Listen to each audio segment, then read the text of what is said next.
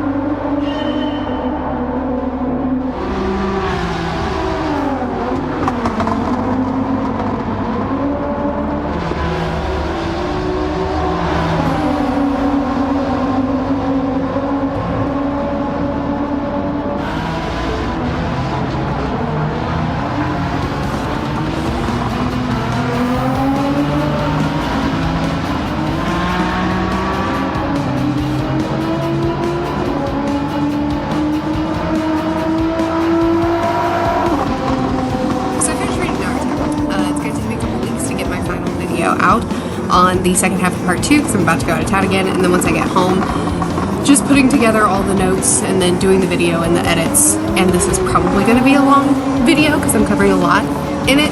It'll just take some time. But in the meantime, there is something that I've been wanting to talk about for a while, for months actually, but I just keep pushing it down because Naruto isn't the main thing that I talk about on this channel, so just doing the reviews seemed enough, but I can't shake it, so here we are. It's been really interesting reading through the series, making content on it, reading through people's comments on Naruto, because this is a series that gets a ton of love and a ton of hate.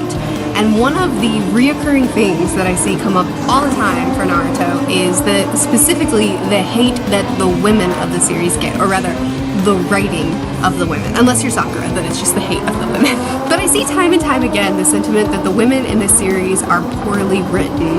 And I gotta say, I don't completely agree. So what I've done is I've attempted to research some of the discussion around this. I've gone into forums where people are talking about why they consider the women in the series poorly written, and trying to understand the argument for it so that I can engage with it mindfully rather than accidentally building a straw man and arguing against that. And I do agree that there are many flaws, but I also think that there's many strengths that should be talked about. Anyway, I've done my best, but please feel free to chat with me further about it in the comments if there's anything that I missed or that you disagree with. I'd love to continue the conversation. This will be only discussing Naruto, because that's all I've read. I haven't continued on to Boruto. I don't know that I will.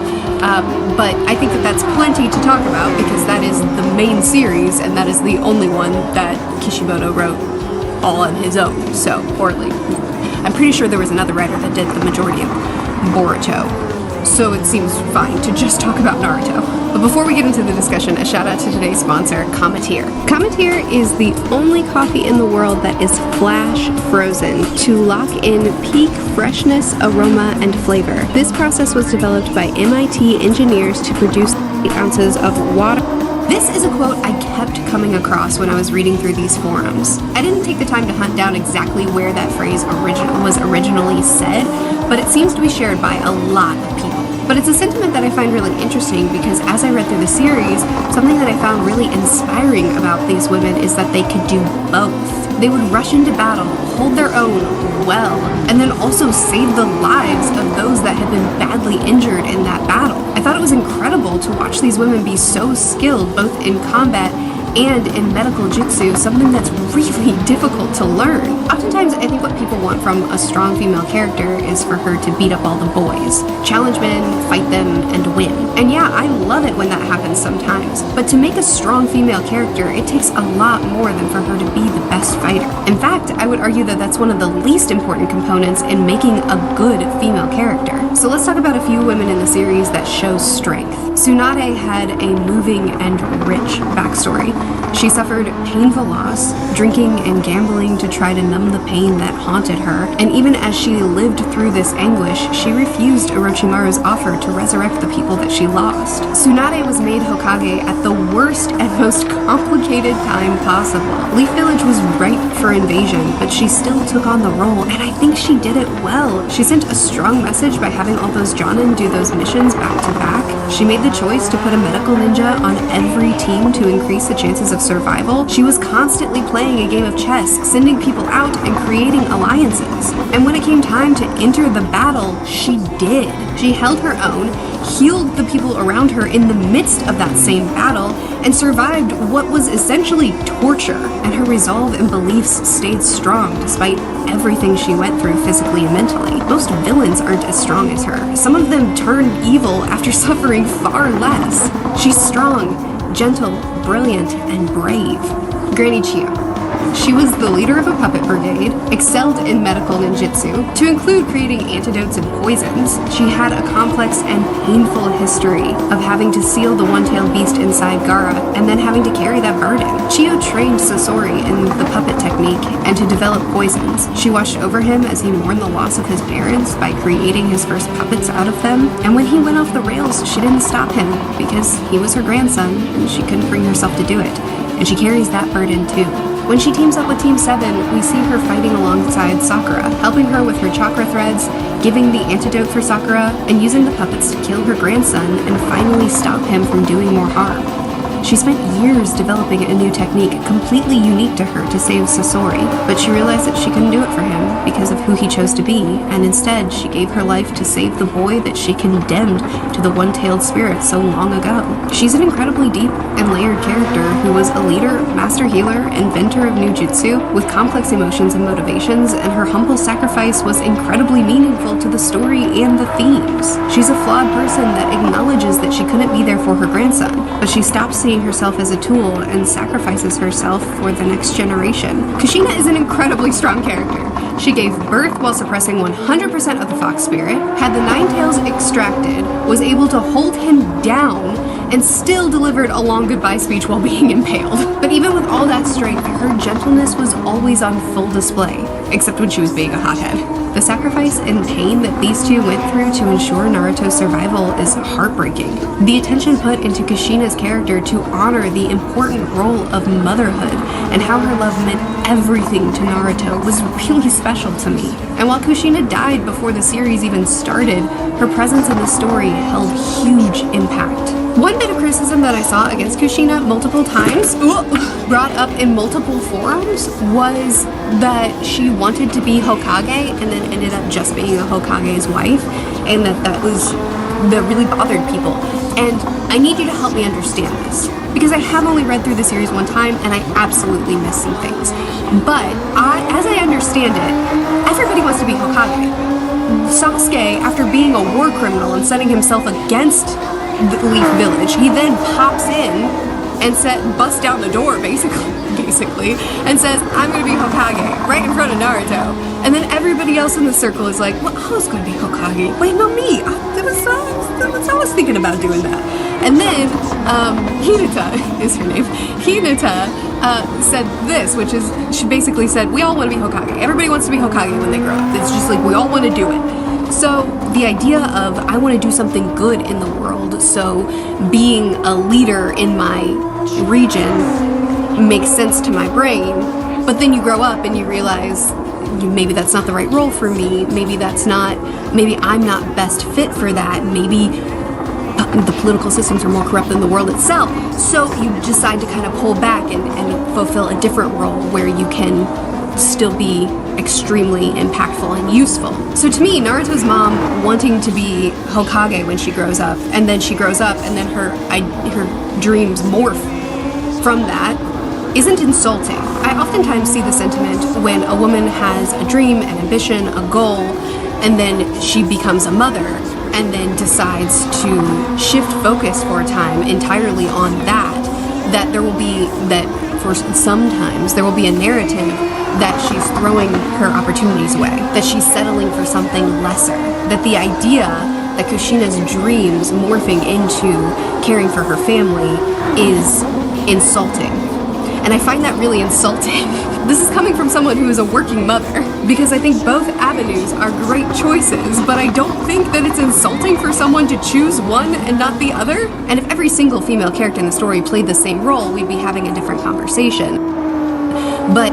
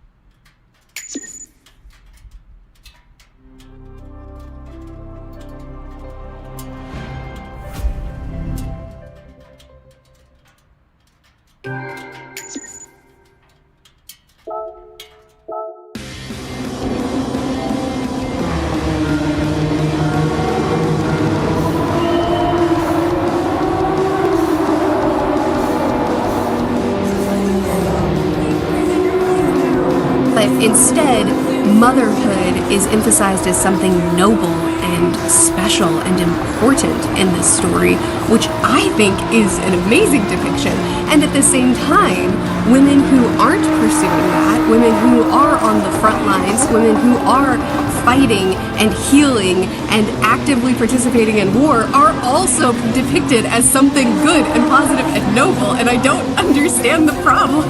Okay, now that I have my favorite female characters mentioned, I'll rapid fire a few others so that we can move on to my other points that I really want to dig into. Ino has incredibly powerful jutsu that is essential in a few fights. Tamari is an incredible fighter and tough as nails. Conan was a founding member of the Akatsuki organization. Her paper technique was incredibly powerful. Karen, no, I don't want to talk about Karen. Mei is one of the 5 Kage as well as Tsunade, and she's very strong with her lava and boil technique, and was right there in the middle of the action of the war with everyone else. Sakura is a normie that had to fight like mad to keep up with her 2 superhuman comrades. She shows incredible strength in her battle with Sasori. Her intelligence at times is highlighted, like when she saw right through the disguise and bashed his head in the table. And she saved the life of many, many people, to include the main character, twice. So when I talk about strong women, I'm talking about a lot more than their ability to throw a really good punch. I'm talking about their intelligence, their emotional strength, their power, yes, but their abilities beyond that as well. I find it inspiring that these women can fight and keep their comrades alive in war.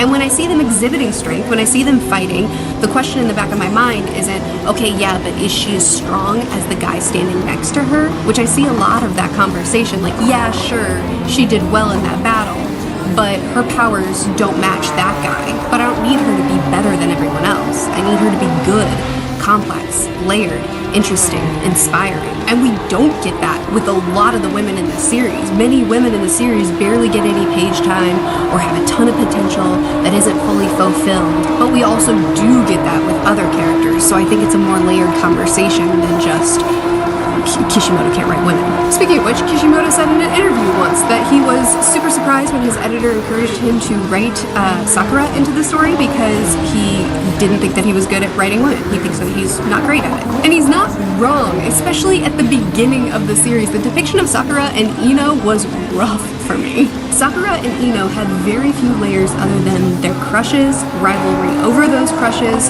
flowers, and hair. Sakura's motivations, dreams, and fixations were all centered around Sasuke. And while I strongly believe that Kishimoto got better at writing women as the series progressed, still, this is a series where one of the major themes is family. The bonds we have with our siblings and the importance of our parents. Tsunade is, at least by my memory, the only woman that got that same treatment. And while I sometimes find it frustrating to see people pointing out the times that women are pushed aside for Naruto to shine, or women are protected in battle, or women aren't stronger than the man next to her, because so often men are also pushed aside for Naruto to shine, and men are also depicted as not strong jutsu users. Even with all that being true, there's no doubt in my mind that Kishimoto puts more time into his male characters than his female characters. It's what he feels more comfortable writing, it's what he feels he writes better, and so it's what he puts more attention on. And the female characters are often seen as a missed opportunity because of that, and I don't disagree. There are characters that are given really interesting abilities that just aren't explored all that much. Characters that don't seem to have as layered motivations or just don't get nearly as much page time. A great example of that is in Sakura being the normie, as I mentioned earlier. You have Sasuke, who's an Uchiha and has all the powers that come with that, and you have Naruto, who has a fox spirit, and all of the powers that come from that. And then you have Sakura, who has nothing. She's Sakura. She's a person. Not that they're not people, but you know what I mean. But she has to work hard, train under Tsunade, really grow her skills and her maturity as the series progresses. But Lee is a great example of someone who's very similar to that. He's at a distinct disadvantage in this world, but because of his persistence and working so hard and having a great mentor, he ends up doing... Actually, people say that he's cheated too, and I low-key agree with that as well. But he ends up being very impressive for being at a huge disadvantage in this world. And his arc, hits a little bit harder because he had some of his training and his struggles with that depicted on page. And Sakura, who is very similar in a lot of ways, didn't get that same treatment. So that's what I mean, that I think Kishimoto just leans into writing men more because it's what he feels he does better and it's what he's more comfortable with. And these women, who I think are written well, for the most part, end up missing some of the potential that they could have because they don't get that same page time and they don't get that same attention. And all of that is really valid to discuss and critique, but I oftentimes see strong women with well-written scenes pushed aside or degraded for the sake of emphasizing those critiques. While I do have thoughts about Hinata constantly being put in the background going, Naruto, and Karen existing, and I think that their crushes could be written way better and be way less of a fixation on these characters and on their motivations. As a general rule, I don't on a wider scale necessarily have a problem with a lot of the women's character arcs and motivations being tied to another person, because a lot of the series does that with a lot of the characters. Lee's personal development and growth is tied directly to Guy. Naruto and Sasuke would be nothing without each other. Kakashi and Obito's history are reliant on one another. Sakura can be frustrating because of her fixation on Sasuke and her refusal to let him go despite him rejecting her over and over again and, you know, telling them outright, I'm done with you. I've chosen my own path. But Naruto too, his fixation on Sasuke is constantly brought up. He will not move on no matter how many times he's rejected and no matter how many times Sasuke tells him, I'm over you. We're not brothers anymore. Get out. And personally, I don't like that Sakura and Sasuke ended up together in the end. I would have much preferred if Sakura, while Sasuke was off, you know, fighting on the opposite side of this war, if Sakura had moved on and chosen to be with someone who actually respected her in that time frame. I'm sure he respects her now that he's married to her. Respected her and valued her, showed her that she was worth something. I would have loved if she would have just moved on, but continued to fight next to Naruto, doggedly pursuing Sasuke, refusing to give up on him because they're a team, because they're a part of Team 7, because he's her friend, because she believes in him. She believes that he can come back to the right side. I would have loved if in the end it was still the three of them fighting together, fighting for each other, but not motivated by a romantic love, but rather a platonic one. But we can explore that criticism without discounting all of the strengths Sakura has as well. Speaking of some of the women being primarily motivated by their romantic inclinations, which is a valid criticism because it doesn't happen all the time, but it does happen probably too many times, especially for characters that don't seem to have a personality apart from that. Karen, but that is Obito's entire story. His motivation as a kid to be Hokage and for her to stand by him, his villain arc when he lost her, and his new goals that he obtained specifically to bring her back or to have a life with her, and his redemption even was motivated by realizing that he had become someone that she wouldn't want anymore. Kakashi's tied into that some, but it's mostly Rin, which is why I wonder if maybe the problem is more so that Kishimoto just is not very good at writing a love story, but he continues to try to put it in his story. But generally, when the action starts back up, the women are in the thick of it too, working hard and making a difference. They aren't just standing around thinking about the boys. Shut up, Karen! I really do think that Kishimoto makes an effort to show women being strong and not just hollow set pieces. He tries to write them as competent, compelling characters. And when the men try to shove them aside, they push back against that and prove that they can stand back to back with them and fight too. It's just that it's clumsy sometimes, which is well worth criticizing. Okay, I'm gonna end the video on one more point and then I promise I'll let you go. But this is one that I feel really strongly about. Oftentimes I'll see sentiments like there are very few female fighters, except Konan, Kushida, Karen, Teyuya, Temari, Tsunade, Mei, Tenten, Kaguya, but that's all, and the rest are just medics. Sorry for my pronunciation. I read the manga instead of the anime. And I really want to unpack the term just healers, because being a medical ninja is something that takes a lot of intelligence, a lot of study, and a lot of hard work, and it's essential on the battleground. So I guess my question is why? Why is a healer considered a lesser specialty than a fighting specialty? The way I see it, being a healer is an essential role, and one that if you removed it, the war would have been lost basically the moment it began. They're the lifeblood of battle. Why are support roles so undervalued? If I were a ninja in this world, I would aspire to be a healer. I would prefer that far more than being on the front lines. I consider myself to be a strong woman, and if a war were to break out in my backyard, the role that I would want, well, actually, the role that I would want would be to be a mom to my kids, to protect them. But if I were not a mom, the role that I would want would be to be keeping people alive. Personally, I would find so much more fulfillment in a support role than I would be trying to take down the big bad. But I think the support roles are the life that keeps things going. If there were no healers, the heavies would all be dead and we'd be doomed. And I don't understand devaluing that role.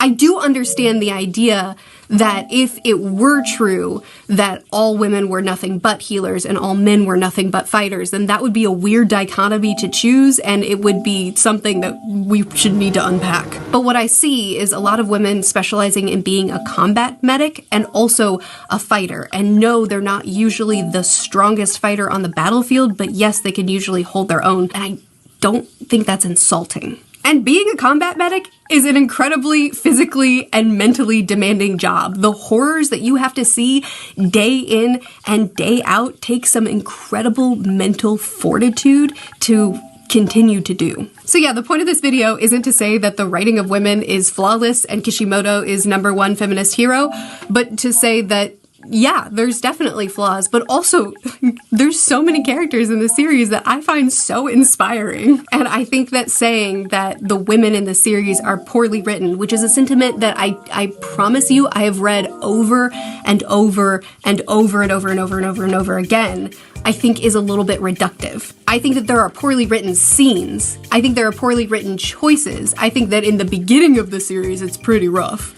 But I think that there's a ton of strength in these women too, and I think that there's room for a balanced conversation. And this is a conversation that's far wider than just Naruto. Actually, the concept of seeing dialogue that seems to devalue support roles and seem like characters' role is deemed insignificant a lot of times online because they're a support and not a heavy is something that I've been thinking about a lot. So this could be applied to a lot of series. I'm just reading Naruto right now, so it's what I'm talking about. Well, actually, I'm done reading Naruto. Anyway, as I said, I just finished reading this for the first time. I haven't read it multiple times or discussed it for years on forums like I'm sure a lot of you have. So I'm sure there's stuff that I missed, especially because I wasn't reading the series from the perspective of trying to pick apart this particular topic. It's just kind of, as I read through it, I found myself really inspired by some of the women and some of their personal arcs. So I wanted to make a video talking about the pros as well, because I think that's a little bit less talked about than the cons.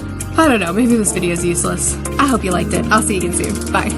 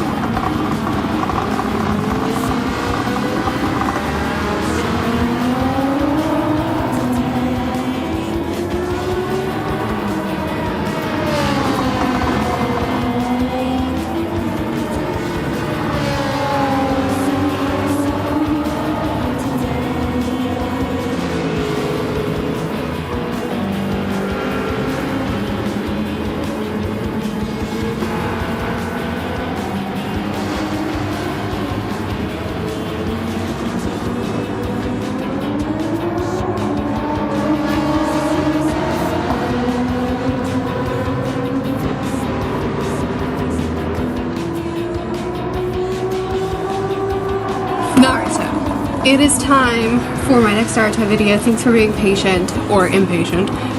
It's taken me more time than I expected to get this video ready, but it's gonna be a bit of a doozy. So, you know, we're here. We're here. So this video will be covering the, oh golly, Akatsuki Suppression Mission Arc through Pain's Assault Arc. So that's volume 35, well, the end of 35. Volume 36 through 48. We're going to talk about Naruto. I do have a playlist that I'll link in the description that has my first 3 Naruto videos. The last one that I made is my favorite because it was my favorite section of the story so far. And now we're going to talk about a good chunk of the story today. So, starting with some much needed Shikamaru love, because I do love this character and I did talk about him in the last arc, but wow. He has snuck up on me, and I love him so much. This section of the story starts off with a fight, and the fight was incredible to watch. The teamwork between the group, the way the training played into how they strategize and communicate, and I really felt the gravity of fighting an immortal. How when you do things, it can feel straightforward, but then because of a simple cut on the face, he can step into a circle and shift the scales of the fight. I loved Shikamaru in this fight. The scene where Asuma is about to be killed and Shikamaru figured out how to stop him and forced him outside of the circle while maintaining the jutsu, and then Asuma attacks. Shikamaru showed so much strength here. His teachability, his ability to work with a team, his strength and ingenuity. And this battle showed how in a battle the scales can tip back and forth. And it can feel like you're going to win, only for them to tip again and again. The tension in this fight was incredible. This scene is one of my favorite parts in the sequence, when we think Asuma has been killed, but then the perspective shifts and we realize that Asuma hit him. But then the perspective shifts again and we realize that we're still tied together and the immortal can still stab himself, killing Asuma. The guilt Shikamaru feels when he realizes that his mentor sacrificed himself for them really struck me, followed by Asuma's beautiful final words to them all, and Shikamaru's grief. Again, some of the best moments in this series are the time that the characters are given to feel pain and loss in this brutal world. I loved seeing these characters in action, from Shikamaru throwing the chakra blades to pin them down by their shadows, then force his foes to fight each other. Meanwhile, Kakashi is sending lightning fists through Kakuzu and destroys one of his hearts. And I just want to give a shout out to my patron, Novel Defender, who put together a ton of anime clips for me to watch some of these scenes in action, because I loved watching the sequence where Kakashi took that hit, being the first person to survive it. Then it looked like Kakashi was cut through, only to find it was an illusion, and the anime music shifts as we cut to Shikamaru with the scroll. Shikamaru has become such a star character for me, from being someone that was just kind of in the blob of side characters that entered into fights and that were part of the larger scale thing but never really got mentioned into videos, to being one of my top 3 favorite characters in this series. The way he strategizes to the nth degree. He's so smart, he's so clever, he's always thinking a million steps ahead. He's so teachable and desires so much to get better, to serve the people around him, to be a team player and to lead them well as really valuing the lives of the people that he's fighting with. But he thinks about every detail. He thinks about every move. He's always steps ahead of everyone else in every battle and won't let a single thing go to waste. Like the blood that Asuma died to get, he will not let that go to waste. He will make sure that that is utilized. I love his character so much, and I love the emphasis that he got at the beginning of this section, as well as Kakashi, who is also one of my top characters in the series. Kakashi, who is always giving to others, always sacrificing for his students, for the next generation. The scene where he jumps out in front of the attack in this arc, as well as doing it again in the Pain arc, really showcases who he's chosen to be as a character. Much like Shikamaru, Kakashi has had such a great character arc, from when we saw him in his flashback with his old friends, the one who gave him the eye. We see how he's grown so much as a person and as a leader and as someone who instills teamwork in others and would sacrifice himself for others. He learns from his past mistakes, he grows from them, and he does everything he can to shepherd the next generation into their role. Meanwhile, Naruto has learned that he can use a third clone to split his attention and be able to master this new technique that he's been learning. One line that really stood out to me: now Sasuke and I can be equals, when he first learned how to control this. And combine that quote with his response to Yamato when he learns about wind not defeating fire, but to beat lightning. That's not what I meant. We're perfectly suited. Only wind can assist and magnify fire. This sweet kid won't give up his hope of one day fighting alongside his friend again. And we can just see how desperately he's hurting that his friend has chosen this other path and wanting to bring him back so that they can fight alongside each other again. Even after Sasuke said they're not brothers, completely denied him, said I've chosen another path, you're not my person anymore. And Naruto still just will not give up. He wants to fight next to his brother, no matter what. So the conclusion of Naruto's training is that Team 7 has arrived. Wind style and water style equals the heart of the hurricane vortex. As the series goes on, I'm finding myself more interested in a lot of the side characters than I am in Naruto himself, but I will say that I really appreciate that Shikamaru wasn't sidelined when the protagonist walked into the room.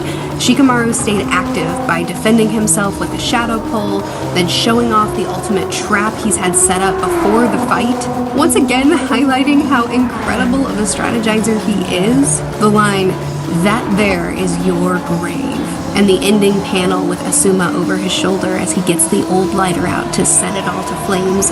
It was such a beautiful conclusion. And the whole thing ending with Shikamaru visiting Asuma's wife and promising to be the role model that his mentor was to him. The line, "I guess I've got some growing up to do."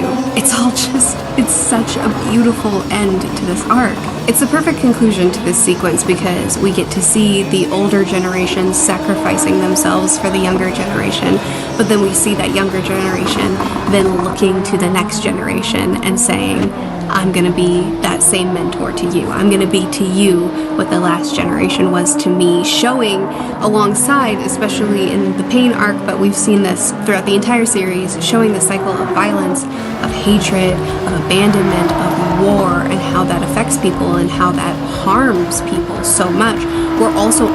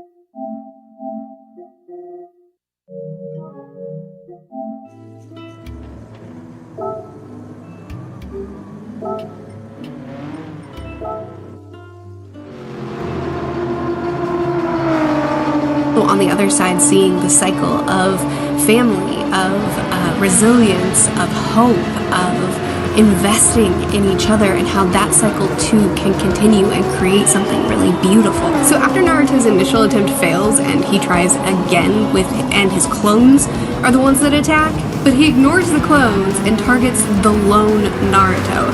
Except except that Naruto has mixed himself in with the clones and he lands the hit, and I love this scene so much. I didn't take note of this in the manga, but when I was watching the anime scene, Choji told him that he did a great job with his strategy. He's no Shikamaru, but still.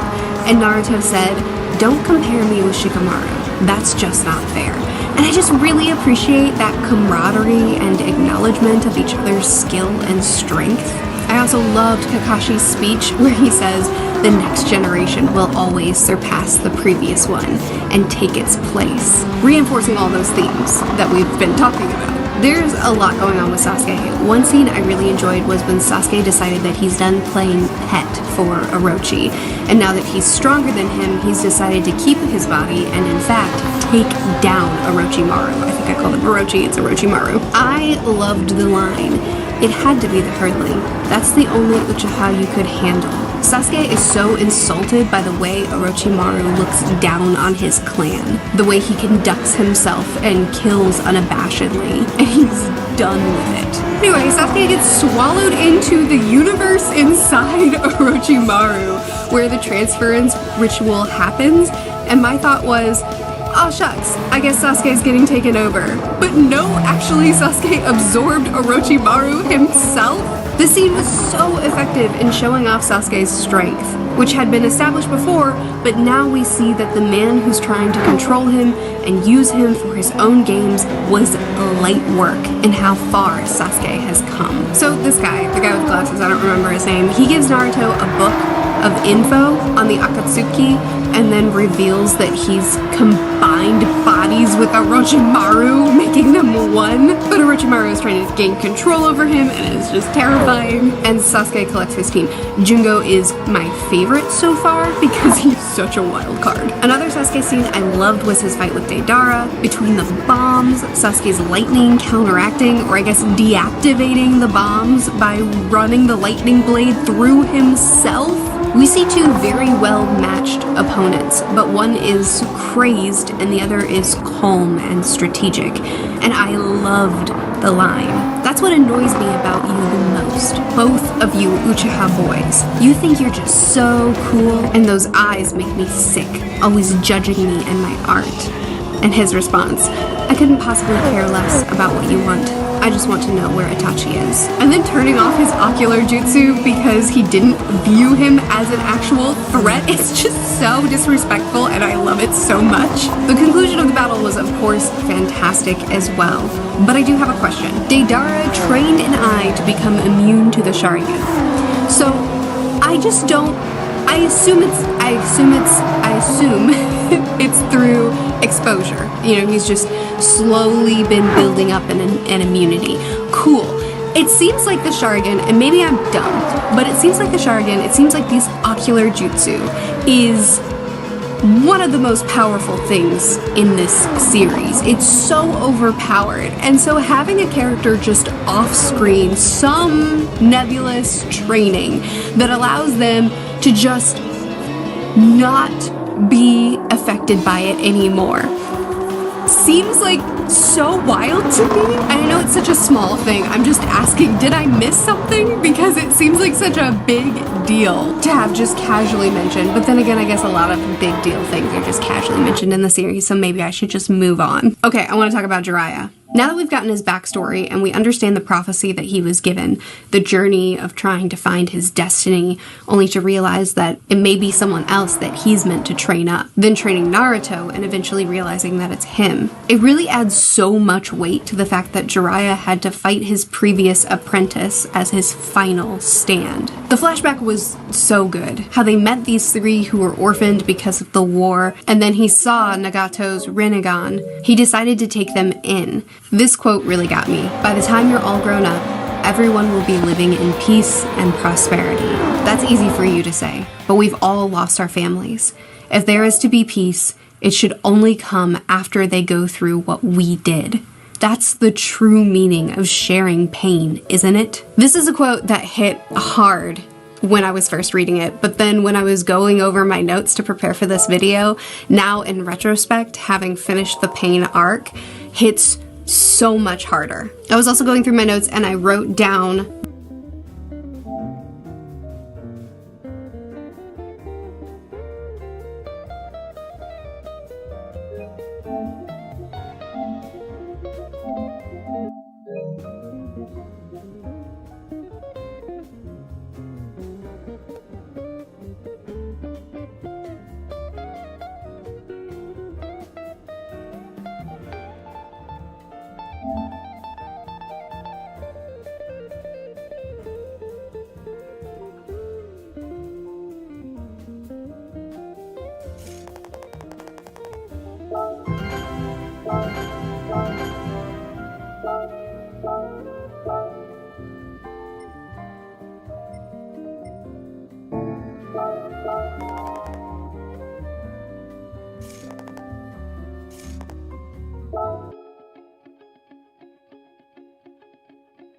The Rinnegan is the most developed jutsu known to us today, rumored to always appear when the world becomes corrupt, capable of being a godlike force of creation, and an all-obliterating instrument of destruction. So I will say, because I do have some thoughts on how the Pain arc concluded, it is good to see some distinct foreshadowing of the creation and destruction around this eye. I'm gonna read one more quote though, because a lot of these quotes in this arc and this section of the story just really hit hard. This is Jiraiya confronting Yahiko, but it's because no one understands such pain that generosity towards others becomes second nature.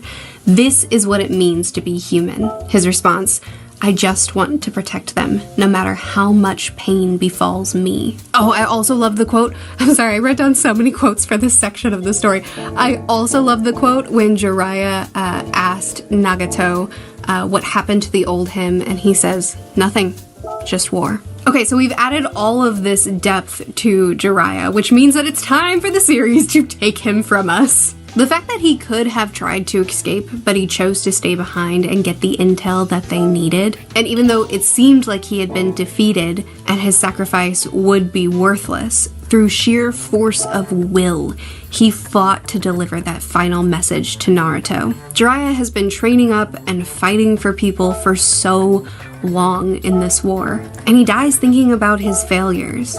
He couldn't save his students, couldn't get the girl, couldn't defeat pain, couldn't save the world, but he was wrong. He fought to follow his path, and when it didn't lead him where he thought it would, he pivoted and invested in the next generation so that he could be the tool he was meant to be to better the world, turning that a person is a tool in war narrative on its head. Every choice that he made was a tiny piece that changed the course these people's lives would take, even to the very end with Nagato. Jiraiya's words influenced the final decision he made. There's something really inspiring about someone who wasn't the prophesized one, and in the end didn't see the impact that they made on the world, even considered themselves a failure, yet we on the outside can take a step back and see what a huge impact he had. He was flawed for sure, but that didn't stop him from helping the individual and helping the world. There's something that the reader can take away from a character like that. To know that the small choices we make may seem fruitless in the moment, but they're not. Even if we don't get to see the fruit, it grows. The scene of him dying, thinking about how Naruto was named after the main character of his book. It's a beautiful full circle, where this book was his accounting of his own tales and inspired the naming of the true prophesized one, who he got to train up, and he didn't realize until the end that it did come to pass. What an excellent end to his story. Okay, let's talk about Sasuke and Itachi. I loved this fight, especially after watching it in the anime. The quick movements of the brothers trying to best each other, but because they were working with illusions, it made me feel like I was constantly 2 steps behind everything they did. And sprinkled into that fight, we got information that only escalates the tension even further, like when Itachi explains to Sasuke that he's going blind as he tries to control the Nine-Tailed Spirit, and that Madara was the first man to tame the Nine Tails with his eyes. That Madara took the eye of his twin brother, and then declares that Itachi is hoping to steal his brother's eyes too, stall his blindness, and surpass Madara and become the ultimate shinobi. The action only keeps escalating in this fight, with Sasuke's black flames, which looked incredible, but also kept Itachi on his toes through the rest of the fight. Between the flames that allowed Sasuke to create the perfect conditions for lightning, and using Orochimaru's moves, Itachi's trump card, this fight drug these two to their limits, and it was incredible to watch. And then the end. The final threat to take his eyes, the gentle touch, and the smile before falling to his death. It was an incredible moment, but it held a really different meaning just a few chapters later. He wasn't even fighting at his full strength. He wasn't trying to hurt him. He wasn't trying to hurt Sasuke all this time. He was just trying to protect his brother, who he couldn't bring himself to kill, all those years ago. It's so interesting to see Sasuke, who has been so stubborn and so set in his ways. Nothing, not even his friend who he considered like a brother, could change the path that he has chosen for himself, to hunt down and kill his brother, to give justice to his fallen clan members. And when he goes through his fight with his brother and his brother dies and then everything gets turned on his head, it's so interesting to see how he changes in his resolve. And there's a lot of factors here. He values his clan so highly, and getting this information about his brother from someone from his clan is naturally going to invoke a lot more trust in him than when Orochimaru is trying to give him information, for instance. But also, he's so vulnerable right now. We're all familiar with the concept that when you allow your life to be driven by this need for vengeance, once you finally enact that vengeance, are you all better? Do you get healed? Is everything okay now? Has your life suddenly gotten its band-aids on it and you can move forward a happy-go-lucky person? Or are you still tormented? Did vengeance give you freedom, or are you still hurting? And that's what we see in Sasuke. When he realizes what his brother fought for, when he gets his whole history with his brother recontextualized, and he's still angry, and he's still violent, and he's still so hurting. And then we also get all this context around Madara, about him taking his brother's eyes not for greed or ambition, but to protect his clan. We learn that he killed his brother to protect his clan. Meanwhile, Itachi killed his clan for a wider group of people, but couldn't bring himself to kill his brother. But then shortly after Madara killed his brother to become stronger, then a peace agreement is struck up, and that just feels so unbearably unfair. Just another meaningless sacrifice of life for a stupid war. And then we get this whole history of mistrust and lies and planning a coup, more sacrifices for more war. Now compare that with Itachi's story, who watched so much death in this war that he ended up being a double agent against his own people. He was hurt, and he was abandoned, and he was scared, so he turned on his own people for the wider good, but couldn't bring himself to kill his brother. I don't know if or when I will ever reread Naruto, but I really would just love to see all these Itachi scenes again and try to pick out all of the foreshadowing of Itachi's true motivations. And he's definitely not suddenly a morally good character in my eyes. He's not all of a sudden the hero of the story. He still feels very morally gray to me because he still did so much to Sasuke and to others. But he's such a complicated character, and this twist of expectations, this twist of perspective really just has my head spinning, desperately wanting to reanalyze every scene that came before it to figure out how I'm supposed to view and understand this character. Okay, let's talk about Itachi's scene with Naruto. He asked Naruto what he would do if Sasuke went down an even darker path, and Naruto's answer was very childlike. I wouldn't make a decision. I would defend my village, and I'd also stop Sasuke without killing him. It's far too optimistic, and in war, sometimes you don't get to save everyone. But I understand why it was enough for Itachi. He just wants to know someone will keep fighting for his brother. That's all he wants. And Naruto is absolutely the one to never give up on Sasuke. So he gave Naruto some of his power to help him do just that. And I loved what came next. Shikamaru letting Naruto grieve while also helping pull him out of his spiral. Having lost a teacher too, I know what you're going through. But whining and sulking isn't going to make things better. We no longer have the luxury of grief. My teacher imparted in me a lot of knowledge, not just important things, but worthless things too. The same for you, right? An infinite number of priceless things. So I think it's about time for us to step up. No? To switch from being the imparted and become the imparter. It's a bother for sure, but we can't keep complaining. Relating to him, but pushing him to stand back up and fight for the next generation, and showing Naruto Asuma's life and child, and that he'll be protecting him and mentoring the child. He's so good, and so good to Naruto to make sure that he kept perspective in the midst of his pain.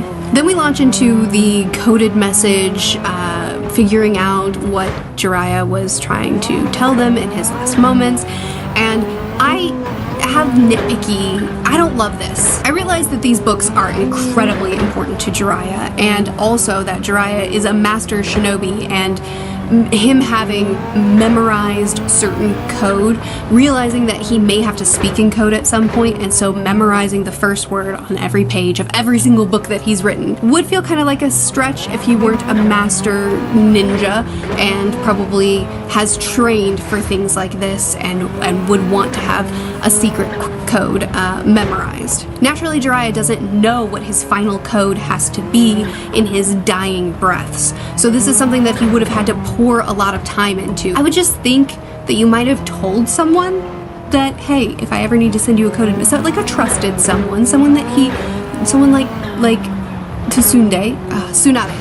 someone like Tsunade, who he cares about and trusts deeply, and say, hey, if I ever need to get a message to you, here's how you would decode this. Or Naruto, his apprentice, or something like that. So we could still, if you want to spend some time decoding the message, we could still have some characters trying to figure it out, but then they finally ask the one person that Jiraiya trusted, and that one person says, I know the code, because he and I set this up beforehand just in case. I don't know, the way it was done just felt a little bit too convoluted to me, and I know it seems like a nitpick, but I've been gushing a lot, so allow me an occasional nitpick. Like I said before, Naruto's plotline is pretty up and down for me at the moment, but he's shining in his emotions of love and grief.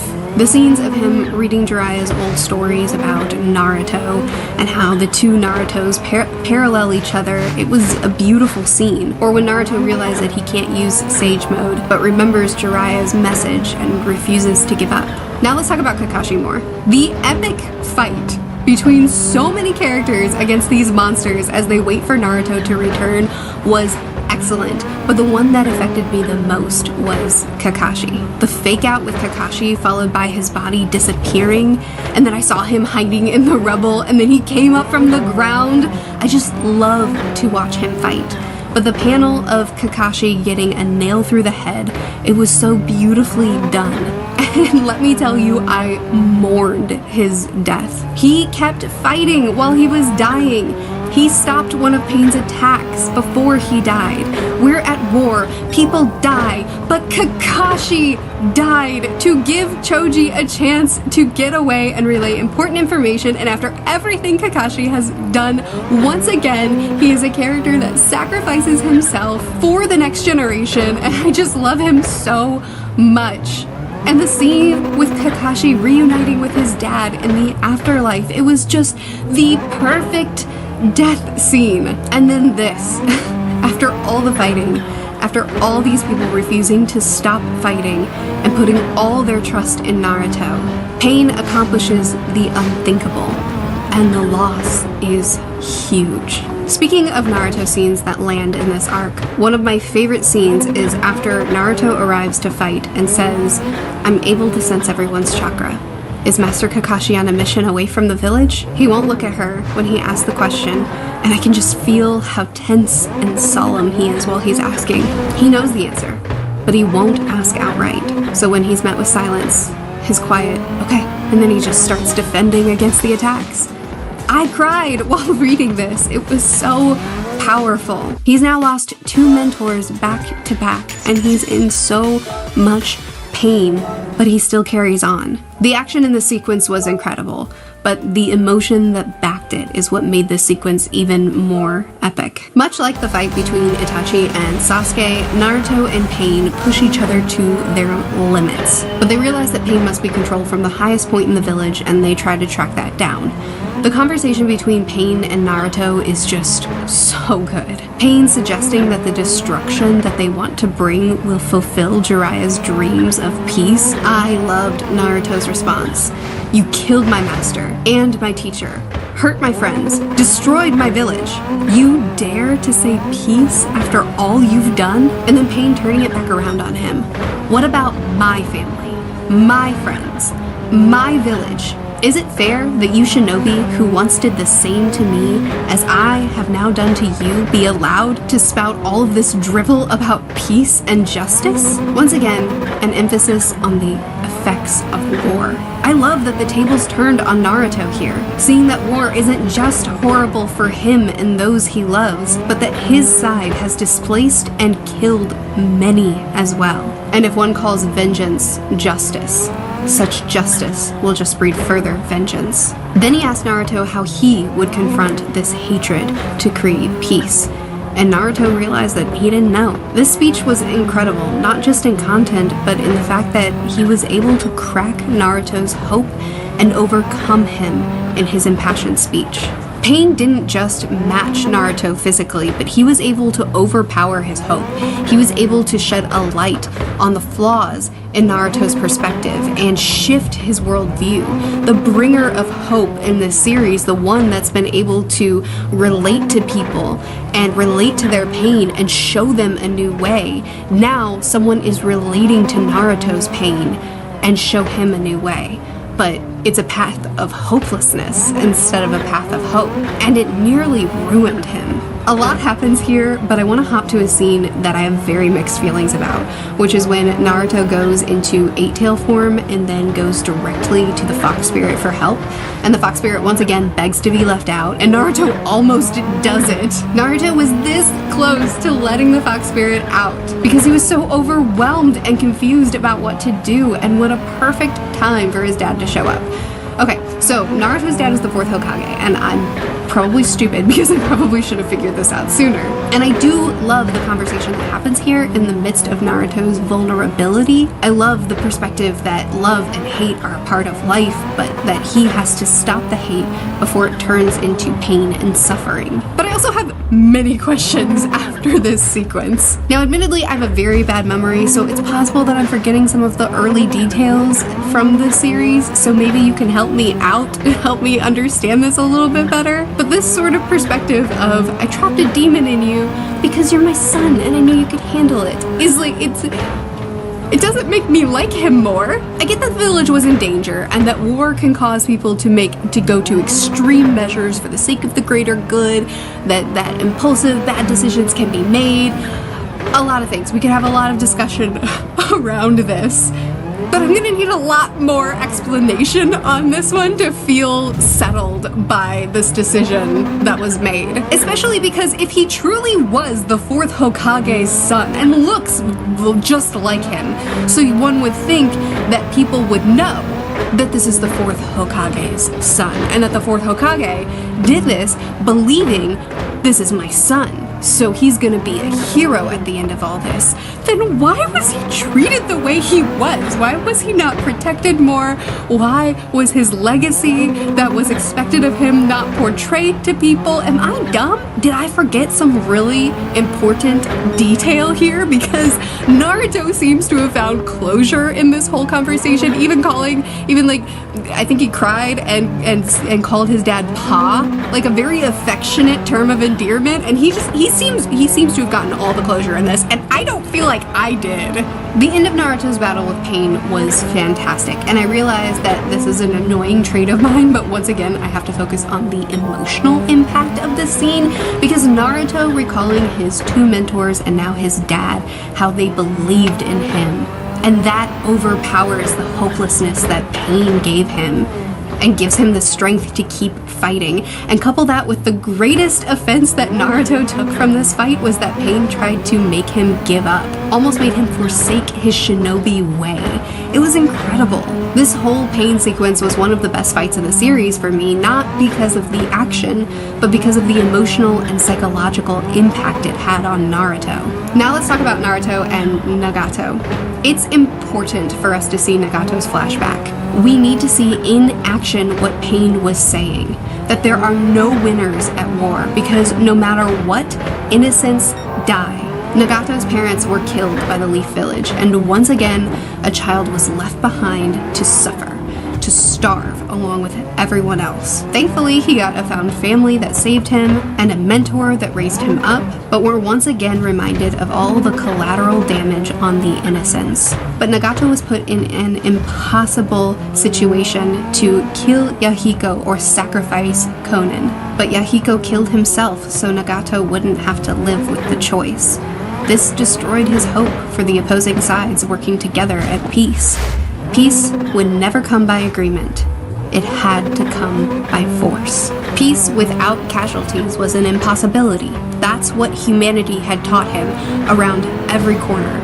And that's what he learned through his experiences. So Jiraiya's lofty, hopeful idea of a future was something that he couldn't believe in anymore.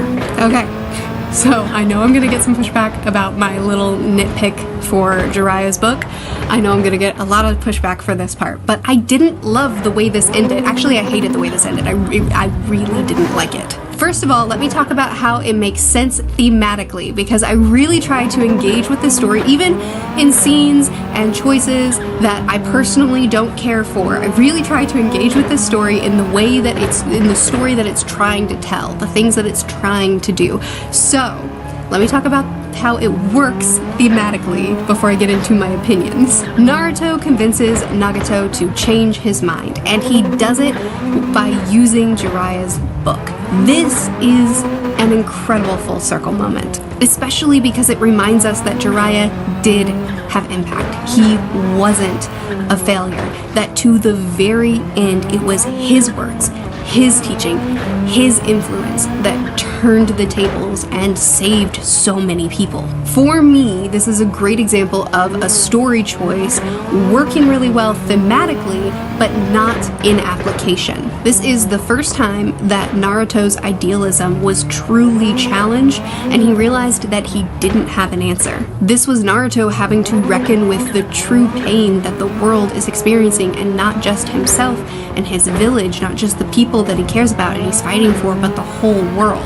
And having to reckon with the fact that his side participated in that pain too.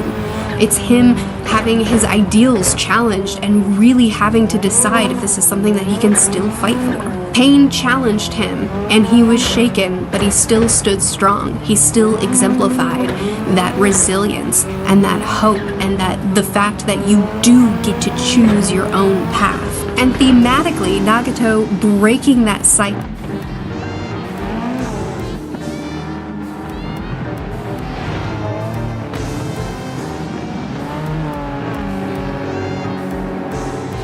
Fernando Alonso has experienced heartbreak and disappointment at almost every turn in his Formula One career.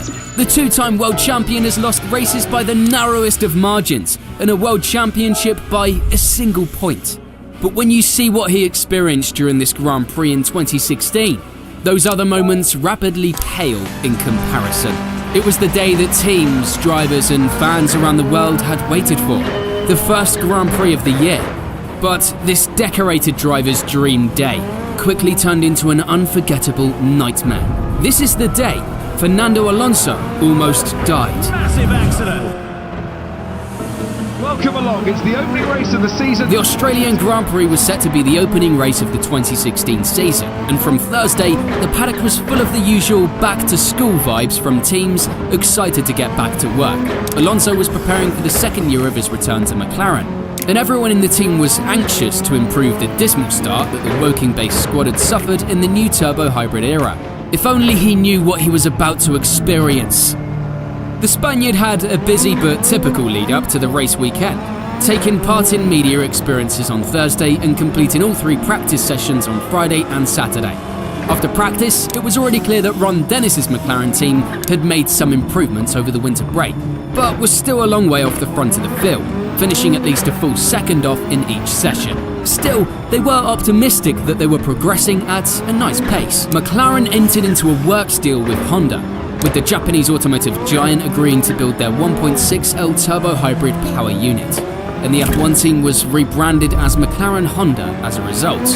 This was a deal that was the brainchild of Ron Dennis, who believed that The Formula One team must either build their own engines or be part of a works deal to win world championships. with Mercedes, who were McLaren's engine supplier during the V8 era, now having their own factory team, being a customer team simply wasn't an option for Dennis. As a result, he decided to resurrect the Anglo-Japanese partnership that had brought the pair so much glory in the past, hoping that the new F1 rulebook would allow them to write their next chapter of success. Alonso's qualifying was definitely less dramatic than his race, but it wasn't all positive either. A new qualifying format was being introduced this weekend, which knocked drivers out more frequently than before. The aim was to introduce more excitement into what was previously a tedious part of the weekend. However, McLaren racing director Eric Boulier said, It is extra pressure for everybody, for the drivers and the team. It is true that we have to be very coordinated. We can't release the car or ask the drivers to do the lap time at the wrong time anymore.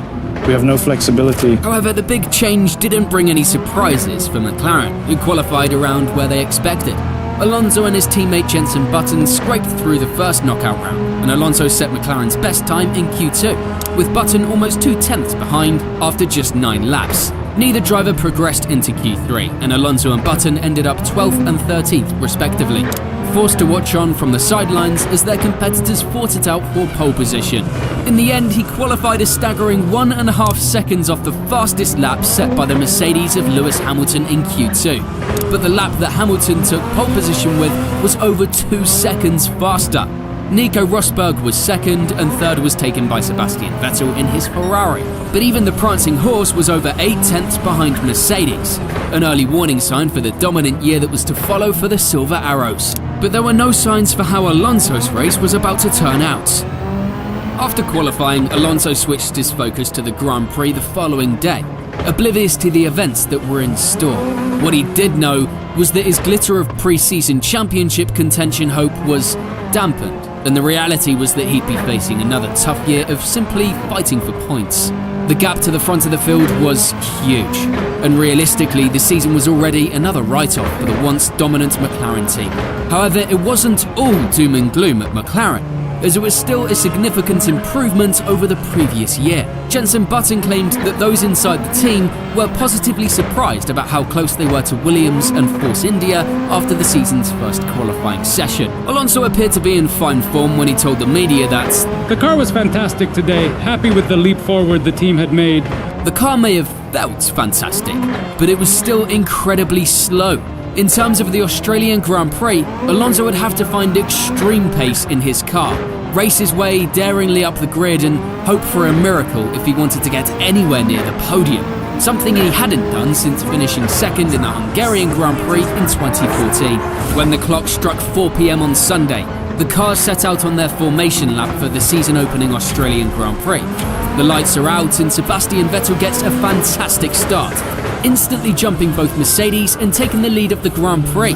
Raikkonen follows through, making it a Ferrari 1-2, and the Tifosi gets a dream start. Further back in the pack, Alonso is holding position in 11th, battling with the Renault of Julian Palmer and the 2 Force India cars through the tight first sector. Between lap 11 and lap 16, the front runners had all pitted and were fighting for the lead in a thrilling battle. However, just 1 lap later, the race would completely change. Fernando was having a relatively uneventful race and had made it to lap 17 without anything out of the ordinary. He was on the charge to make up positions during the pit cycle and found himself behind the slower Haas Ferrari of Esteban Gutierrez. On the run down to Albert Park's tricky turn 3, he was close enough to open his DRS and was gaining on Gutierrez at an alarming rate. The closing rate was so alarming, in fact, that Alonso got closer to the rear of the Haas unbelievably quickly. Much, much quicker than he'd anticipated. His overtaking maneuver began while travelling at a staggering 313 kph. But before he knew it, his race literally turned upside down. As Alonso judged his overtake, he pulled to the left of the track to get alongside and pass Gutierrez. In his front right wheel clipped the rear left of the Haas in a matter of seconds. The McLaren hit the wall at an insane speed, turned onto its side, violently dug into the gravel. Before the collision with Gutierrez, Fernando managed to shave 8 kph off his speed, slowing his car to 305 kph at the point of impact. The pair made contact and Alonso's suspension collapsed, and his McLaren twisted onto its side in the process at an extremely awkward angle and came to a rest, with Alonso completely disorientated. The car's front left corner took the biggest blow, which, thanks to newly implemented sensors by the FIA, was able to be read at a staggering peak lateral deceleration level of 45G. That's equivalent of going from 100 km per hour to 0 in just 0.06 seconds. His head also took big hits in the impact. The high-speed cameras picked up that his helmet smashed the inside of the headrest twice during this initial contact, which explained the spikes in the ear accelerometer figures. The MP431 then bounced off the wall and skated over the short grass runoff area into the gravel trap, which started the more spectacular sequence of events during the entire crash. In an unusual manner, due to 3 of 4 wheels of the car already being torn off, it dug into the gravel trap, which caused the car to instantly pitch onto its side and into the air. His McLaren went 1G higher this time and recorded a peak lateral deceleration level of 46 Gs. It flew spectacularly over most of the gravel trap, with the nearest trackside cameraman showcasing his skills and reflexes by capturing the outrageous moments perfectly, even at such incredibly high speed and short notice. While in the air, it rotated 1.5 times through 540 degrees, spending approximately 0.9 seconds airborne, about the same length of time that separated the leading Mercedes from the leading Ferrari in qualifying. When it eventually landed after what must have seemed like an eternity for the 2-time world champion, the impact was severe. 20 G of peak longitudinal acceleration was registered when the rear impact absorbing structure crashed into the gravel trap. The rear bounced off the ground in one final blow before coming to rest on its side, just beside the tyre barrier. In the meantime, Gutierrez suffered a far less severe end to his race, with his damaged Haas spinning into the gravel and becoming beached. As onlookers held their breath, he was heard asking his engineer over the radio, "Is he okay?" after seeing the carnage that unfolded for Alonso with his very own eyes. Viewers' first reaction was to fear the worst, as this was a crash completely unlike any other in modern Formula 1. However, moments later, Alonso was seen climbing from the ruins of his grey McLaren that had almost trapped him against the wall. This type of incident rarely occurs, but the recent horror crash of Zhou Guanyu at Silverstone in 2022, where the rookie's car ended up sideways between a barrier and a fence, had harrowing similarities. However, Alonso came off a lot worse. After finding a way out of the wreck on his own accord, Alonso stumbled through the gravel trap, looking back at the remnants of his race car in absolute disbelief. Gutierrez was quick to check on his condition again, and by this point the race had already been red flagged, which really wasn't as common back then, with other drivers ordered to return to the pit lane instantly. A pair of medical cars were deployed and arrived on the scene briskly, taking the 2 drivers back to the track's medical centre for evaluation. As the marshals cleared up the debris, it became even more apparent how colossal of a crash this truly was, when Alonso's McLaren was pushed over to stand the correct way up. It was difficult to see the resemblance between its crumpled rear end.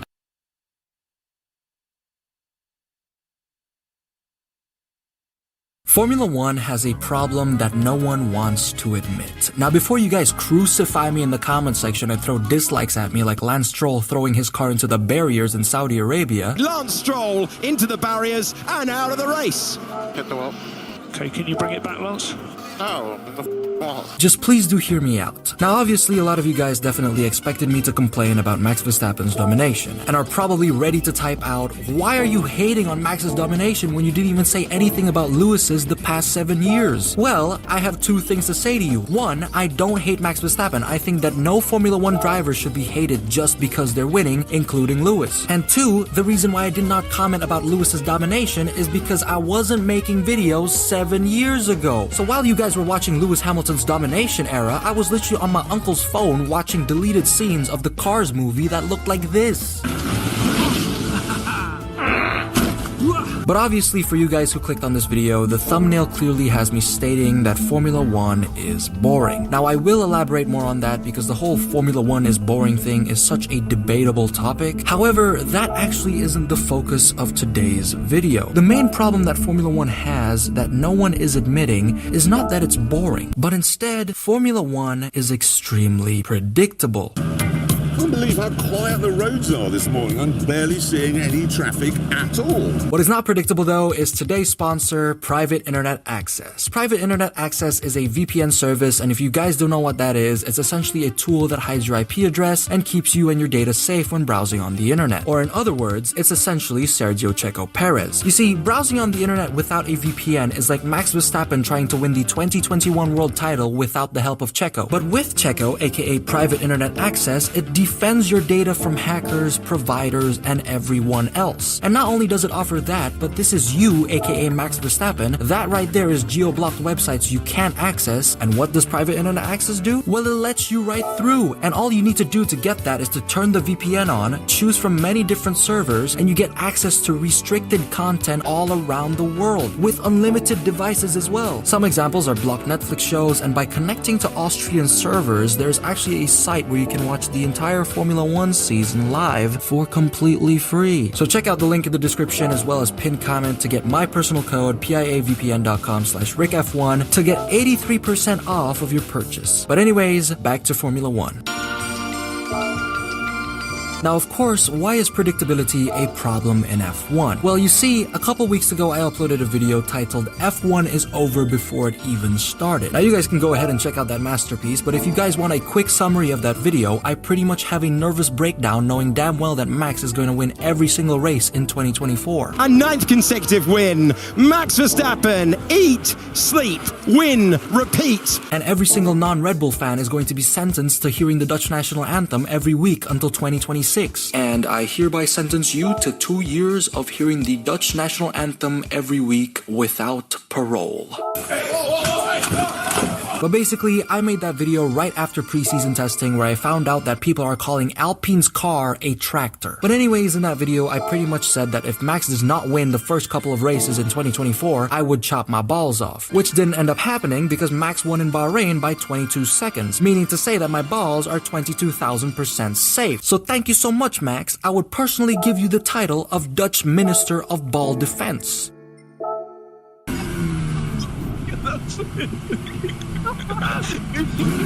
Wow!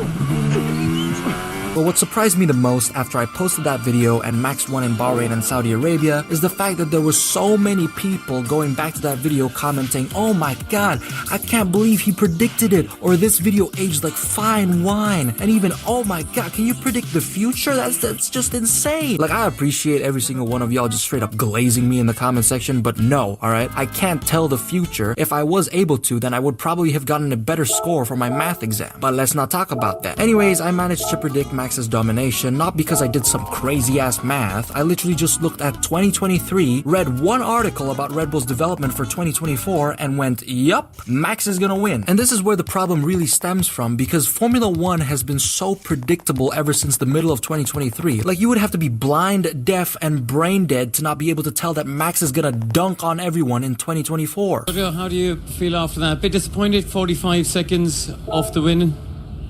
Yeah, far off. I mean, Max was in a different galaxy. Like, even me, being the most deluded Fernando Alonso fan, is able to give credit to how good the pairing of Max and Red Bull is, where I'm literally confident that Max is going to be snatching the majority of wins this year. But sadly, this makes Formula 1 extremely predictable, which is something the F1 community just cannot admit.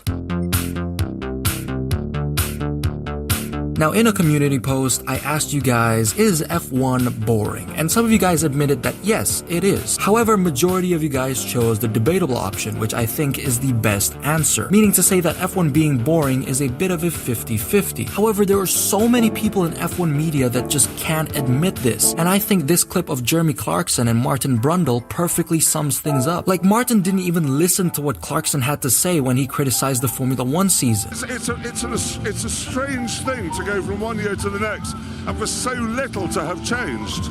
Yeah, good stuff. So you're right. You're right. Listening to me, were you? Not really, no. Now, Jeremy actually had a very strong point here, which explains the problem of predictability in Formula 1, making the sport awfully uninteresting. Like, we went from one year to the next, and the only noticeable difference is that Alpine and McLaren switched places. Oh, and we're hearing the Dutch anthem 24 times this year instead of 19. But everything else remains unchanged, and Red Bull's domination continues. So this makes Formula 1 predictable and boring, right? Well, not exactly. It's a bit more confusing confusing than that. You see, Red Bull's domination is just one side of the story, because when we take a look at the other teams apart from Red Bull, Formula 1 is actually far from boring. The field is actually a lot closer than it's ever been. Like, it's so close, we literally have drivers kissing each other in the ass. Oh, that's all on Hulkenberg, isn't it? Just drifted into the back. And if you guys don't believe me, here's a quick summary of Bahrain and Saudi Arabia. Nico Hulkenberg actually made a Haas look decent, bringing it into Q3 only to slam into the back of Lance Stroll in lap 1, leaving every Haas fan looking like this. And notice how there's nothing on screen because Haas fans don't exist. Anyways, Charles Leclerc was busy cooking, as in cooking up his tires, as he locks up in turn 10 more than 10 times. Daniel and Yuki also need couples counseling. Carlos Sainz drove phenomenally in Bahrain and was about to do it again in Saudi Arabia until God said nuh-uh. So then Ollie Behrman took his spot and nearly knocked out a 7-time world champion and decided to drive better than everyone else. Like, just take a look at this video of Ollie Behrman meeting Jenson Button after such an amazing drive. Not do anything silly, not slip up. So, how you doing, man? Hi, Jenson Button? Yeah, I'm doing an interview at the moment. Oh my god, can I just get your autograph, please? Oh, brilliant, I love you. Who shall I dedicate it to? Big Bear? Anyways, Kevin Magnussen defended like a lion in Jeddah and got so many penalties thrown at him that he had to stay a night in jail. Alex Albon had some crazy moments in the race as well, and Daniel Ricciardo spun his hopes and dreams away from ever getting a Red Bull seat. Now with that race recap, a lot of you might be thinking now that, oh, I guess Formula 1 isn't boring at all, right? Well, it kind of still is. Now do you see this graph right here? This is what I call the Formula 1 boring chart. Now you don't have to agree with me on this, but it's probably the most base take you'll ever hear. Now you see these two right here, Max and Checo? Boring. And when we drop down to the 8 below, these guys are the no noticeable difference. But then we drop down 5 positions and we have peak F1 entertainment. And then we drop 3 more positions, this is pain. And then we drop 2 more positions, we have Alpine. But that essentially explains how boring F1 is right now. Now I'm not sure if you guys noticed, but most of the things that I've mentioned in the race recaps are literally battles between cars outside of the points. To be more specific, battles between cars that are from P11 to P18, because 19 and 20 already belong to Alpine. But this is where the problem comes in. Cars fighting for positions in Formula 1 may not be predictable from P2 and below, but when it comes to who's winning the title and winning races, you can already see that from a mile away, and it's Sid from Ice Age. Now only seeing battles outside of the top 3 does not exactly bother us pure motorsport fans, like including myself, because I swear to God, we could literally just watch battles for like P72 and we would still be dancing up and down like absolute monkeys the moment we see an awesome overtake. Like, some of us Formula 1 fans don't care whether it's for a podium, points, or not. Like, all we want to see is some racing action. But for the majority of Formula 1 fans, the fact that they're only seeing battles between cars outside of the points and barely that much action at the top makes the sport harder to find exciting than watching paint dry. Alright guys, qualifying is up here. Max Verstappen is probably gonna get pole again. Now I don't know if I should look at this or if I should look at the wall. I think I'm just gonna look at the wall. A lot of new Formula 1 fans have also started to bash the sport because they have the impression that Max is gonna win every single time, and this makes F1 not very fan-friendly. Now I really understand this because not everyone can be a pure motorsports fan and have fun seeing tractors fight against each other. Most of the time people watch the sport just to see the winner, especially if they support a top team as well. Like McLaren fans, the most they can hope for right now is Lando Norris getting P4 in a race, and as for Ferrari fans, Charles Leclerc getting pole isn't even exciting anymore because they know he's gonna lose it anyway right after lap 1. Like, it's gotten bad when Red Bull fans are literally begging for Max to have more competition against him. Like, I am 99% sure Max probably cries in his Red Bull because he's so lonely in a race after making a 2-hour gap from Sergio Perez.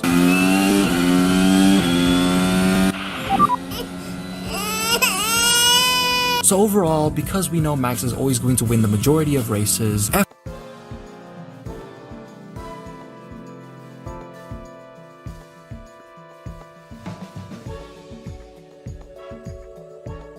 He's a 2-time winner. Yes. 10 surprise entrants we'll see in the 2025 Royal Rumble. Number 10, Alexa Bliss. Various reports indicate that Alexa Bliss is finally on her way back to WWE television and will be back on our screens in 2025.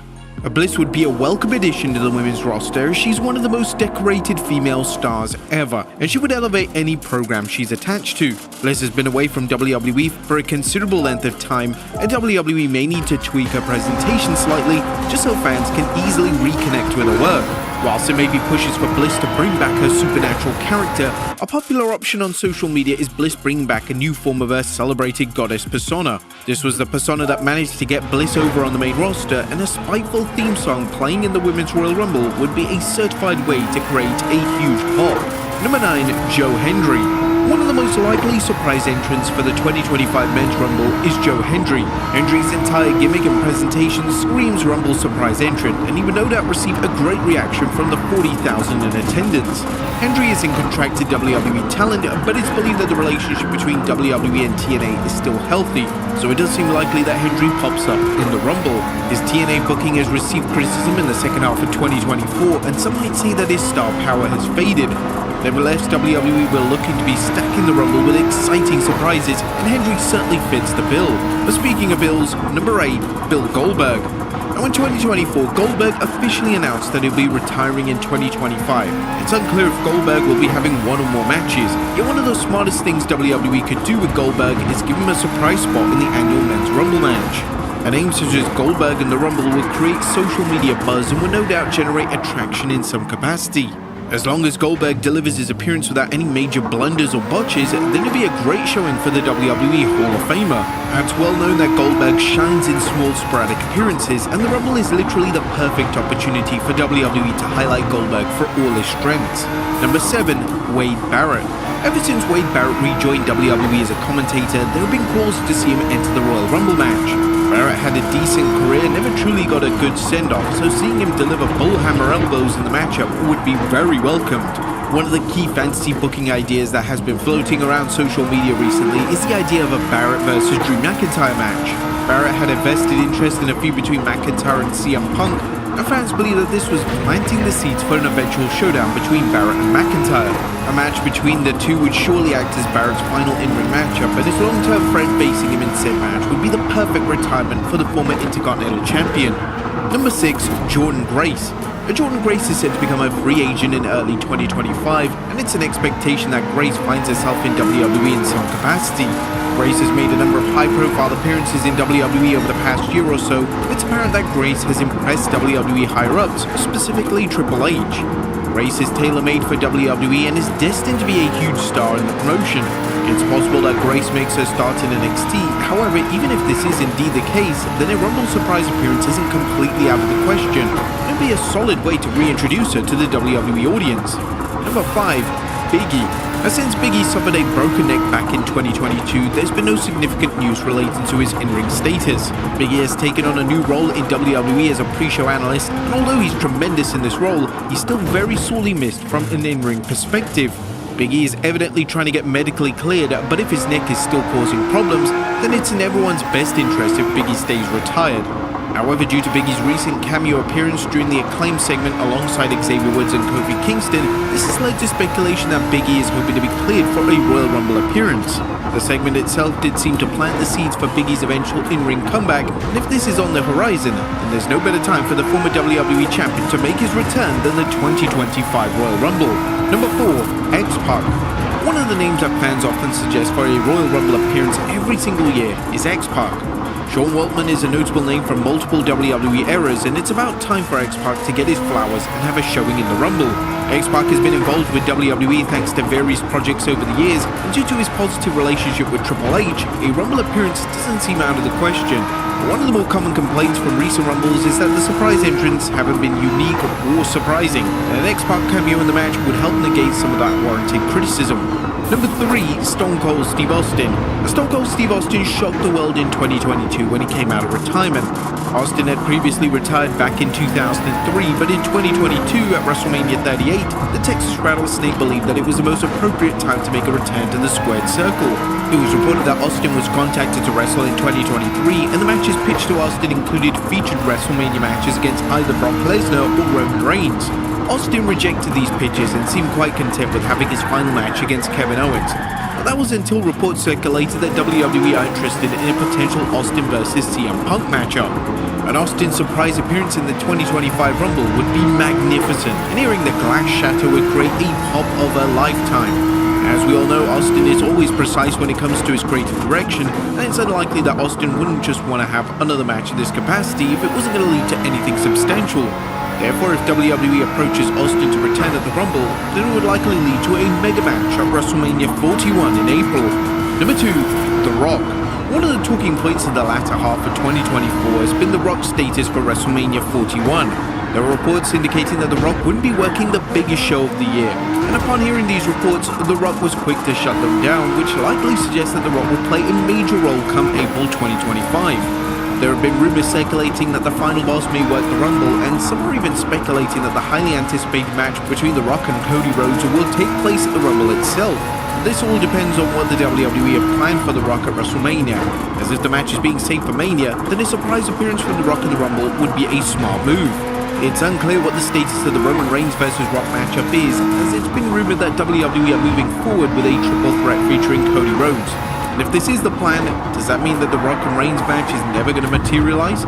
Whatever the case, WWE presenting The Rock in the Rumble gives him a ton of creative opportunities. The Rock would have memorable interactions with the likes of Punk and John Cena, and if Austin makes a surprise appearance, then they stand off between the two former foes would create a WWE moment that fans will never forget. And just before we get into number 1, an honorable mention of Logan Paul. Now in December 2024, Logan Paul announced that he had retired from pro wrestling. Whilst this did come as a huge surprise, the common consensus is that Paul is working an angle and will indeed be back in WWE at some point in 2025.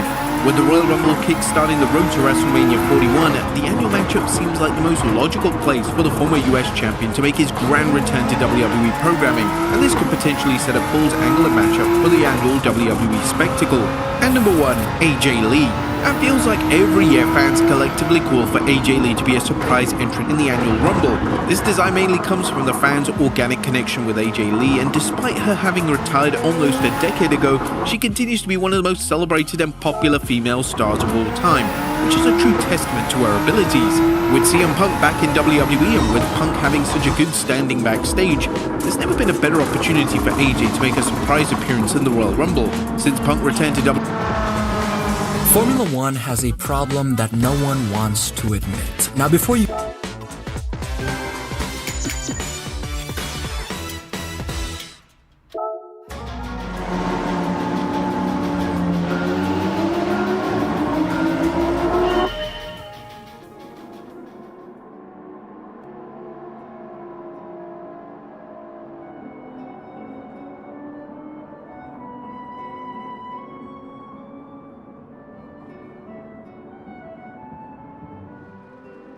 We do continue to learn a lot more about the suspect. This is video provided by our Fox 26 Houston team that does show the home belonging to Jabbar.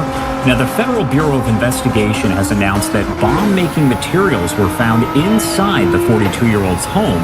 That is according to a release put out by the FBI. In that release, officials said they are working diligently to further the investigation and evaluate evidence, interview victims, and analyze tips related to the attack on Bourbon Street.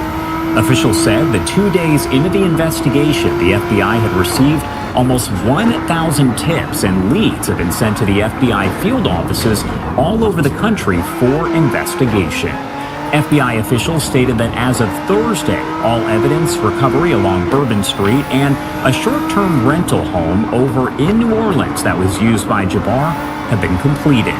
While over at the location of that short-term rental, FBI officials said bomb-making materials, which were rendered safe, and other items were found and collected for further processing. FBI special agents located similar materials, they say, at the search of Jabbar's home. That is over on Crescent Peak Drive in Houston, and you can see some of the video there on your screen.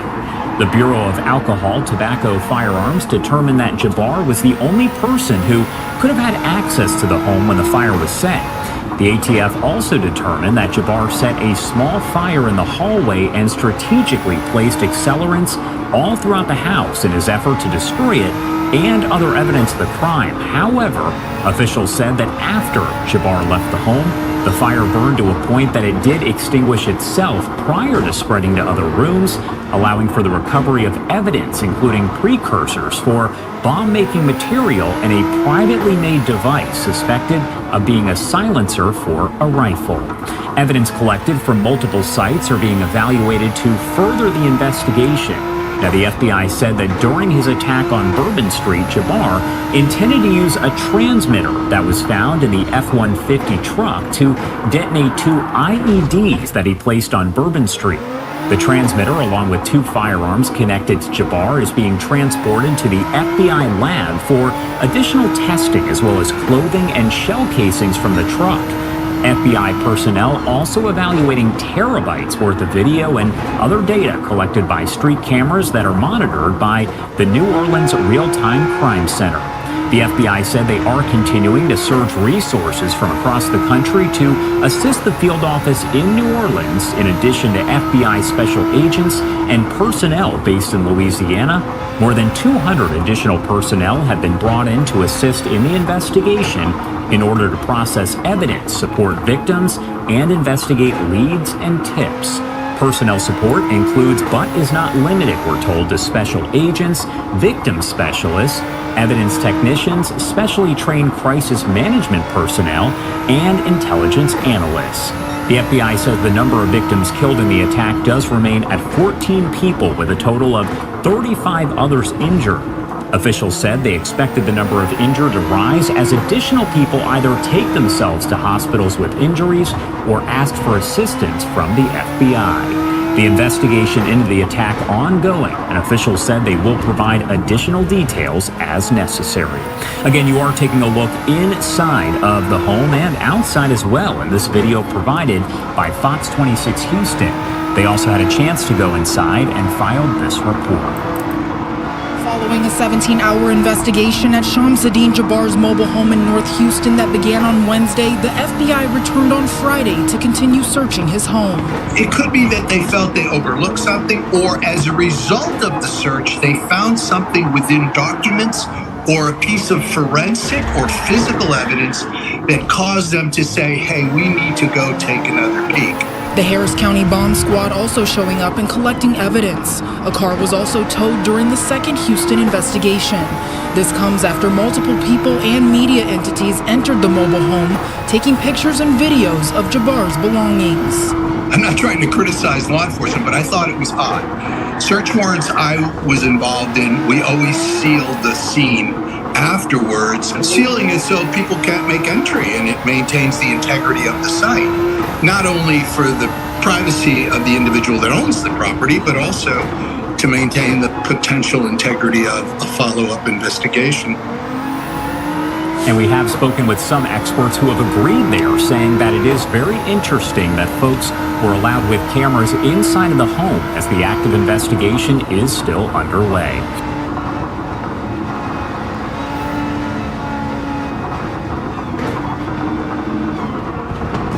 I moved a few more things around in my room, but now I'm positioned directly under this light, and the shadows on my face make me seem like I'm sitting in an interrogation chamber from L.A. Noire. Looks like that scene from The Dark Knight when Batman keeps hitting the Joker's head on the table. I don't know what I'm going to do about that, but for now it's going to have to do. I'm just going to be looking a little odd here. Last year, I was talking about an ongoing situation with an obsessed Twitch viewer that ended up taking a 700-mile journey like he was going down the Oregon Trail, fording rivers and battling dysentery, to arrive at a Twitch streamer's house he was obsessed with, her name is Just Foxy, to light her car on fire, and seemingly trying to light the entire house on fire, because this was a blazing inferno. It was a big fire. Now, at the time, there was a lot of information still unknown. All we had was some of the surveillance camera footage, which I'll briefly show you. But I just learned 10 days ago, a YouTube channel called Midwest Safety posted the entire body cam of the situation, as well as that Twitch chatter's arrest. On my car, on the hood, and something. And he lit something sticking out of it and walked away casually, like he didn't do anything. The next clip after that was the front end of my car engulfed in flames. The firefighters came very quickly, and I'm very thankful for that, because the fire spread to the fence and burnt the side of my house as well. Now, at the time, we didn't know too much about the individual behind it, but now, a year later, I know more about this guy than I do some of my own cousins. So his name is Farhan Jami. He has been arrested, and we know his fate. Spoiler alert, it's a prison sentence. And we have the body cam footage where he is looking like a pathetic fucking goober. But before showing you the body cam footage, I'll go ahead and tell you what the motivation was, because I imagine a lot of you were able to piece it together, kind of sniff it out. He was one of Just Foxy's big donators. He had apparently donated a lot of money over a period of time, and then found out she had a boyfriend, and was so upset by that he flew out to her area, then drove to her house to set her car on fire as a way of getting revenge.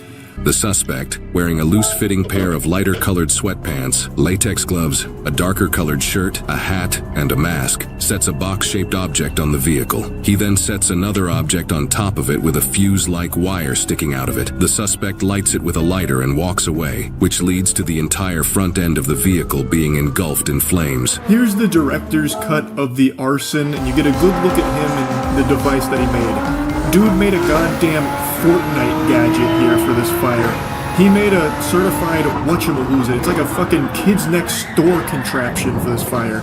It's like a bucket and a fuse and a brick, and then he sets it on fire and it burns the whole car down and spreads a bit to the house. This officer, as well as many others in the area, both on foot and patrolling in their vehicles, all begin to look for any suspicious people in the vicinity. 10 minutes later, officers find a vehicle parked on the side of the road, only about 2 minutes away from the crime scene. What's going on? Not exactly a criminal super genius here, not the mastermind you'd read about from like a comic book. So the guy commits this crime, and then he drives 2 minutes away from the scene of the crime and takes a bit of a snooze, or at least pretends to sleep. You don't expect a lot of intelligence from some deranged lunatic like this, but you would expect someone that just committed a serious felony to at least have the wherewithal to drive further away.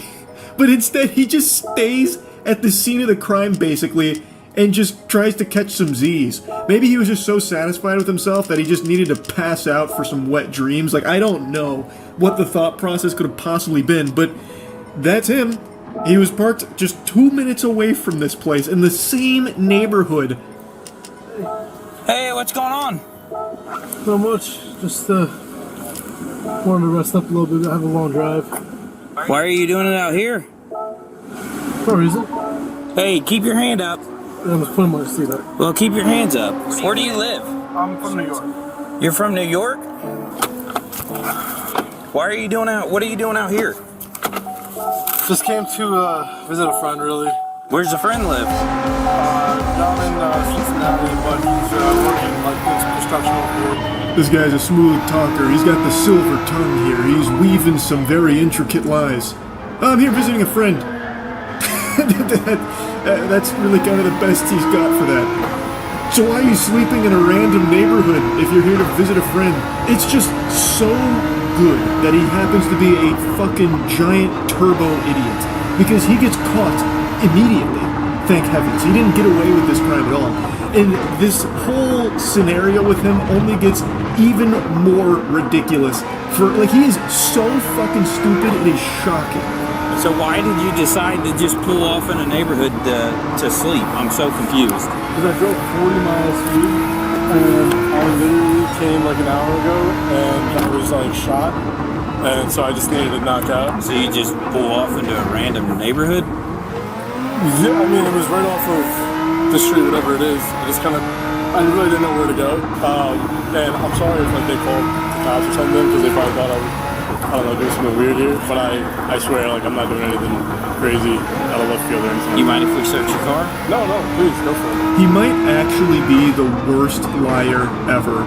Playing Among Us with this guy must have been just the freest dubs of all time. He cannot spin a coherent story even slightly, and everything he says gets proven wrong within 10 minutes. It's the quickest speed run I've seen for someone's lies getting debunked in a body cam. The reason why I ask is because there was somebody who set a car on fire. Who set a car on fire? Yes. What do you mean? How do you set a car on fire? They set the car on fire. Like they lit the gas tank? That's crazy. Oh, jeez. Wow. Jiminy Christmas. What do you mean they set a car on fire? How do you even do that? Is that even possible? Can cars even be on fire? Like what did he do? Like is that the gas on fire? The gas tank? Oh, goodness gracious. Ooh, wow, that's not good. Like, what, you tell me, like, maybe put, like, a box on the hood with a bucket on top and a fuse and then lit that on fire, which burned the whole car down. The car happened to belong to a Twitch streamer or something? Like something like that? That's crazy shit. Whew.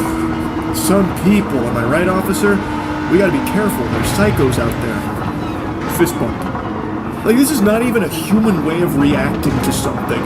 He is an actual NPC. He's trying so hard to be, like, surprised by it that it gets into, like, fucking Neil Breen level acting. Like, this right here is something you'd see from Tommy Wiseau's The Room. Oh, geez. How's your sex life? It's so odd. And I feel like the officer immediately knew right then and there, like, yeah, this is the guy. Who would possibly respond to this information like that? I came because I landed at CVG and I drove, it's like 40 miles, and I was already shot from the freaking flight. So where does your friend live? Somewhere like down there, but he works up here. But no, like something like that. I honestly just made the first right off that road, made the first right because I was like, yo, I need a place to just knock out for 30 minutes and it ended up being a few hours. But yeah, I wasn't trying to hurt anybody here. This officer has now sent a picture from the surveillance footage that shows the suspect, so he can compare it to this man they're investigating.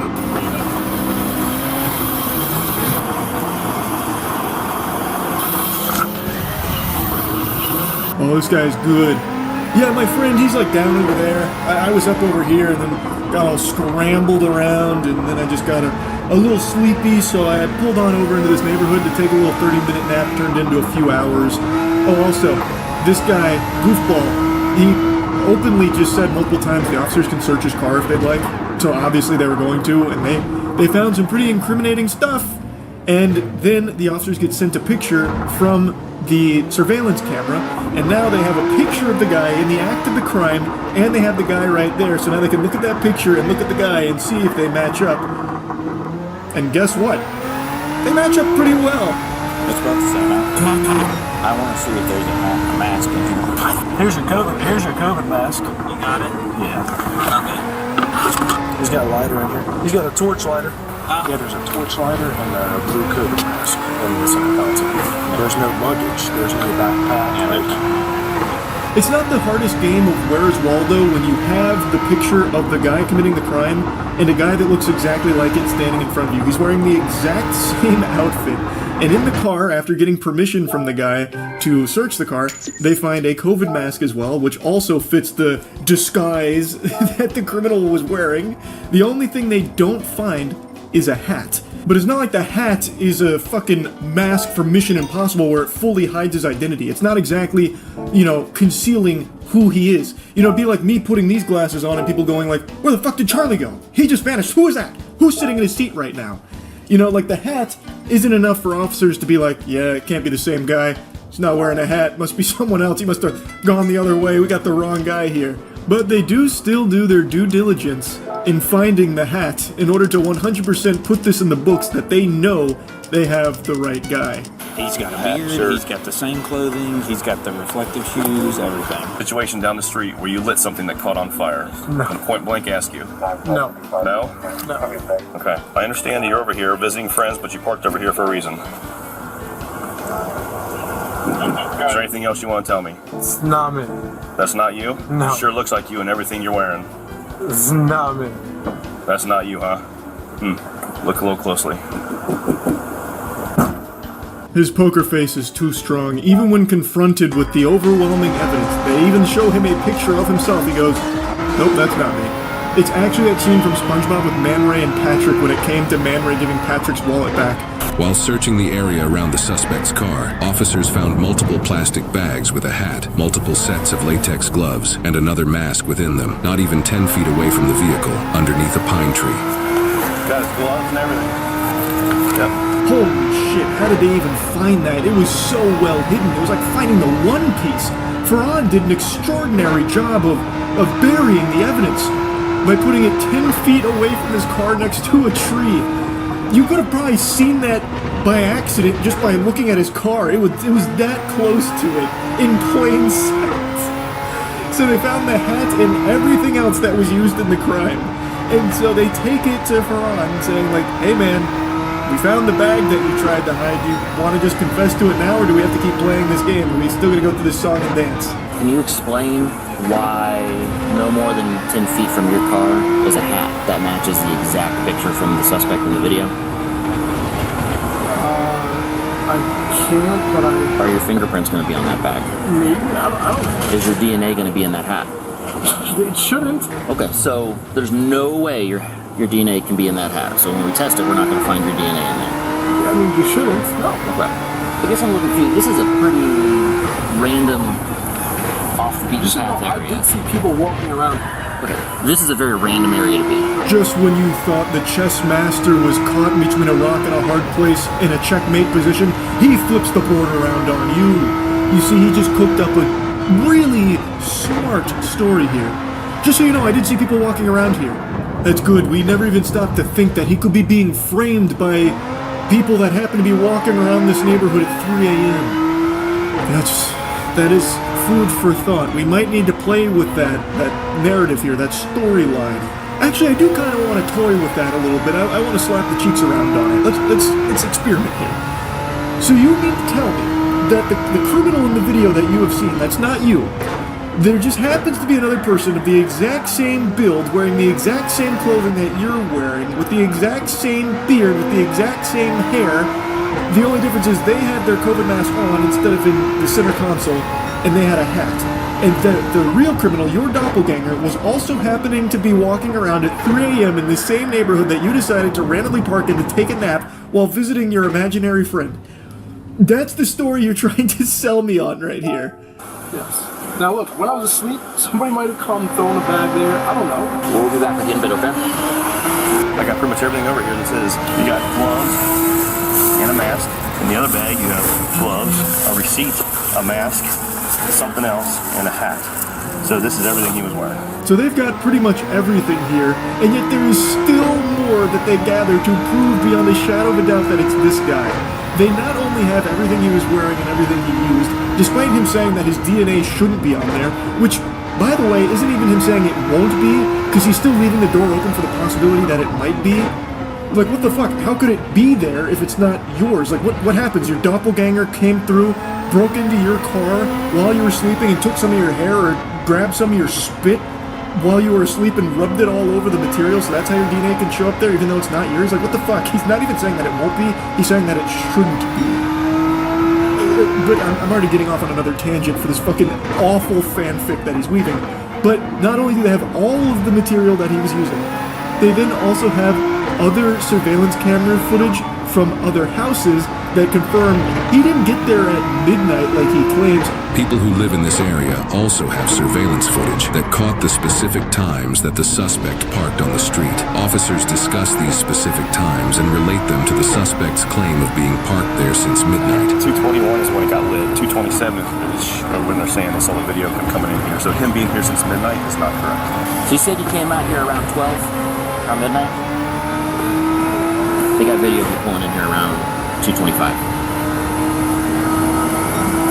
You've been lying to us from the start, man. So we're taking you back to the PD. I know the evidence is overwhelming, but I'm not the guy that did this. But I don't know what to tell you. I'm just not the guy who gets my hands dirty, you know? It's just not me. A convincing argument from Ferran here, but the evidence was too much. Every single piece of his story was proven wrong, all in the time span of like 20 minutes, maybe. They not only got the accurate time for when he really did pull up, which was minutes after setting the car ablaze, but they also found all of the pieces of clothing and items used in the crime as well, and a picture of him at the crime. So, I think they've got the right guy, I'm pretty confident to say, and he was sentenced to 46 months in prison for this crime. So yeah, just wanted to give you a follow-up to all of it, that's about it. So yeah.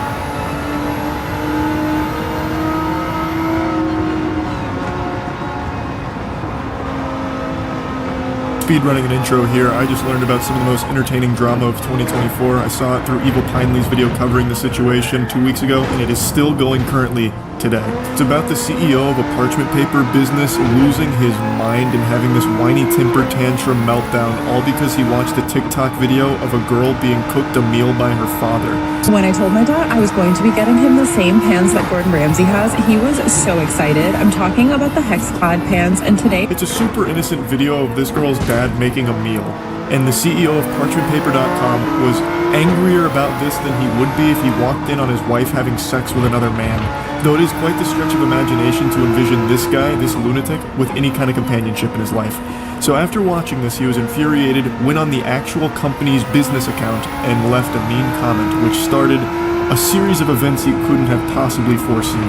I posted a video yesterday of my dad cooking for me with these hex-clad pans that we had gotten. There was a comment on there where the person goes, "Must be tough living a life on easy mode." I also didn't think the comment was rude at first, so I responded with, "Lucky to have parents who make it possible." And they responded, "Yeah, we get it. You have no skills and family money." That's already such a weird comment right there. Must be nice living life on easy mode when it's just a girl getting cooked a meal by a caring father. Like, how bitter and miserable can your life possibly be to just see something like that and be like, "I gotta give her a piece of my mind"? That's a line that's usually used in reference to camming or OnlyFans or something. Must be nice living life on recruit difficulty because men are giving you a ton of money just to be hot or be naked or something. And this guy's taking that same energy and putting it into this situation where it's just a girl being cooked a meal by her father. Make it make sense. So he's so upset that he's doing this from the actual business account for parchmentpaper.com. So the Parchment Paper Patriot is really having a conniption. And then the poster responds saying, you know, it's supportive family, got lucky.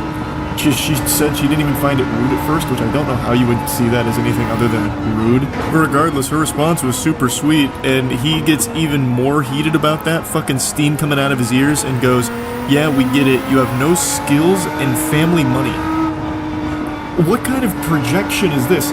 Holy insecurity. What do you mean you have no skills? All she did was show a video of her dad cooking her a good meal. It's ridiculous to assume that she has no skills. It's based on nothing. She could have bow hunting skills, nunchuck skills. She could be one of the most skillful human beings on the fucking planet. We have no idea. And then he's going, it's just your family's money. You're suckling off their bosom because your parents have money. What is happening here? Do you have no skills because you probably order Uber Eats all the time? Is your skill just ruining businesses? Like, I mean, that's a pretty cool skill, I guess. But anyway, this is only the beginning of his rampage, and he just fully self-destructs over the course of the next few hours. It's like Chaozu from Dragon Ball Z, when Chaozu latches onto Nappa and blows himself up, but the sacrifice was in vain because Nappa barely felt anything, really. That's what happens here. Parchment Paper Patriot blows up, and the girl, totally fine, and makes an absolute clown out of this guy. Dunks on him. She obliterates this man. And at that point, I'm just like, okay, what the hell? Like, maybe this account is hacked? Because from a business account, that seems kind of weird. So I send them an email, and I'm like, hey, like, I think somebody's on your business account, like, leaving cyberbullying comments. Didn't say anything else. That was it. And then I get an email from the CEO of... I think anybody in their right mind would assume that that business account is hacked, because what little toddler would be shitting their pants, soiling their diaper over something as simple as watching a TikTok video of a girl being cooked a meal by her father? So I think that's very sound logic. Oh, this account must be hacked, I'll let the business know. So she reaches out, and the CEO himself, Brandon Howard, steps forward, saying, I don't consider stating factual information is cyberbullying, but if you're offended over a comment about having no skill set while getting to frolic through life with family money as bullying, I'd call the cyberbully police. Delete the comment and move along. Cheers. Brandon, I think the department we need on this case is the cringe police, because Jiminy Christmas, holy cannoli. Oh, he tried a facts don't care about your feelings moment there. What facts are we talking about? Her having no skill set? You have no idea who she is. You know nothing about her. All you watched was her get cooked a meal. I'm sure your parents cooked you meals at some point, right? Maybe they don't anymore because you're probably insufferable to be around, so they probably cut you off. I imagine that's the case, which is why you're so upset over this moment. I don't see at all how this would be indicative of her just frolicking through life, coasting off of her family's money. That's all. unreal leap in logic based on nothing at all. And honestly, she was like a good Samaritan here, like looking out for your business, thinking that you might have been hacked because of how awful this behavior is and how terrible the look it is for your business, and then you double down and make things significantly worse by being this big loser. Also, I love the chutzpah here from Big Baby Brandon to claim that she was offended over his comment, when this sensitive worm was offended first over her being made a meal. This guy needs to call the ambulance because he can't stop crying about this video of a father making a meal for his daughter. Considering my parents literally grew up in mud huts, worked their ass off to get out of India, get us here, and get me to the position that I am and able to have a full-time job and a side career. And he goes back to the page and goes, cyberbullying is even more funny, and the fact that you emailed us to tell us is actually hilarious. Enjoy frolicking through life and leave the rest up to us adults who create actual economic value without a trust. Yeah, leave the heavy lifting up to the real adults, like Brandon Howard, CEO of ParchmentPaper.com. It's comical that the parchment paper guy is trying to act hard here. Like, I don't know what he expected to happen. He just looks so stupid, claiming that she's like a trust fund kid based on nothing. Literally nothing. All just gobbledygook here. All you saw was a video of her getting made a meal by her father. How could you possibly connect all of these weird dots? To me, it seems like the person who's really frolicking through life on easy mode is you, who has unlimited time in the day to respond to random people on TikTok and leave comments that just let everyone know that you're an outrageous asshole. Like, you must not be doing that well business-wise, if that's what it's boiled down to here. They did send me a legal notice. It came from info@parchmentpapers.com, and it says that they are really worried about the safety of their team, and if I don't remove the defamatory posts on TikTok, they will be taking legal action, which I don't believe it's defamatory. Because it's not defamatory at all. All she did was share his comments, which are public, in that email, his statements, all from his mouth. This stupid douchebag is just doing one of those desperate Hail Mary maneuvers when they have nothing else left and trying their absolute best to save a sinking ship from the holes that they themselves have poked in it. And it doesn't work, and it actually leads to him looking like even more of a clown, because she points out some pretty interesting things about this cease and desist. So yeah, like, I don't believe it's defamatory. I also don't believe you have a legal department because you signed it incorrectly. It says legal department at parchmentpapers.com. You forgot the dot. Did you forget to delete the part where it says like your contact information because you're using a template? And also, what's with the cease and desist? I thought it was CEASE. Who's doing your spell check? Good heavens, Brandon Howard did some ayahuasca and tried to send a cease and desist and lost himself somewhere in the sauce. So apparently it was signed incorrectly from legal department at parchmentpapers.com. And then here's some more information on it, I suppose, where he left in your contact information in brackets. So, as she points out, that means he's most likely using a template here. That is actually that shit on a teleprompter where it's like, wait for applause, and you say it out loud, and you're like, ugh, I made a big boo-boo, because I wasn't supposed to read that.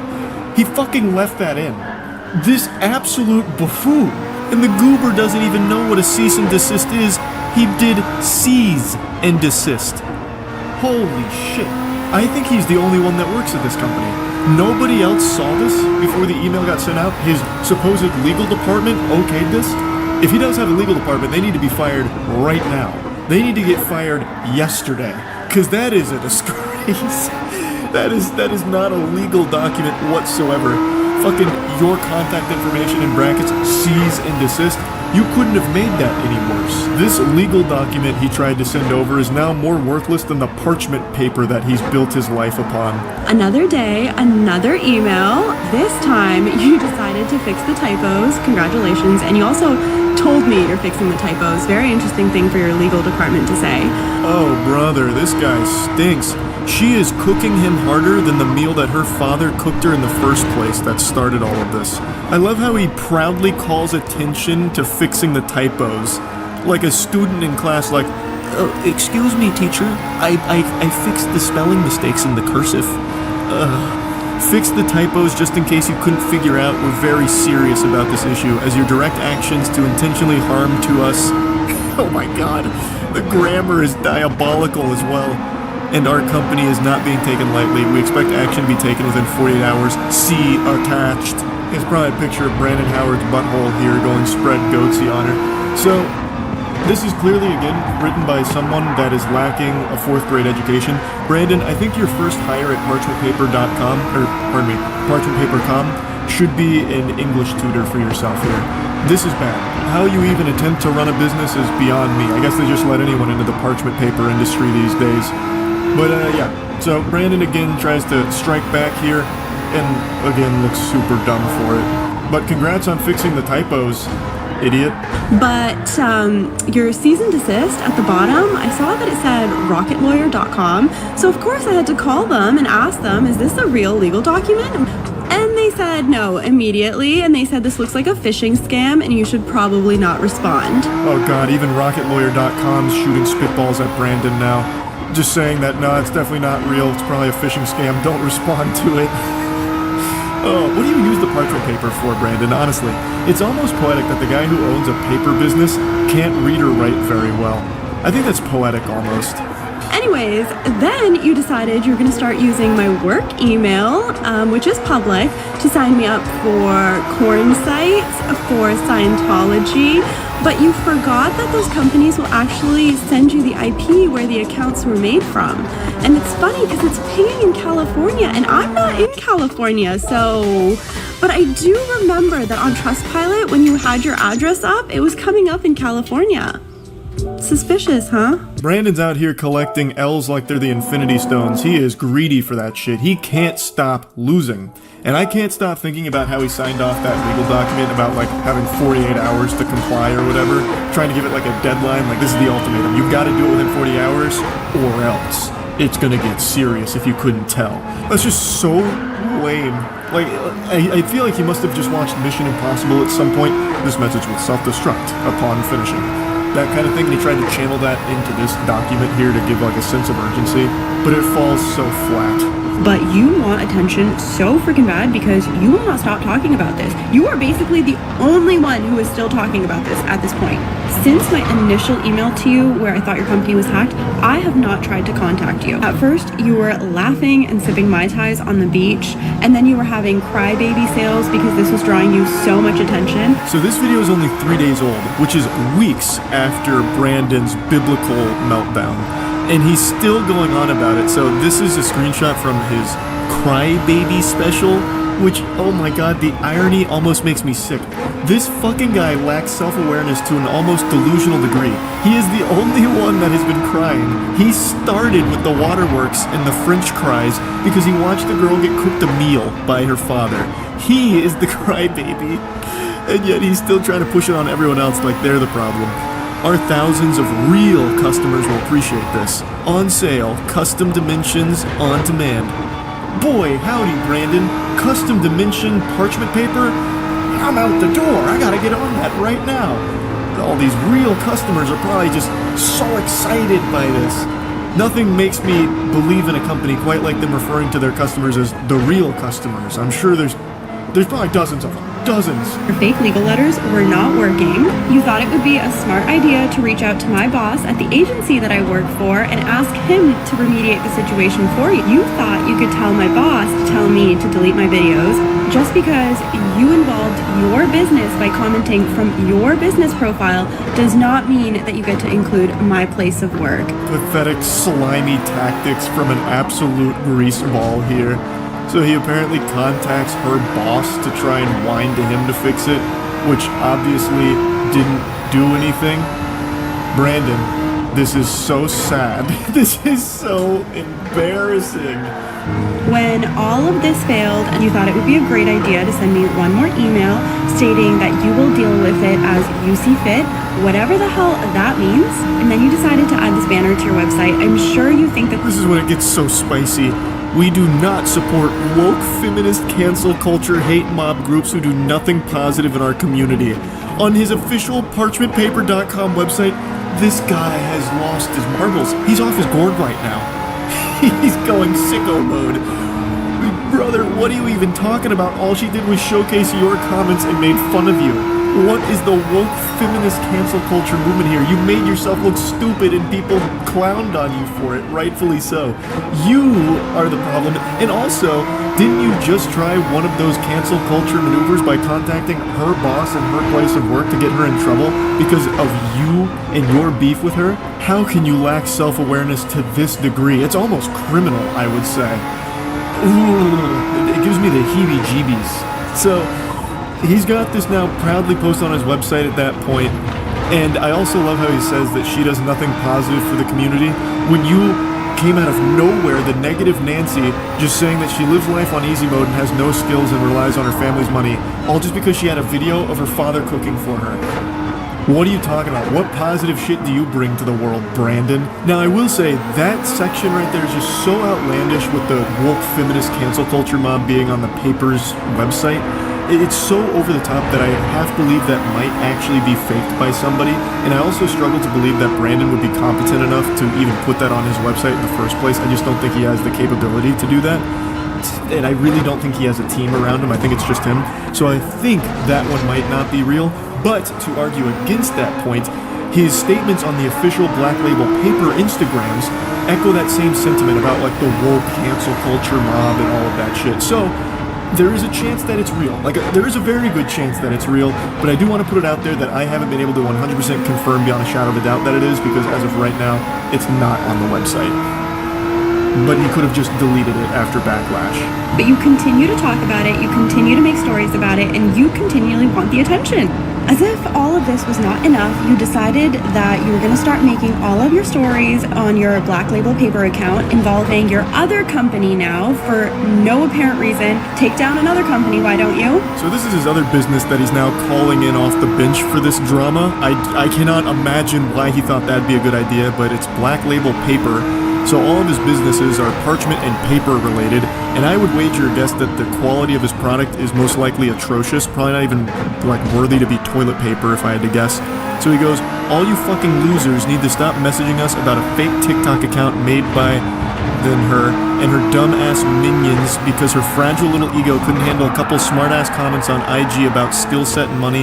I've never had the commie bullshit app TikTok in my entire life. A bold-faced lie. Also, why would you be posting this on your business account again?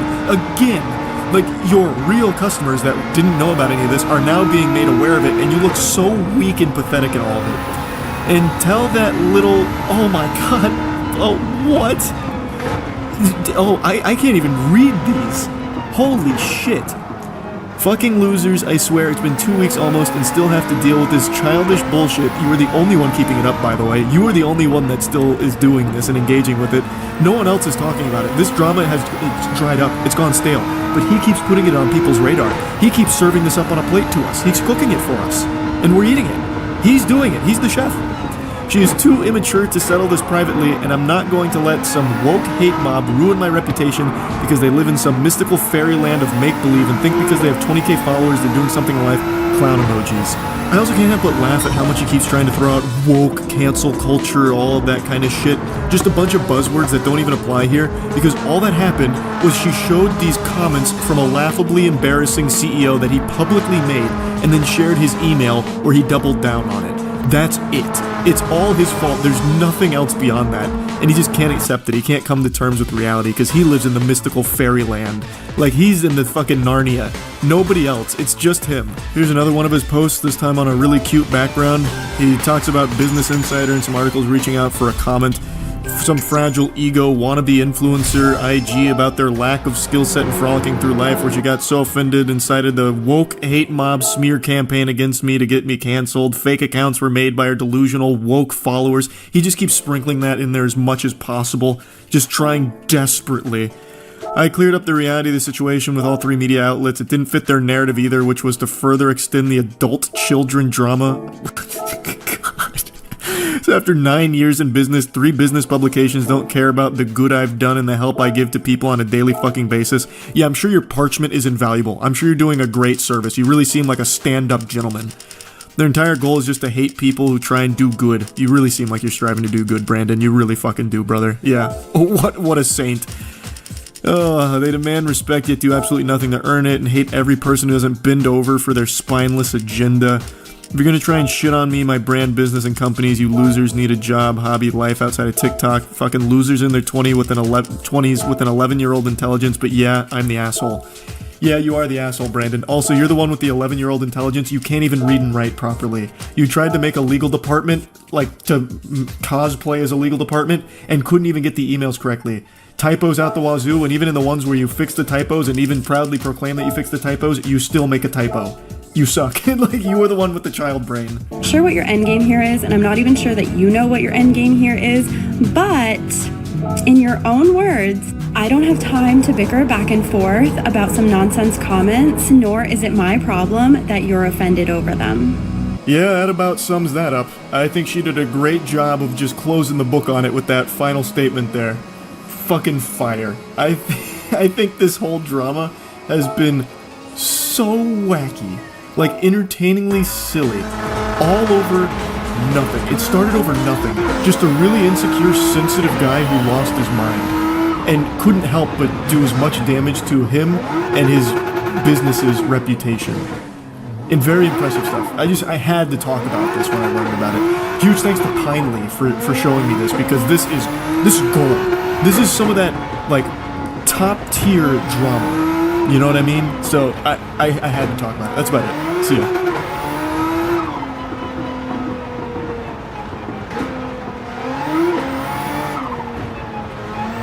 I've thrown on the formal attire today because we need to discuss something very important. A huge loser named Bintellect. Big goofball, weirdo, lame-mo, behemoth creep. He is a big TikTok creator, and that's a word I'm using very loosely here, with 11 million followers, and I'm sure only people under the age of 10 have ever heard of him before. What he's become known for over the years is looking at tweets or comments, reading them out, and then going,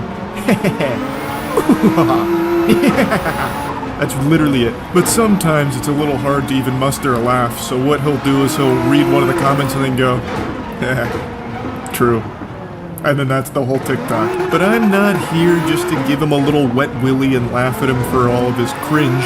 I am here to talk about something far more degenerate. But before doing that, I'd like to give a quick honorable mention to something else this piss stain of a person is notorious for doing. Threatening legal action against people that make fun of him. I've seen a couple videos on Bintellect now, after I've been informed of the situation, so I did a little digging. Apparently when people make fun of him, he gets super offended and will either try and copyright strike, take down the video, copyright claim it to make money from it, or even go as far as to just threaten to sue the person that made fun of him. You disgusting goblin, you make me sick. You're a mean one, Mr. Grinch. Now, while I do think a legal battle with Benjamin over me making fun of him would be hilarious, I still just don't really feel like showing you any of his clips because it's just going to rot your brain and it's yucky. It's just trash. So, no reason for that. Let's get into what I want to discuss, the new information that came out about this weirdo. So, Bintellect recently made a podcast, I suppose, and he invited someone on named Jordan Max, and then things got really odd. He got super hostile, and she ended up posting about it, which led to this dam breaking, and we were flooded with cringe about Bintellect's behavior over the years with women. So this horny little goblin asks her before going on the podcast, do you want to make a video for OnlyFans? To which she says, when? He says, today. And then she's saying, no, you need to be tested within the last 14 days and have an OnlyFans creator account. But then he says, I mean a video for your page. Oh, what a benevolent saint. He was actually just thinking about her the whole time. He thought this would be a good opportunity for her to make some OnlyFans content with the great Big Bintellect. So she says, doing what? And he goes, I don't know what performs best on your page. I can literally see him doing this. Well, I mean, I don't know what we do. What do you do on OnlyFans? Maybe we could do that? So it's become pretty clear that Bintellect uses this podcast as a way of just fucking. It seems to me like the whole podcast existence is only here as a way of trying to get Bintellect laid. So he tries to leverage his big follower count to then invite on OnlyFans models and then ask if he can make content with them. It's pretty pathetic stuff, but we're only just beginning. He continues by saying, I was just thinking you're helping me with doing a video for my YouTube, so maybe I could help you with your OnlyFans. And she replies, I'm good, thanks. So then he goes, no worries. And then, hey, I'm gonna do the pickle video with someone else, thanks though. To which she asks, why? So the pickle video he's referring to is the podcast was going to be a pickle tier list mukbang or something like that, a pickle mukbang, and it was her idea, it was Jordan's idea, and he's now kicking her out because she declined to do an OnlyFans video with him. So his answer to why was, to be honest, I thought it would just be fun to film and see where things go, but I got it. So he gets real sad and pitiful, like, no, I get it. I just thought it'd be fun, but clearly it won't be fun. I'm gonna do it with someone else then, how about that? So he goes real Neanderthal mode here. My wiener no get wet, we no eat pickle together on podcast. Goodbye, how dare you not do OnlyFans video with Bintellect? So then he says he's doing it with someone else. So Jordan, of course, gets really weirded out by this exchange. She posts it on Twitter, and then Bintellect himself, the man, the myth, the legend, reaches out in DMs to threaten to sue her if she doesn't take down the post. She even did a video proving that the DM is real from the real Bintellect account, just to 100% silence any possible doubt. Also, her response to it is great. She said, I will just be waiting to hear from your lawyers then, which is hardcore. Obviously, Ben's not going to sue her. I don't think he's ever actually gone through with the lawsuit. He uses it to try and bully people to do what he wants. To do what he wants them to do, rather. So, I don't think any lawsuit was ever coming. This was just a last-ditch Hail Mary from a desperate, lonely guy to try and get rid of the evidence of him being a creep. So, that was the whole interaction between Bintellect and Jordan, but after this tweet started popping off, well, the series of tweets started popping off, she then started getting DMs with more screenshots and more evidence of Bintellect doing this to tons of different women. This comes from someone else who had a very similar experience to Jordan. So Ben opens with, do you work tomorrow? They say, crazy busy day, but I don't work. And then Ben goes, let's make some content tomorrow. Not like that, but just film a podcast. So he immediately alludes to like, oh, not OnlyFans type content. I'm talking about just a wholesome podcast, you know, one the whole family can enjoy. Doesn't get an immediate response, so he goes, what do you think? He then waits about 2 hours more and he goes, you're killing me, gorgeous.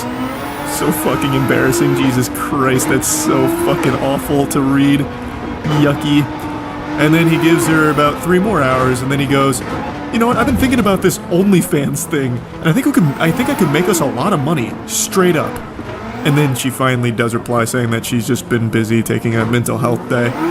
So he can't even go more than like 3 messages without bringing up OnlyFans. It seems like the only thing on this guy's mind is sex, and how he's never getting it, I guess, but is very desperate too, and will do it by any means necessary to try and achieve coitus. From everything I can tell, Bintellect has never done any kind of OnlyFans content on his own, or like any type of explicit content. He's just a professional TikTok giggler. All he does is giggle at Twitter messages or comments, and that's it.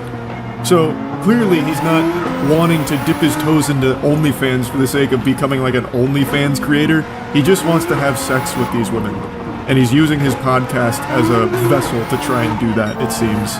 After she told him about the mental health day she was taking, he responds with, hey, thank you. And then the following day at 6:52 a.m., so this guy must have been up all night masturbating, because it seems like that's the only thing on this dude's mind, he sends her a message saying, do you want to come over tomorrow night? Actually, are you down to come over tonight? Or are you just a flake? Doesn't even give her time to respond, just immediately gets combative. He immediately just goes into fucking ballistic bin mode. So you coming over tonight, or are you just a flake? Huh? Are you just a fucking succubus? Huh? Is that it? Huh? So you coming over tonight? And then he waits only like an hour and 40 after that, and then he's like, you know what? Okay, Jesus Christ. Yeah, sorry, babe, but you're just too much of a flake. Bye. So then obviously she's like alarmed, like what the fuck is going on? So she says, you know, if you wouldn't have texted me so rudely calling me a flake after 1 day of not texting you, you might have stood a chance. I can see why you're single now. Goodbye. Which really just sends Ben off the rails. Yeah, whatever, go fuck yourself. Says the girl who's trying to make an OnlyFans. Good luck. Brother, all you talk about is trying to do OnlyFans content with them. It seems like you're trying desperately to get into OnlyFans but keep getting rejected and can't handle it. So how can you have the gall to try and shame them for it when you are desperately trying to do it yourself? Here's a wacky little Snapchat one. Do you want to come over here and spend some time with me? Because on a side note, I do think I could probably make us some money on OnlyFans. Bintellect fucks crazy into oblivion. That's redacted right there, like a CIA document. I really wonder what he said. I think it's Bintellect fucks crazy pussy into oblivion or something, but I'm just going off of what I can see poking out from underneath the redaction. I think that's what it is, but this is so goofy. He's speaking about himself in the third person in this one, and then he even tries bribery. If you come over, I'll give you $1,000 bucks. I just really want you. And they respond, I'm good right now, don't try to bribe me with money, that's weird. And then he's like, no, that is weird, but I want to see you. This one's a lot more vintage Bin, so this was a different kind of relationship these two had as opposed to just the podcast OnlyFans hustle he keeps trying to run. So they start by saying, I guess it's just not meant to be. Bin says, facts, no hard feelings, but yeah, it ain't working. So then they part ways, or so it would seem. Bin has a couple of parting words here. He says, for your future self, if you're going to turn around on a guy and say, hey, I'm not down for friends with benefits shit, just say that before you go through all the bullshit. Boring as fuck. Not my problem that you turned around and quit drinking because you're an alcoholic and now pass out at 8 p.m. Fucking peace out, bitch. So Ben really, he went crazy. Ben lost it. This man, he was punching pillows, sending these texts with tears in his eyes, and he got real nasty. They respond to it saying that they're far from an alcoholic, and then Ben just keeps going crazier saying, no, you're an alcoholic, and you're full of shit. And he's like, anyway, I'm done, I just had to say that because you're full of shit. They respond saying that they weren't interested in being with Ben, and he should have taken the hint a while ago, but then Ben he goes absolutely berserk again. She says that she's wasting people's time and that she needs to just shut up and go to bed. And then she says, it sounds like you need some anger management help, which is a very fair assessment. I think he desperately needs some assistance with this anger management. And then Ben tries to flip this shit around like, how dare you? Are you kidding me? So he goes, be careful who you say that to, Maria, because there are people who really need help with that. So Ben lets out a gasp. That's super disrespectful to say that to somebody, and also a very basic-ass bitch thing to say. Benjamin, it's a very fair thing to say here. It's not disrespectful. You legitimately need some help. Like, it very much seems like you do. So then he goes, there's a reason you've been single for this many years, and because no one wants you, and no one cares about you, you're full of shit, basic, boring loser. He just goes on, and even has this little monologue here that ends with him saying, God help any guy that you gets involved with that loose pussy, because you're just lame. Mic drop ho. This guy just typed out mic drop ho. He just typed that out. He's over 30 years old. I think he's like 34 years old or something like that. I already forgot. This is a 30-something-year-old man, and he just typed out mic drop ho. To which she responds, I'm sure your TikTok fans will love the way you talk to women when I post these screenshots. And then he's like, you know what? Good luck. I stand by every single word that I just said to you. So, did he stand by every single word that he said? Let's look at his initial apology, which he deleted pretty shortly after posting it, and then also hid replies on. Let's look at his first apology. I've recently been accused of some heinous actions and would like the opportunity to share my disgust at these accusations. I'm a firm believer in the rights and equality of all humans, including women. If that's not the biggest red flag immediately, I don't know what else is. I stand by the rights for all humans, and that does include women. Those creatures. I am including them in that statement because that's the kind of angel I am. It makes it sound like he's drawing a distinction between women and every other human on the planet, like they're a totally separate species that aren't included in humanity. What an absolute incomprehensible weirdo. I grew up in a home with 3 sisters and no brothers, so I learned very early on the importance, power, love, and abilities women have. They deserve to be cherished and uplifted and treated with respect, and that's how I live my life. I do not condone the statements or accusations that have suddenly been hoisted upon me, and I hope to speak to anyone who feels they have been wronged. He's actually going with I have sisters. I can't hate women. I have sisters. No, I have 3 sisters. You guys don't understand. I could never do this to women. Like, you're misunderstanding. These are all baseless accusations. I have 3 sisters. I legitimately cannot be mean to women. And not only do I have 3 sisters, but my mother is also a woman. So you should see how ridiculous these claims are now, knowing this context with my 3 sisters and mother. So that should hopefully clear up all of the air here with these accusations. Like I mentioned, he did delete this apology post, but today he did release a new apology on TikTok. He released an apology video, so let's take a peek at that. Also, Ben, I know you're still watching. You probably plan on suing me if I show your apology video, because you've employed this tactic before against other YouTubers. If they've shown clips of your content to make fun of you, you allege that it's stealing your work and you have a legal ground to take it down and come after them. You don't. That's not how that works. Me showing this is not any kind of violation in any way, shape, or form. So if you do try and sue me or copyright claim this video, copyright strike the video, anything like that, I will 100% respond with every single option at my disposal in order to follow this legal case through to its fullest conclusion. So let's check out your apology, brother. Hey guys, there's a lot being said about me on the internet right now, and I just wanted to clear the air. The first thing I want to say is I'm sorry to anyone that I've made feel uncomfortable. I love how nonchalant he is about this whole thing, just trying to downplay the situation. Like, if I made any of you feel a bit icky, a little uncomfy, I'm super sorry. That wasn't my intention. You must have misunderstood. It's not what I'm about. When in reality, he would snap, get aggressive, hostile, combative, anytime he was denied sex. I want to say to any girl who I've been rude to, whether through text or in person, that I'm sorry. I understand that me being sorry does not excuse that kind of behavior. I will continue to work on myself and do better. Thanks, guys. Behold, the first AI ChatGPT written apology. This just ticked every basic box. There's really nothing of value here at all. Just like the quickest, weakest apology, and he's just gonna go forward doing his little, look at this tweet. Like nothing ever happened. So, that's kind of where everything's at. Dog shit apology, dog shit situation. This guy is a big old loser. So, let's use this as a learning opportunity for anyone watching. Don't be like Bintellect. That's really about it. So yeah.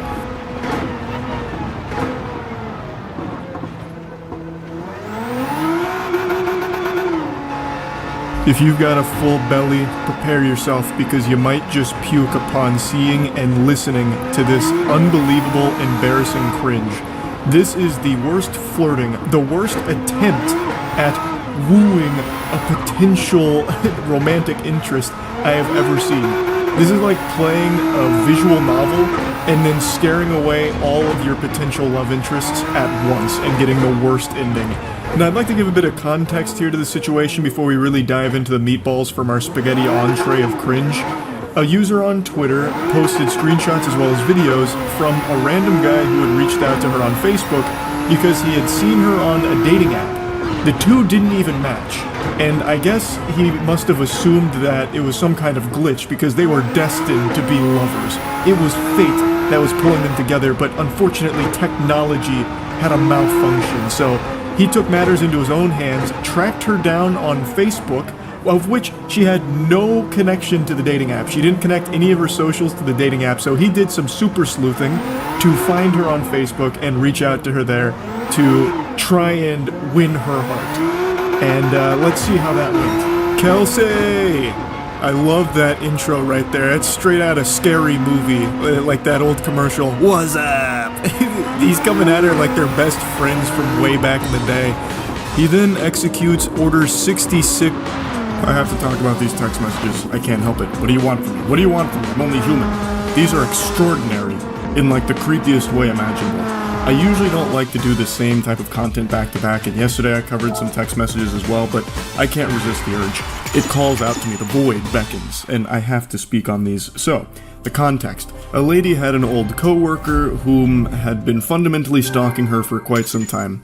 Her and her husband had dealt with this individual for a while, and decided to share some of the unhinged messages that they had been sent by him.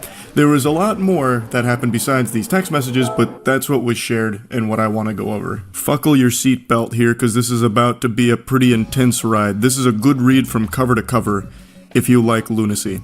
Hey, I hope your weekend has started nicely. I apologize it took me a few days to feel like I could say this.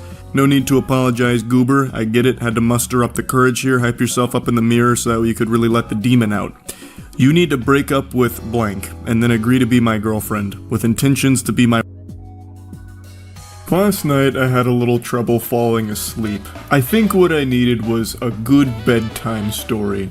So I turned to Reddit, just cruising around, perusing, see if I could find anything that'd give me the yawns and help me go night-night. But I found something extraordinary. Something so stimulating I stopped any attempt at going to sleep, and I just sat there bewildered by what I had just read. For at least 40 minutes, I just sat in silence, truly stunned, like a child who had just watched his first episode of Chris Angel's Mind Freak. My brain was blown out my ass. I couldn't imagine a world where this was real, but all of the evidence pointed to it being a genuinely true story. I did eventually hit the hay, and now, a full 9 hours later, I'm still thinking about this, so I figured, why not share it with all of you? Perhaps this will have a profound effect on your life, or maybe it'll do something to help motivate you to not be like the guy in this story. It's a series of text messages between a man and a woman. And that's all I'll tell you for now. I don't want to get in any spoilers. I want you to come into this as unsuspecting as possible. Let's dive in. Previously on Dragon Ball Z, the two people in this text conversation were close friends for about 9 years. The Reddit poster is the woman in this story, and her male friend here had recently professed his love for her in a pretty creepy way. The feeling wasn't mutual, so it led to a bit of a disconnect between the two of them, and in an act of desperation, the male friend calls in the cringe artillery and starts bombarding her with memes, to which she finally responds, "Hey, I appreciate the memes." Real quick, I'd like to come in here with a PSA. I recognize that in the current climate of things, there's a lot of people that have lived their entire lives online without any actual social interaction, so I want this to be a teachable moment.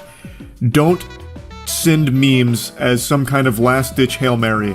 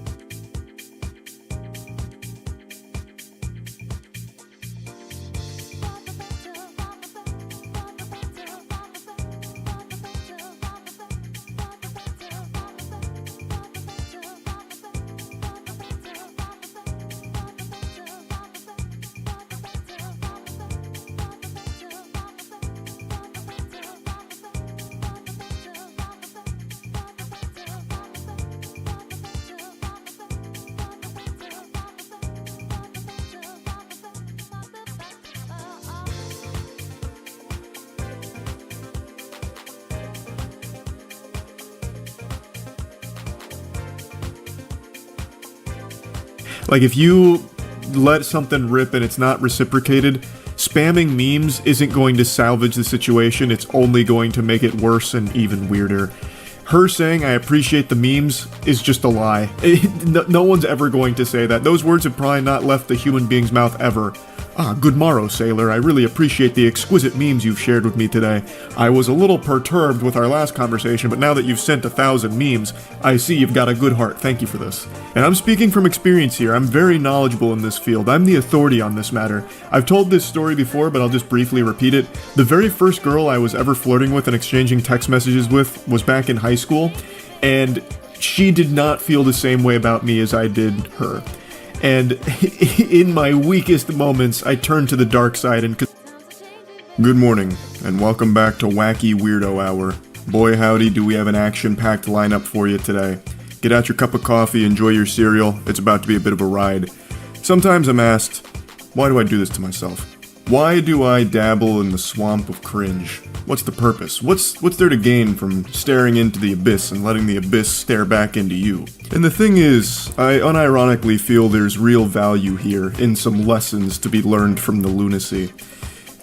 Let's say there's people out there that haven't really experienced a lot socially in life, suckling mother's bosom, and has never really branched out from the nest to get their own wings and become the social butterfly that they are destined to be.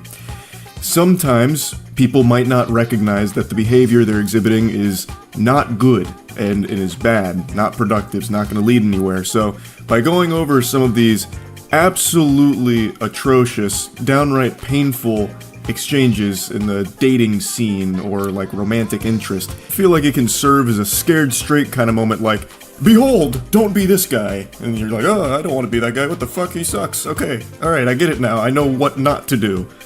Or maybe I'm just reading way too deep into all this. I'm not a fucking hero, I'm not a psychologist, I'm just a guy here laughing at some goofy situations.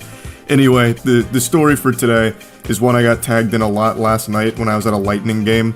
So I actually watched it unfold in real time and had a sneaking suspicion that by morning this would no longer exist. The poster would probably remove it because things went out of control. That shit went cattywampus. And I was right, the posts were deleted, but I saved them. I made sure to. I said, dag nabbit, you're not keeping this from me. You think you can hide cringe, brush it under the rug and I won't find it? Nope, I'm lifting that rug up with a big old smile on my face. I'll say, thank you so much for this, yum yum yum, scrumptious. So I got the Library of Alexandria of cringe and let's just go ahead and explore. I had to censor so many handles that were tagged in this initial tweet here. It was like a fucking CIA document with all the redactions. But anyway, I've got it in working order. I don't want anyone harassed here, including the original poster or anything, obviously, but I do want to go over this. So they made a call-out post out of nowhere. I don't want to be too rude, but I genuinely can't understand how this goofball, and then he tags the guy, got a beautiful girl like, and then he tags the girl. He says the dorkiest shit, yet has a massive following. I just can't wrap my head around how any girl would go for that. I really commend his efforts not to be rude. I think he did a great job of tiptoeing around it and being polite while also getting to the point. Extraordinary manners, clearly. Excuse me everybody, not to be rude, but fuck this guy. He's got a girl and I don't, and he's a dork and I'm a Chad. What's going on here, guys? What an injustice. He's not ugly, but Sabrina is objectively hot where he's average at best. He spends all his time on Twitter, unlike someone who has a full-time job and a ton of money he could use to provide for a stunning woman like herself. Nah, screw not trying to be rude. He's a loser, to be honest. Oh, he was doing such a good job of not being rude too, and then the wheels just fall off. It goes tits up. He really goes off the rails. I like how he's like analyzing this now as if he's a researcher studying the phenomenon. He's average at best, but Sabrina is on a totally different plane. Like this is something's not adding up here. There's something foul afoot. And then he had the gall to criticize that guy for being on Twitter all the time. Meanwhile, Goober is on Twitter all the time making whiny posts like this, just having a temper tantrum, tears in the eyes, shaking his fist. Why is she not with me? I want her. He doesn't deserve it. I deserve it. And then here comes the stone cold stunner right on his soul. So the girl that he was talking about and loosely tagging in his tantrum catches wind of it and drops the DMs that he continues to send her. She goes, I know your ass ain't tweeting this like you ain't been in my DMs constantly begging me for a chance like a desperate loser and refusing to take no for an answer like a disgusting creep. And here's the receipts, Twitter. Thank you for the receipts. God bless. I'll speak on behalf of all of Twitter when I say it's much appreciated. So it begins with, would you ever want to meet up someday? I'd love to see a movie or take you to dinner, whatever you'd like. To which she responds, I'm flattered, but for one I have a boyfriend and I don't think you even live near me.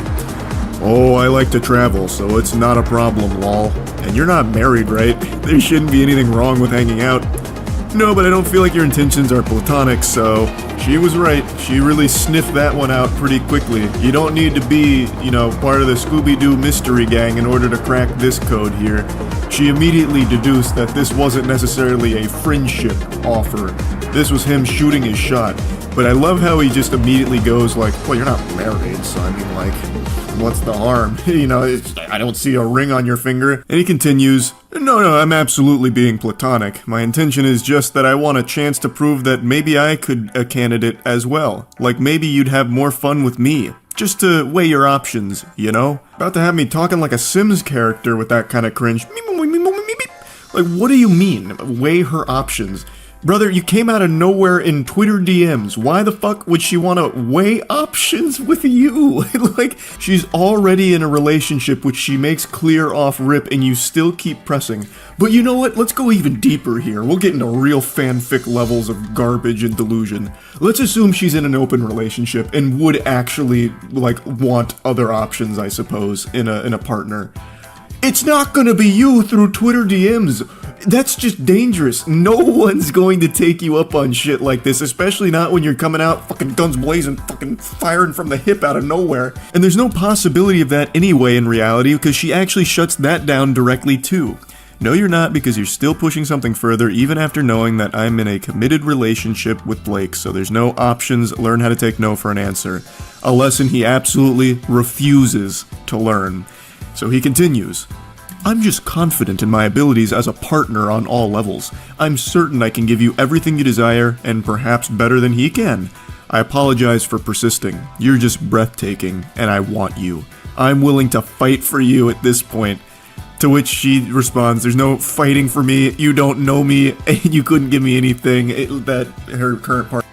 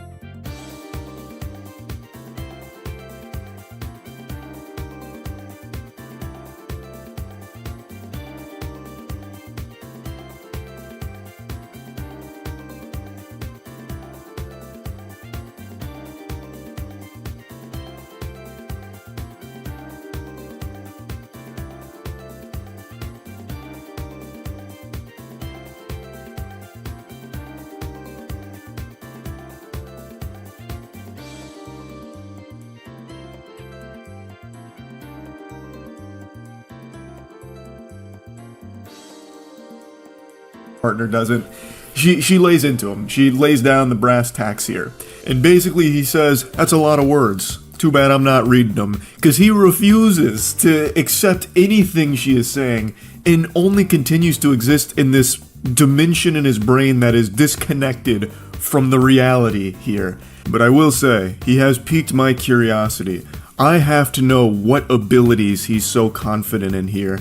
Like, balloon animals? Like, he learned a magic trick from Chris Angel? Like, what abilities are we talking about? Because it's certainly not, like, romantic abilities whatsoever. He's fucking cold calling like a telemarketer here through Twitter DMs. So he responds again saying, I had to give my 100%. For being truthful here, I don't think he deserves you. I see what he tweets and he's dorky as hell. You're hot and one of the kindest people I've ever seen on this app.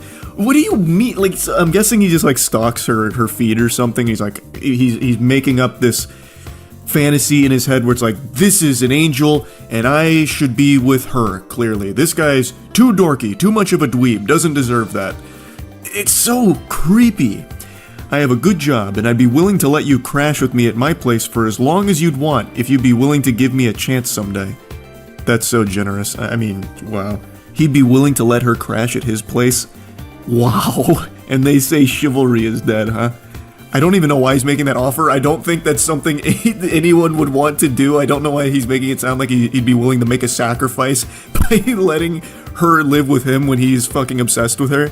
It's oh my god, it's so fucking weird.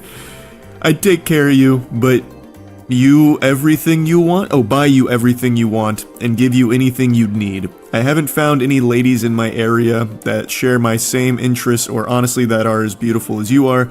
I guess you just brought out my competitive side, lol. You absolute weenie. It's not a competition.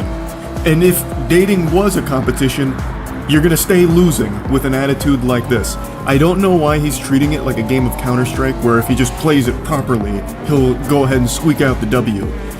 She's already in a relationship. No matter what you do here through fucking Twitter DMs, it's not going to change that and she's not going to want to go with you. No matter how much you lecture her about why her current partner doesn't deserve her, which is an outrageously weird thing to do, you don't even know them to begin with. You are just someone that is stalking their fucking Twitter feeds, I guess. Like, this whole thing is super creepy. And he just doesn't see it. So she posts these DMs, and obviously a lot of people started dunking on him for it. And instead of trying to learn from it and understand why this isn't a good thing, he takes it as another opportunity to proclaim his love for this stranger. He says, you have to be lying. Why is everyone acting like I'm crazy? Sabrina is drop dead, sexy, Block A or Blake, whatever the fuck, is not. He's painfully average and mediocre at best. As I said before, he ain't ugly, but compared to her, he might as well be. Sabrina's figure is what I'd call perfection. I don't want to be disrespectful, but I'm trying to make a simple point. Her hair is majestic, her face is gorgeous, and her body is literally to die for. Not to mention she's strong and takes what she wants. I admire that. And she doesn't want you, so admire that and come to terms with it. She will never want you, no matter how many times you make Twitter posts about her, obsessing over her. It's scary. It's unhinged. Stop it. Like, I don't know how else to like put it in plain terms, but even with people putting it in the plainest terms for someone to understand, he still just thinks that like his intellect is above everyone else's and no one's understanding his point. So after all of this kind of blows up, he then starts sending her more DMs about it. He comes back around into the DMs saying he didn't mean to put her on the spot, to which she responds, you did, now Twitter sees the creep that you are, and he says, I don't think of myself as a creep, I'm just being honest and straightforward. And she says, no, you're a loser and a creep who doesn't understand the word no. She's right. It's very blunt, but it is correct. The way he is behaving here is not taking no for an answer and being very creepy. Again, they don't even know each other. And he has become this obsessive over this whole situation. Like, even so much as saying, like, he doesn't deserve you, it's me, this and that. And he doesn't recognize why that's creepy. And I know that's not exclusive to just him. It's very important to have self-awareness and self-reflection where you can separate yourself from the situation, take a step back and see how things look. He needs to be able to have that ability. That's an ability he should be confident in, so he can recognize that the way he has conducted himself here is creepy. You are a creep in this exchange, and you need to grow from it to not be like this going forward. And he just keeps going. I thought you'd appreciate my persistence. I thought wrong. You turned the app against me. I didn't get any engagement before that tweet. People really lined up to defend that dude. I didn't think he was that liked, to be honest with you. It has nothing to do with the individual in this case. It just all has to do with you being creepy and people wanting to let you know that what you're doing is not okay. He's just not able to grasp the situation, and I also don't know why he would think this persistence would be appreciated. Again, you don't even know her. And being extremely persistent and annoying about shit is something nobody likes. Not even in a romantic partner, but in general, even as a friend. If you're just gonna keep like poking and pestering and like constantly prodding, no one's going to like that. She then explains to him again how what he's done is something nobody will appreciate, and he just ignores it and says, nobody on this app understands what my point even was that I was trying to make. What point? You're not making a point, you just keep saying how much you like her and find her boyfriend to be dorky and unworthy of her. What point are you talking about? There's not some like deeper underlying message that you're trying to get across that we're all too stupid to see. You're just being a weirdo for everyone to see publicly and throw tomatoes at. This is the last DM here that was shared. He says, I treat women with the utmost respect, actually. That's the impression I got as well. Yeah, no, yeah, that's what I got when reading this too. To which he responds, you don't when you can't accept the word no, and objective women. Your loss, I guess.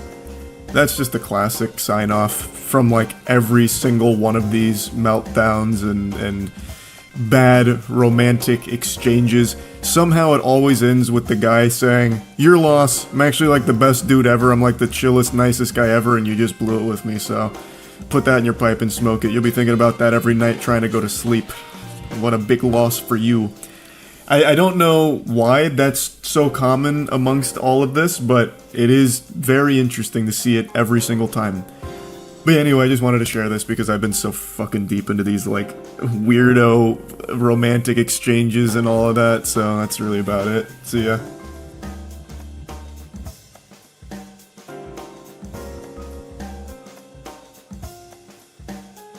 Hey there, it's been a little while since I showed you text messages from an unhinged weirdo.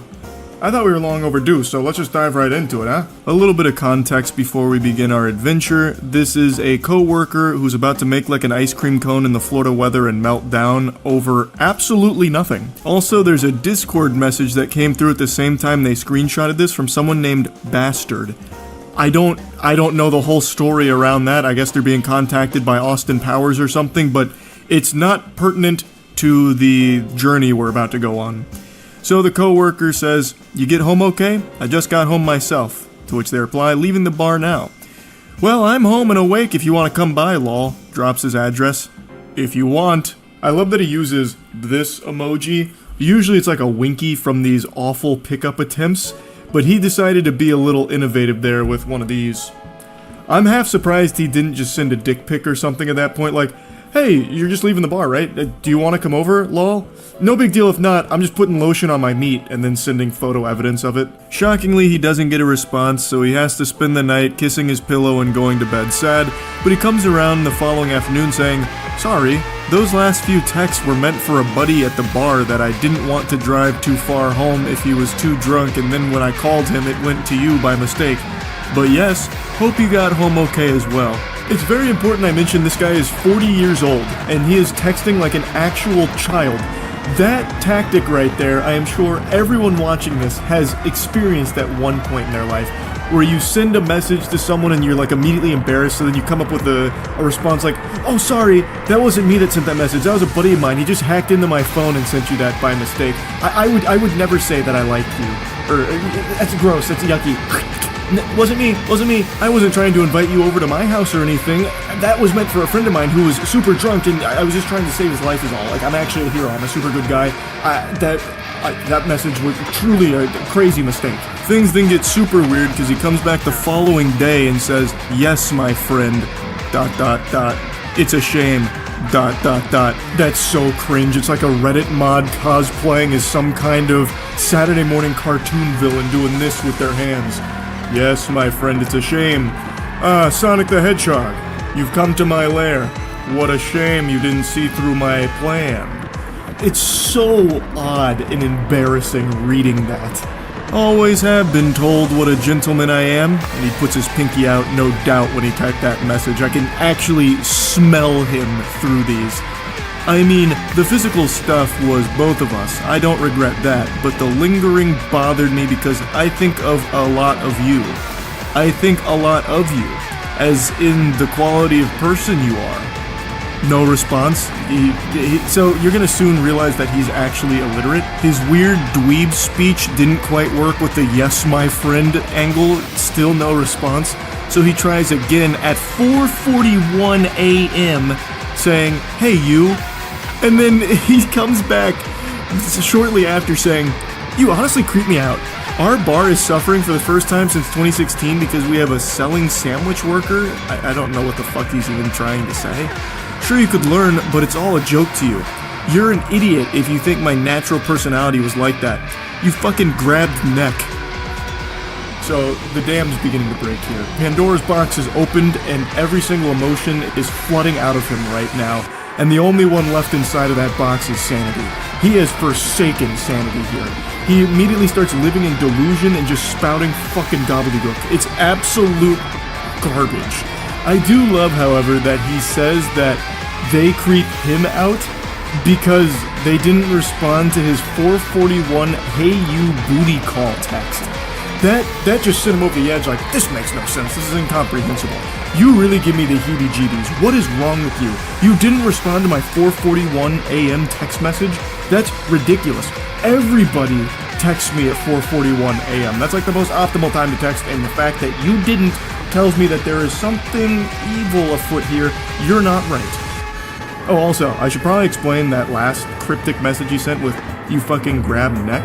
So, what that is, the poster explained a little more in the comments. Apparently, they had given him a ride back at some point to his apartment, and he refused to leave the car and insisted that they go to his apartment together, but that obviously wasn't flying here. So, since he refused to get out of the car on his own power, it led to like some kind of like actually aggressive struggle where his neck may have been grabbed and like pushed out of the car or whatever. So that's what that is. Can't see the top part of the text, but it ends with tweaking, which is super accurate to what's happening right now. And he responds, "Is this a group chat? Accept the rejection, learn from it, move on. Also, begging to go on another date with me is cringe as fuck. I'm tired of taking losers and try to help them so our restaurant didn't look like fools. Doesn't. Date? Laughing, crying emojis. I feel bad for you, You. Okay, bye. Laughing, crying emojis. You are what, 22 and act like 15. There is no date. Laughing, crying emojis. Thank God I finally got John here. I don't know who John is, but hey, fist bump to John. The savior has arrived. John is saving the day. There has never been a date. ... My God. ... What kind of weird ass life do you live? ...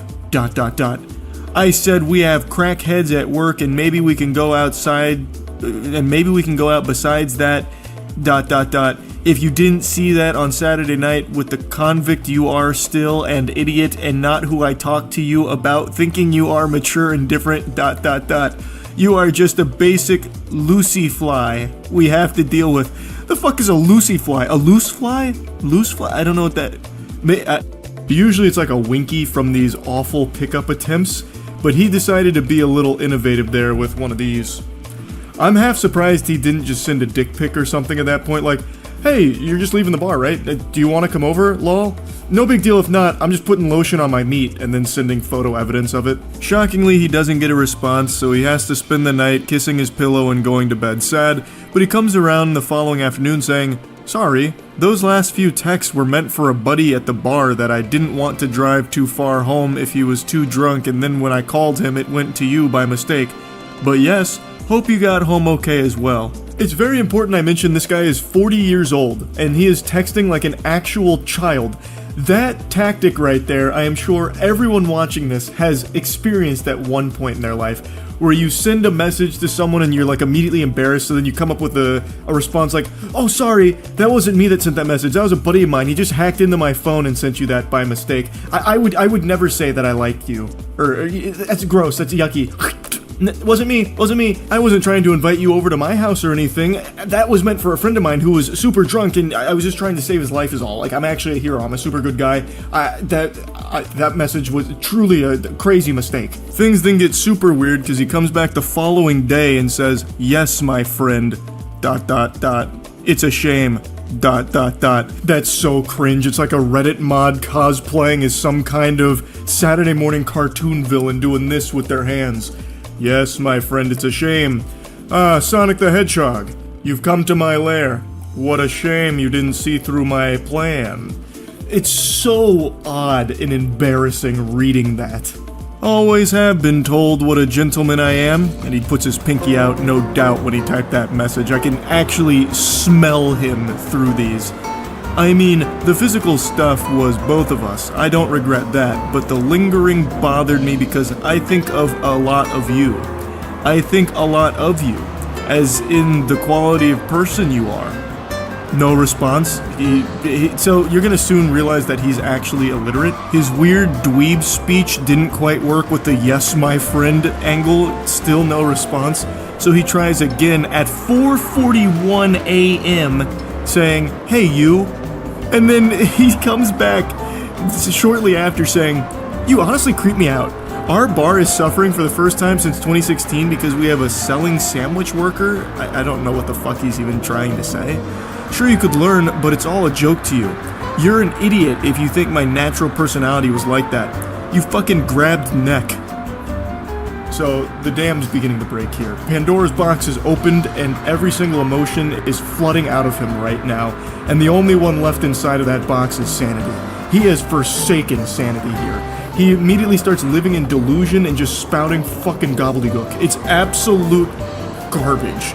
I do love, however, that he says that they creep him out because they didn't respond to his 4:41 "Hey you booty call" text. That just sent him over the edge like, this makes no sense, this is incomprehensible. You really give me the heebie-jeebies. What is wrong with you? You didn't respond to my 4:41 a.m. text message? That's ridiculous. Everybody texts me at 4:41 a.m. That's like the most optimal time to text, and the fact that you didn't tells me that there is something evil afoot here. You're not right. Oh, also, I should probably explain that last cryptic message he sent with "you fucking grab neck." So, what that is, the poster explained a little more in the comments. Apparently, they had given him a ride back at some point to his apartment, and he refused to leave the car and insisted that they go to his apartment together, but that obviously wasn't flying here. So, since he refused to get out of the car on his own power, it led to like some kind of like actually aggressive struggle where his neck may have been grabbed and like pushed out of the car or whatever. So that's what that is. Can't see the top part of the text, but it ends with tweaking, which is super accurate to what's happening right now. And he responds, "Is this a group chat? Accept the rejection, learn from it, move on. Also, begging to go on another date with me is cringe as fuck. I'm tired of taking losers and try to help them so our restaurant didn't look like fools. Doesn't. Date? Laughing, crying emojis. I feel bad for you, you. Okay, bye. Laughing, crying emojis. You are what, 22 and act like 15. There is no date. Laughing, crying emojis. Thank God I finally got John here. I don't know who John is, but hey, fist bump to John. The savior has arrived. John is saving the day. There has never been a date. ... My God. ... What kind of weird ass life do you live? ... I said we have crackheads at work and maybe we can go outside and maybe we can go out besides that ... If you didn't see that on Saturday night with the convict you are still and idiot and not who I talked to you about thinking you are mature and different ... You are just a basic Lucy fly we have to deal with. The fuck is a Lucy fly? A loose fly? Loose fly? I don't know what that... I'm no zoologist, and I don't feel like looking it up. Scratch that, I just went back on my word there. I did look it up. Nothing appeared on Google search. Even Google was like, are you fucking dumb? Hey, excuse me, Charles, did you mean to Google this nonsense mumbo-jumbo? Loose fly, are you stupid? So I don't even know what word he was trying to put there, because there is nothing that even remotely pops up to explain that. By the way, the tweaking is on purpose to mock these idiots. Crying laughing emoji. I'm still is the Marine Reserves. In. Trying to read his text messages is like trying to read Finnegan's Wake. This shit is incomprehensible. He is so angry, he actually can't type. He's just seeing red, and he's like actually trembling fucking tweaking as he's trying to send these messages. But according to him, the tweaking is all an act. He's only pretending to be a tweaker to make fun of the real tweakers. We couldn't possibly begin to understand his galaxy brain scheme. He's 5 levels ahead of the rest of us simpletons. Damn, imagine being 40 and still illiterate and pathetic. Take care. Illiterate? Let me out it this way. I'm assuming he meant let me put it this way, but he immediately blew it. So after following up illiterate allegations, he proves them true right away. You've accused me of being illiterate? Well, check this out. How many? Dot. How illiterate is that for you? Question mark. Crying laughing emoji. You cannot be this dumb. I am mocking the way you talk. I would love to, like, get a peek inside of that noodle of his. What a very special brain. No, I'm not tweaking. I'm making fun of tweakers by pretending to be one. No, I'm not illiterate. I'm making fun of you. I'm making fun of the way you talk with my illiteracy. What don't you understand? You're so stupid, you can't even see that. Haha, I feel bad for you. Haha. I am 40. Served my country and stepfather well. Brother, you served your stepfather well. Where is that even coming from? Who asked? What ghost are you engaged with right now in this conversation? Like, what the fuck? I'm 40 years old and I served my stepfather so goddamn well. Why didn't he love me, huh? Why? You are a punk ass that thinks this is a joke. He know you have no bartending experience. I love this has to be on purpose. He know you have no. Instead of just using N-O, it's K-N-O-W. No. This is so interesting. It's like a game of Mad Libs. It's so weird. He takes a shot on losers and hopes they do well. We have had some that turned their life around and helped us. Then we have the new age shit like ... fill in the blank. But it's obviously becoming you as well, that you have no bartending experience, correcting his grammatical mistake as any scholar would do. You want to put some of the group chat? Put this. You want to put some on the group chat? Put this. Why? Be careful what you ask for. Why? So, like, he's self-aware enough in this rage to recognize how stupid he looks and knowing that this is going to be shared with other coworkers, I suppose, and just continues to keep digging a hole. Because personally, I call out every loser or anyone that makes us suck. I don't know if he meant to say sick, or if he's like, you're the reason this restaurant sucks. We suck because of you, not me. I work hard, damn it. And they reply saying, everyone knows I'm bartending for fun and I have no prior experience. Seems like you're the only one with a problem with this. Everyone? Yeah. Are bartending for fun? You are bartending for fun? Fuck you. Stay away. This restaurant isn't for fun. It's a business, and we take pride in it. This is like actual We Are Walmart energy here. There's nothing wrong with taking pride in your job. I actually think that's an incredibly admirable thing. But to this level, where it's like almost delusional that this restaurant has become a part of your identity, when it's not a restaurant you own, this is just this is just a coworker. This is just someone that works there, I'm pretty sure. So it's not like it's his restaurant that's being insulted or anything, and this guy's about to go to fucking war for it. Who the fuck is everyone anyway? I train. Then, God forbid, the last couple months we had these losers train bar, and there is Joe. Who's Joe? Where's Joe? Joe Mama? What, like Joe Blow? Like what is this? We've got John coming out of nowhere, which is like this guy's saint. Now we got Joe, and the way he's talking about it, I guess Joe's not a good guy. That's one of the villains we should be rooting against. I don't know. None of this is for fun. It's family. It's work. It's blood, sweat, and tears, and you just proved my point of why I don't like certain people that mock our restaurant. Are you done harassing me? I feel like as he was typing that last sentence there, you just proved my point of why I don't like people who mock our restaurant. He was charging up one of these. Why I oughta. Getting ready to get the knuckle sandwich deployed. No, the drug videos are enough. Good night. That came out of nowhere. I don't know what drug videos he's referring to. The poster also doesn't know, apparently. Thanks for repping blank. And bring your trash to us. That's why he hired you, not because you worked for fun. We thought you had pride. Once again, please stop bringing your trash. The amount of times that he corrects himself, it's like a fucking English professor in a middle school. Like, just coming through with grammatical corrections throughout the paper with the red pen. And please, please, put our work group chat that you... And please, please, put our work group chat that you bartending is just for fun. ... Just like the video of you doing drugs will go to the VP of USAA. Actually, I don't like you. Just as a military Marine vet will do it on my own. I will do it on my own. That doesn't clear up the confusion with the statement. So, let's assume he's telling the truth here. Like he has videos of this coworker doing drugs. What are you gonna do with that? Like, he's trying to be like a hall monitor here, but like, what? Are you gonna report it to the police? Because like, I don't think they're gonna act on it. Like, my coworker smoked weed, here's proof.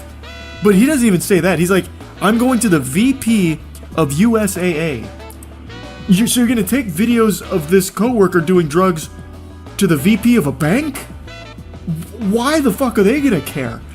I imagine 90% of the people at the bank have used drugs at some point, and they're still doing business with them. Like, it's not like they're gonna get outraged like, oh, good golly, one of our clients does drugs? Cancel their accounts quickly.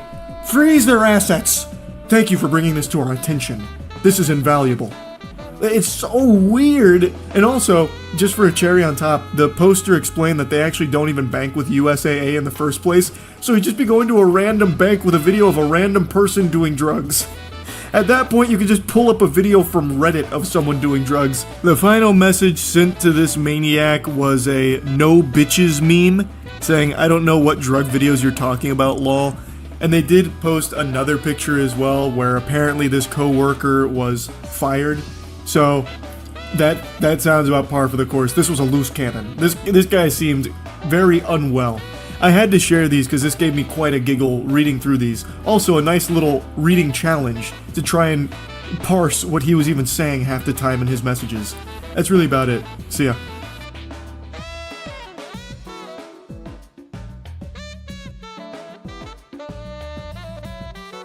Flirting with someone can oftentimes be challenging, and occasionally the only winning move is not to play. Sometimes it's best just to spam emotes and see how that goes. And today I want to take you on a journey. It's a two-part epic like Homer's Odyssey, but if Homer had written about a weirdo who's desperately trying to make a woman fall in love with him by calling her autistic. Now the backstory here, I'll go ahead and give you the cliff notes of the prequel. Have you ever really taken a step back and got deep in thought and realized just how incredible it is that we as humans are able to speak to each other, language, and how mind-blowing that concept is? Communication is a blessing.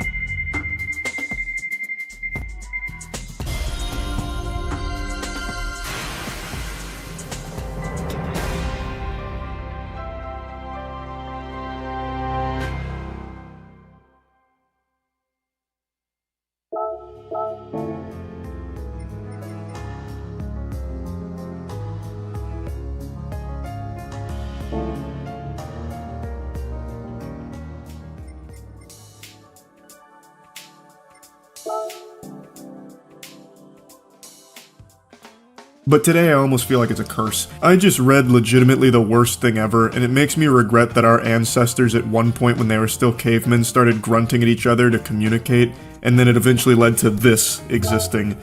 Oh my god, I saw this today, and it made me ill. And I thought, if I had to bear this burden knowing that this exists, you're gonna have to share in the load with me, so let's go on a little adventure here. It's from Tinder. Let me introduce you to the boy wonder Chris here. So, these two individuals matched and Chris was making the first move here, shooting his shot. I better be your top priority, with a little winky face emoji.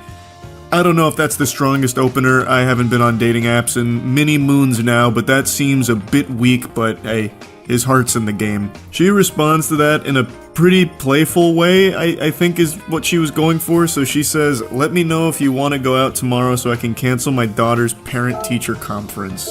To which our Casanova here says, such a good girl you are. I'm free tomorrow. It's already getting so yucky. Such a good girl you are. He's speaking to her like it's a dog or something, like he's about to offer her a treat.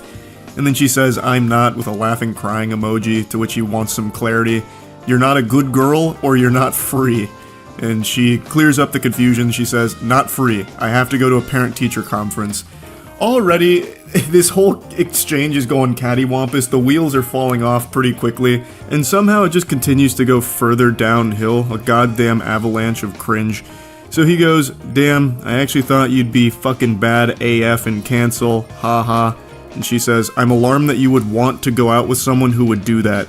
And he goes, haha, I mean in the back of my head I was hoping it was a joke, that you didn't actually have one. To which she says, unfortunately I do. And then he goes, all good, you're doing well, giving me attention right now. And then she says, I can meet up for a drink if you want since you live close. I have my kids this week, but they're older, so it's not like I can't go out. I have them every other week. Where do you live? His response here is really confusing. What does that mean? All good, you're doing well, giving me attention right now. What's happening? Is she like scratching under his chin? Like, I don't get it. What is he referring to? They're just talking on Tinder, and why is she... So you're going to start to notice that as this exchange continues to unfold here, it feels as though they're having two different conversations. Like, it's super all over the place. Like, the dots don't connect at all. Like, they're in two different dialogue trees, and it's not matching up. Now, our boy Chris, the protagonist, is a lot of things, but a coward he is not. He tries to employ the most delusional strategy you could ever envision. This is not something you'd ever find in John Madden's playbook, I'll say it like that. So, after he asks which part of downtown she's in, she replies, not saying. He then tries to, like, assure her that he's not gonna, like, go out of his way to find her. He's not, like, a stalker. He's not weird or creepy. He says, I'm not gonna go find you, lol. And then he says, I just got done with the gym, now doing post-workout naked stretching. Chris, are you okay? Post-workout naked stretching. You're off your gourd. Brother, you lost your marbles. What is a post-workout naked stretch? Are you telling me this guy's at Planet Fitness right now in the locker room fucking goatseeing himself in order to get like reps in at the end? Like, that's how he cools down? What is a post-workout naked stretch? I've never heard of that before. This is him trying to be like hot about things, I think. Like, ooh, this is gonna get her wet. I was at the gym, pumping iron, praying at the Iron Temple, way min, babe. And then I finished. Biggest pump of my life. So obviously I took my pants off, put both legs over my head, and hung a 5-pound kettlebell from my erect wiener. Hold for 30 seconds for 3 sets. It's the only way to conclude a good workout. Like, what the fuck is even happening? I don't know why he thought this was a good idea. Like, unless he's like an OnlyFans creator or something, and this is just content that he films, like the, you know, naked yoga that you see on YouTube or something.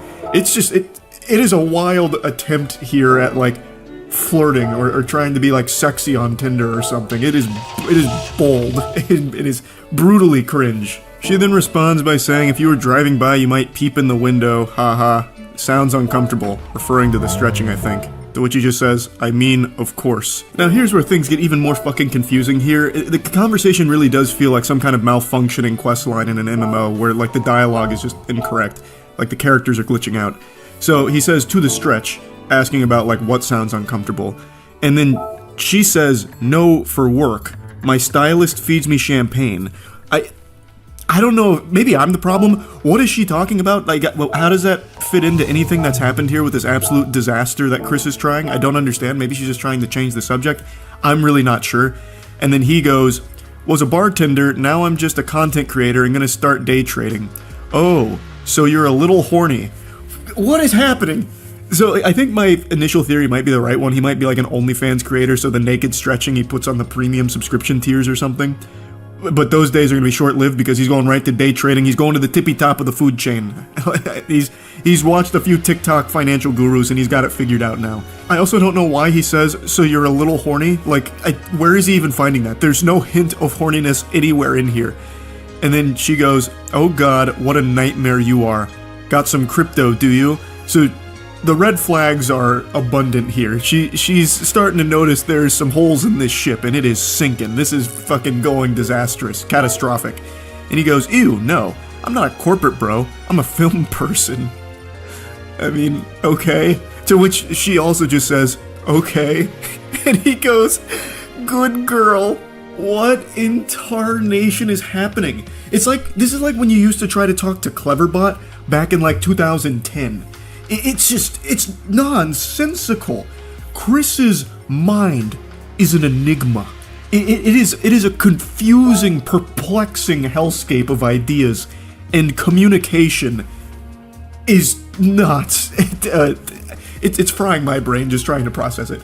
His inability to communicate effectively is impressive. It's alarming. Next he says, I just want to get away from bartending before I hit someone, lol, to which he says, yeah, nobody wants to hit content creators and day traders, obviously making a joke about it. He then goes, nah, or tap. But at least I'm tall and handsome, one saving grace. So he's trying to hype himself up, give himself some gas here, which falls extremely flat. The tank is run empty. She just goes, if you say so. And then he tries to save it by saying, a focus group told me, wasn't my say. His attempt at being playful, like, oh, I would never say this about myself, it's what everybody else says. I'm tired of hearing it actually about how fucking tall and handsome I am. And then she says, I like short guys. He goes, how short? And she says 5'7" to 5'10". And this is where it got personal for me. A dagger to my heart. She likes short guys and then lists guys taller than me. So I am freakishly short in her eyes. That's fucked up. 5'6" is fine. 5'6" is a beautiful, perfect height. Damn it.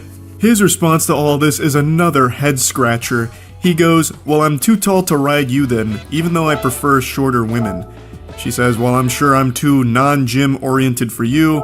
He says, you look like a gym exercise, to be honest. But yeah, you look like a good barbell curl. You look like a lat pull-down machine, babe. Yeah, fuck yeah. Nailed that. A wonderful line from him, really. I walk my dog slowly around the block twice a day. He says, I'll be the dog. This guy is so horny. This guy is criminally horny. Like, his arousal should be studied because it is on a whole different level, a whole different dimension. Everything he is reading is making him hornier, and he's saying goofier and creepier things each and every time. She goes, no offense, but you might be the fuckboyest fuckboy I've ever talked to on Tinder. And he goes, damn, you must not get many guys on here then. You could get a million guys, and I still think this guy would be up there in like the top 0.001% of outrageously horny weirdos. This is impressive. She says he's her first match in a year and a half, and he says, because this is light news compared to the shit I've heard, talking about like war stories, you know, about to have a PTSD episode about the shit he's read on here. And then he says, doesn't help, I'm naked with a heart on. And then her response is, I don't feel like I'm being very flirtatious. And then he says, the stretching and stroking while talking to you helped. What is happening? Somebody save Chris from himself. What is going on? This could be its own fuel source. Like, his sexual arousal, his non-stop, never-ending horniness on a conversation that has gone nowhere, talked about nothing, and yet he is still beating his meat to it, choking the chicken to what? To what? Like, there's not even, like, an imagination you can make out of this conversation that would be even remotely associated with something sexual. And he just keeps going. He's talking about being naked with a heart on. What happened to your naked stretches? What are your stretches? What are those naked post-workout stretches? Does he put a butt plug in and wiggle it around or something to stretch out his ass, and that's why he's so horny now, is hitting his G-spot? Like, what is going on? All she says to that is, okay. And then he goes, do you mind? I'm doing it whether you mind or not. I don't really care, but do you mind? Is that cool with you think? And then she goes, mind what? Me stroking myself while we chat. Oh, it's so yucky. Oh, it's so foul. Not at all. Can I tell you a story about last night when I was alone in my bed? Sure. My cat jumped up next to me and started hacking, and then she threw up in my hair. So this is her attempt to try and gross him out to ruin his mood, but she doesn't realize the raid boss of cringe that she's up against. He even calls her bluff. He goes, not gonna get me soft. Literally wiggling his finger saying, nope, that's not gonna stop me. I'm squeezing my hog no matter what. I've had my cat vomit multiple times. I had to get up anyway because I perioded all over my sheets. And he goes, yum, nice try. And she goes, through the mattress cover. He goes, bleach helps. Were you naked? Oh my god, he's still in it. He's still in the zone. He's in the flow state. He's in the mainframe. And she goes, I was wearing my hoodie footy pajamas that have toasters on them. To which he says, with an ass flop. And he comes back to clarify that he meant flap, because ass flop makes no sense and wouldn't want to be rude, that'd be ridiculous. To which she also says, no, that's ridiculous. And he goes, of course, I'm harder than ever now. She just sends an emoji. He goes, yep, I'll leave you alone, unless I can show off. So he's finally saying, all right, I'm out of here. I've had my fill. I've done what I needed to do. I'm good. And then she closes this all out by saying, why do you even need to get a woman on the other end of the conversation? Just put a wig on a stuffed giraffe and show her your stuff and talk about how hot you are. So this whole conversation is one for the books. This is something special. This is so fucking weird. On every possible level. A part of me thought that it was him just trying to be weird on purpose, just to like, I don't know, gross out a stranger on Tinder or something. But the more I read about it, and read it itself, the sacred text here, the more I'm convinced that this guy is just an actual fucking freak. Like, just an actual lunatic. So yeah, I just had to share this. That's about it. So yeah.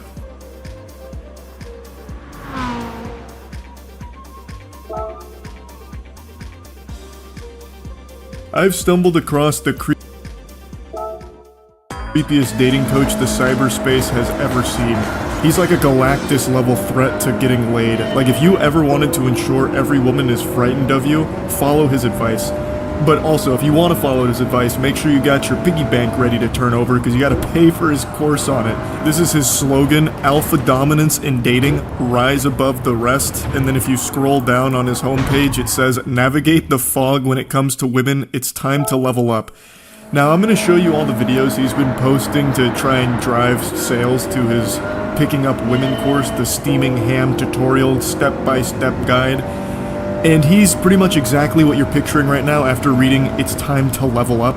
He legitimately looks and speaks like a Redditor who's just reading off of old Ask Reddit pages from 12 years ago. You do not have to accept her rejection. You couldn't script a worse start to this lesson. You don't have to accept her rejection. Brother, that's like the #1 thing you should accept, not just with women, but with people in general. Nobody likes the pushy douchebag that refuses to take no for an answer. The guy's out here cosplaying as a car salesman, treating romance like it's a Yu-Gi-Oh! Duel. No, I will not allow this to happen because I have this trap card. The conversation will continue whether you like it or not. I'm a professional dating coach and I teach guys how to understand the female mind. Now, if you're one of the people that haven't applied anything in my course or my videos or anything like that, this video is not for you. This is an advanced technique. This ain't your grandma's flirting no more. This ain't Weenie Hut Juniors. This is forbidden jutsu. While you were out partying, he was inside, studying the techniques, and he's bestowing upon us his sage wisdom with the advanced stuff. This is a man who has mastered the female mind, and he's sharing all of its secrets with us and telling us all the techniques to make it bend to our will. You don't have to accept her rejection. Now, here's an example. I was talking to a girl, and she said, oh, you know, I'm not really interested. And I, instead of just going, okay, and then just turning away, I did this. Why would you not be interested in me? I'm the best. It's genius! The chosen one! Lisan Al-Gaib! How could we have not thought of that technique? Whoa! Instead of just accepting when a girl isn't into you, you say, wait, but you should be. No, you! He's done it! He's cracked the code! His midichlorian count is beyond our comprehension. Behold, the patron saint of pussy has come! Yes! So instead of accepting a rejection, you keep pestering her about you being the best. If that's not the most cringe shit in the world, I don't know what is. Absolutely the best. And she's like, oh, how? I'm like, well, you'd have to come over to my house to find out. And you'd also have to be okay with kink, and you'd also have to be okay with my mastery of ropes, and the fact I have multiple women. And actually, maybe not. Maybe you wouldn't be the best for me.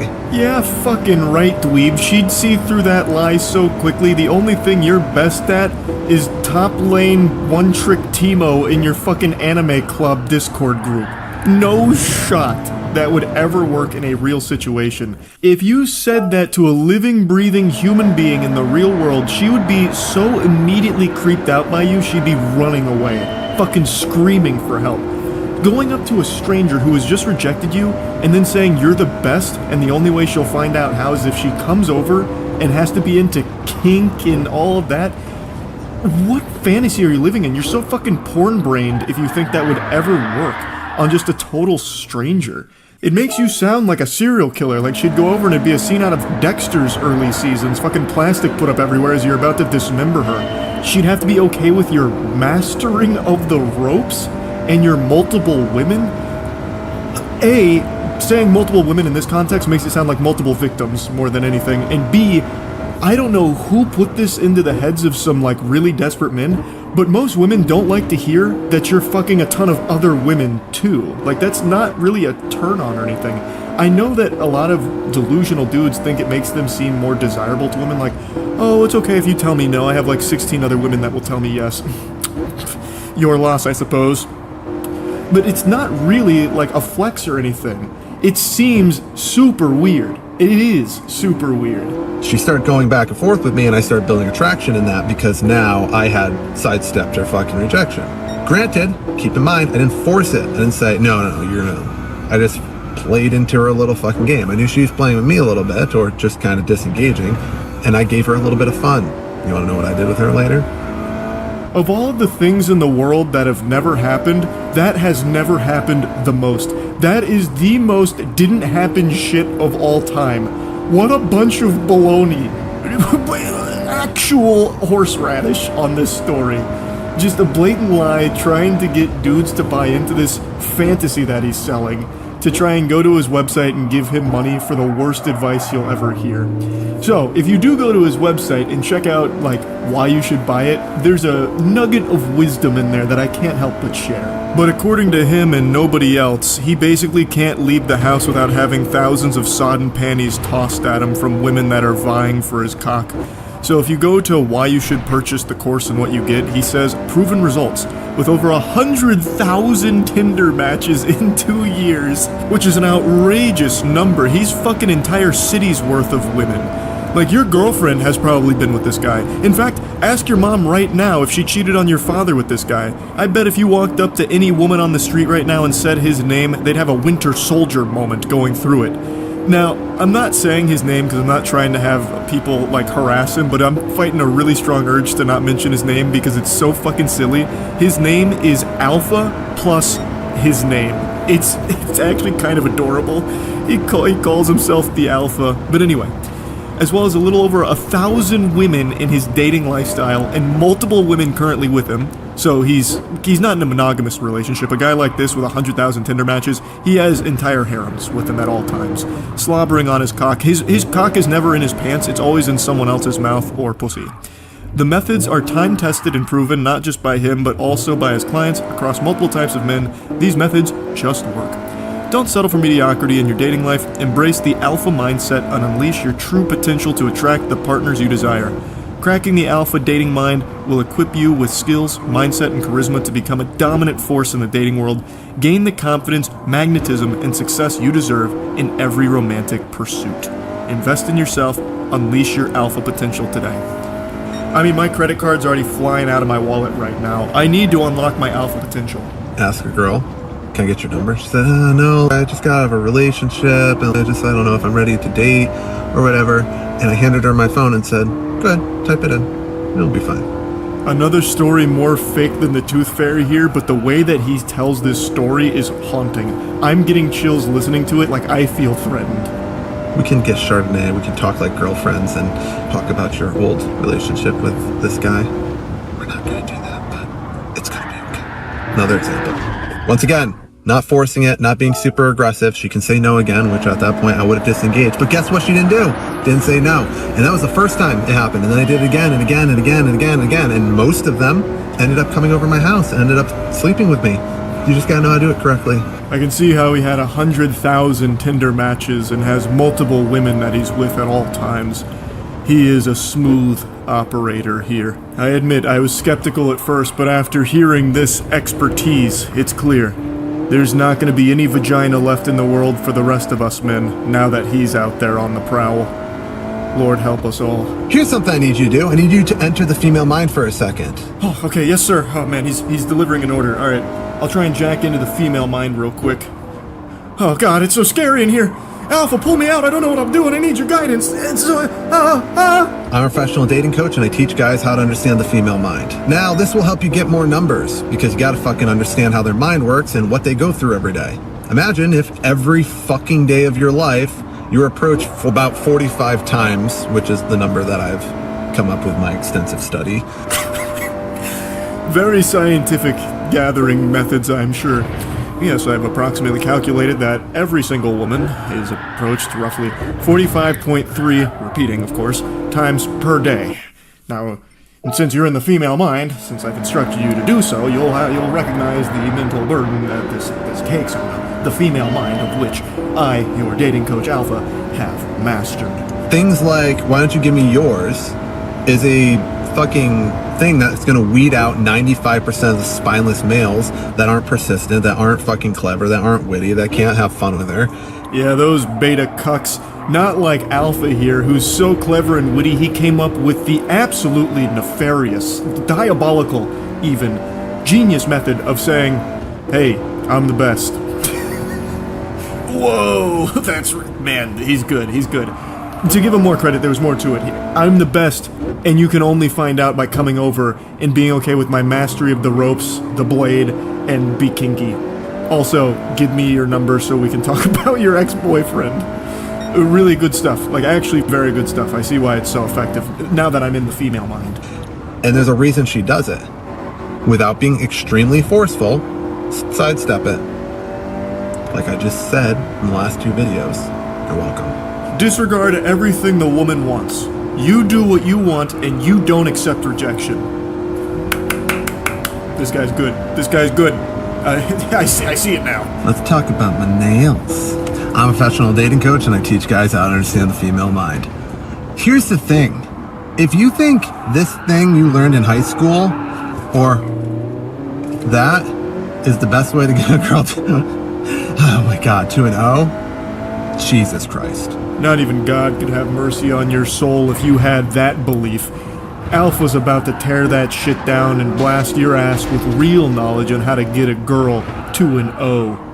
And you can tell he's reliable because he's wearing his sunglasses and his leather jacket with the collar popped. So you know he just finished a threesome with 2 supermodels right before hopping in this car right now. And he's taking time out of his busy day of fucking mashing pissers with the hottest women on the planet to try and teach us barbarians how we can be even an iota of the man that Alpha is. I can drag my fingers down a girl's back and cause one. If you don't know what a TO is, I can't go into you'll should know them. TO and AO, Skino, especially a mental O. If you've never had given a girl a mental O, gotta tell ya, you're a kiddie league. Stepping into the arena with the pros, and you have no idea what you're doing. You disgusting coward, you're a 3rd-rate duelist with a 4th-rate deck. Yeah, you're in the junior leagues. You're not ready for the men's Thunderdome. If you don't know what a TO is, which he refuses to elaborate on and gets really hung up on, so it makes me wonder if he knows what it is.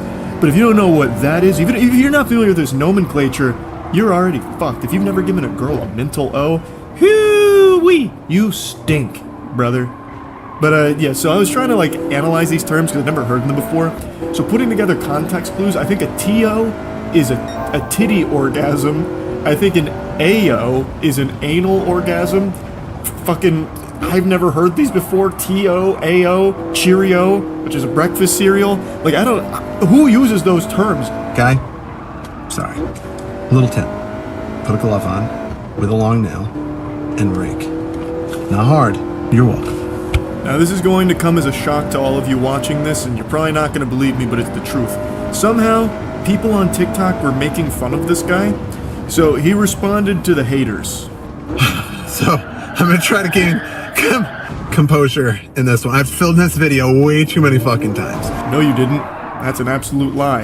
You're trying to put on a strong face because you're the alpha, but it's pretty clear the comments and what people are saying got to you, got under your skin, and you're making this as a strong response to it where you're laughing in their face. But the laugh is so unbelievably forced and fake, it's very clear. This shit looks like some kind of high school drama club audition laugh. But I kind of want to show you guys. I kind of want to show you the elite level of hate that I'm dealing with.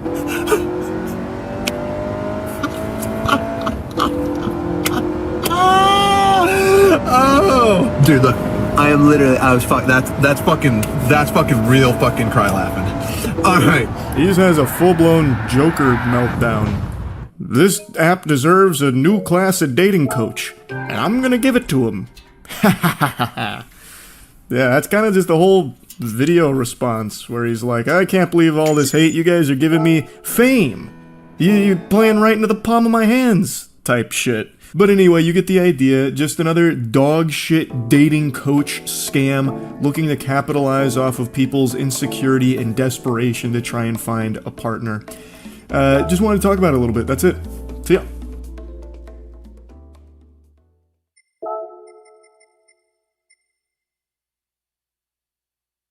Do you remember Ko the Face Stealer?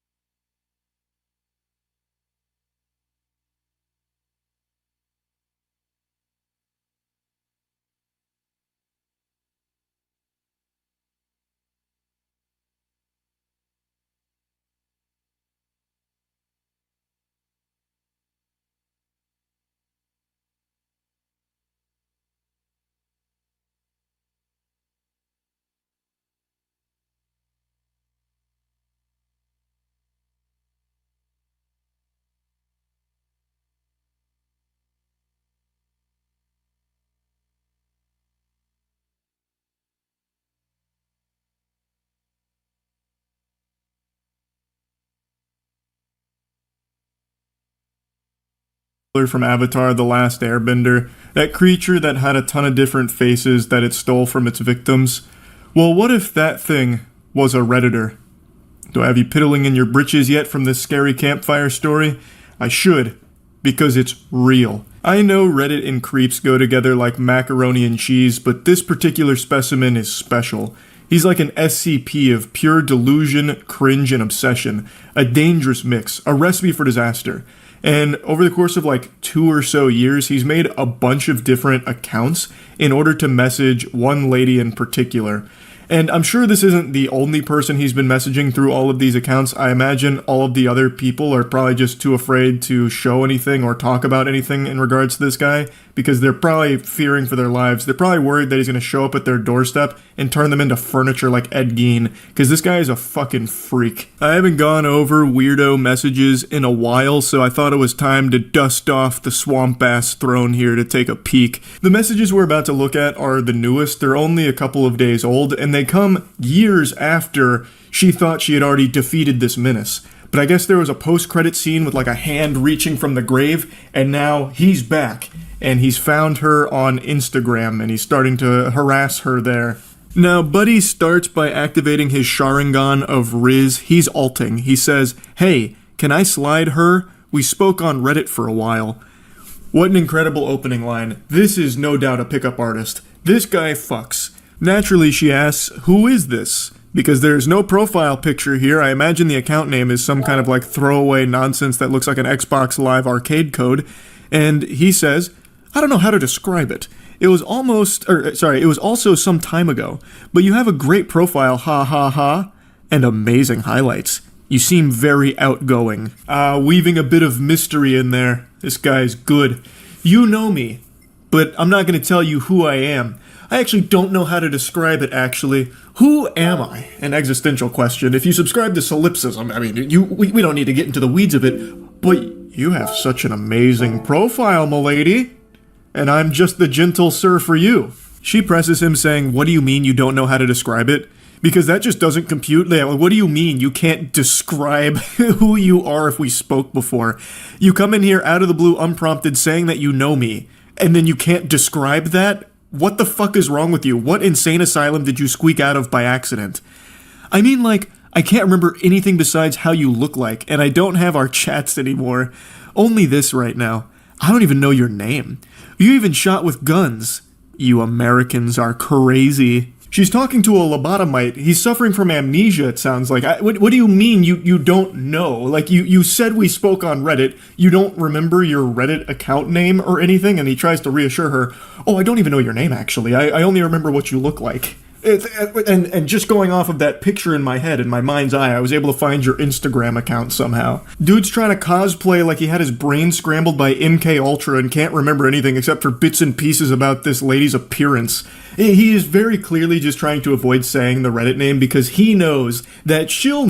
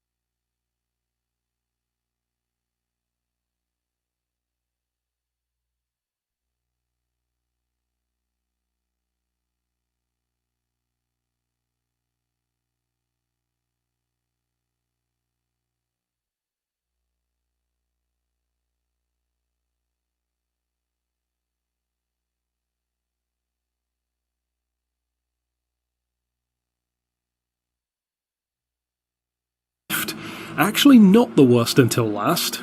One of the best, in fact, but still a car which will be maligned by a lot of people who probably won't even drive it. Where have I heard that kind of reasoning before? Almost like people who criticise channels even though they don't watch any of their videos. Sounds awfully familiar. The Ferrari Vision GT is actually a car which I think could turn you around on Vision GT cars, because it's genuinely great, and that's all there is to it here. End of review. But, in all seriousness, there are players who haven't got the car yet. So for those of you who maybe are wondering how do you get this vehicle, I believe it was the 23rd, or it's due to be the 23rd of this month, when you'll be able to just buy this car from the Ferrari dealer, presumably for about 1 million credits, same as all the other Vision GTs I would imagine. But for those of us who do already have it, we have it because of the 25th anniversary week, wherein there was a question in there that you had to answer, and you got access to the car as soon as the update dropped. So put simply, that is the reasoning. But for everyone else, you can just buy it later on anyway. Now this Ferrari, I really do think is one of, honestly, the best VGTs we've ever had. And the problem with VGTs isn't so much that they're bad, it's that you can't really do much to change what they are, in terms of actual tuning. So if you could take something like one of the worst examples for me, the Lamborghini, especially when you factor in how good it could be, given the brand behind it, well, you can't really change much about it, so you're stuck with what it is. Which means that if a Vision GT is great, then it stays great. But if it's bad, you can't make it better. And let's be honest, how many cars would you absolutely hate in this game if you weren't able to tune them? So it's not really fair to judge many of those cars when we can't do so, even though I myself will still continue to do so because Polyphony chose, for whatever reason, to not allow us to tune these cars very well, which is odd given that many of them are racing vehicles and should be fully customizable, but that's by the by. This particular Ferrari, combining essentially Ferrari's forthcoming hypercar, which is going to be racing at Le Mans, with a more fictionalized kind of retro modern approach, very cyberpunk in its appearance. The back end is almost reminiscent of some of those super old, almost like Can-Am style Ferraris. I want to say it was like the 312P, something like that. It's probably the wrong model, but that one that we used to have in Forza for a while as a DLC car. Those machines with like an exposed back end, which looks really cool in racing, Zonda R style. But in terms of performance, this thing is, put simply, an absolute monster. 1,363 horsepower. I mean, say what you will, that's a really good amount of power to be working with, and even with a hybrid system, and we'll come back to that in a second because the hybrid system here is one of the main reasons why it's so good, it still only weighs 1,250 kilos. And I actually like that it weighs that much, because one of the things with these VGTs, and the Dodge Tomahawk is a perfect example of this, it does allow you to just go completely crazy. And if you so chose, well, Ferrari could have said, well, actually, this would weigh 500 kilos. Now, of course, no one would believe that, but there's nothing technically stopping you from doing so. I mean, again, look at the Dodge. The Dodge weighs like as much as a tea bag and has the power of a nuclear holocaust.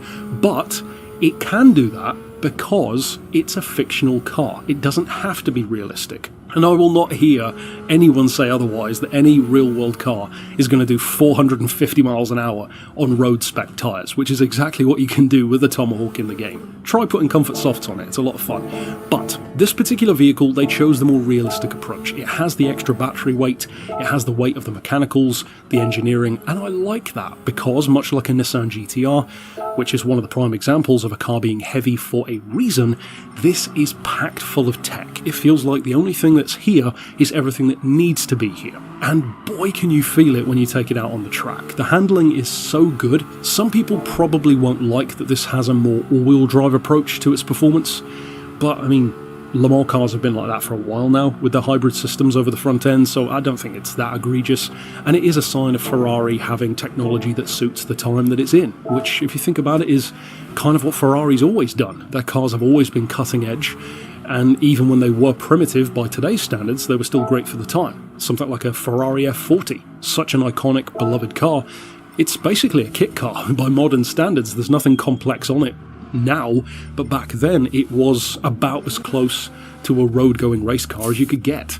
This feels like a modern interpretation of that kind of thinking. It also happens to have a very cool cockpit cam, and even though it doesn't quite sound as you would hope a Ferrari maybe would, a screaming V8 or a howling V12, you know, again, it's appropriate to the engine that it's got. So ultimately, I think that this is really a Vision GT that if you don't like Vision GTs, you should drive, because it's just a really good car. And because of the craziness that is the category system in this game, you can use it in road car races, which is absolutely ridiculous, given that it's nearly a 1,000 point vehicle and has over 200 miles an hour of potential, even without needing tuning. So the acceleration is ballistic, the handling is fantastic, and I tell you what, you put this thing up against something like the Lambo, or even others too, I would wager it could probably take on even something like the Jag SV, which is an insanely powerful car in its own right, and this Ferrari could probably beat many of those other cars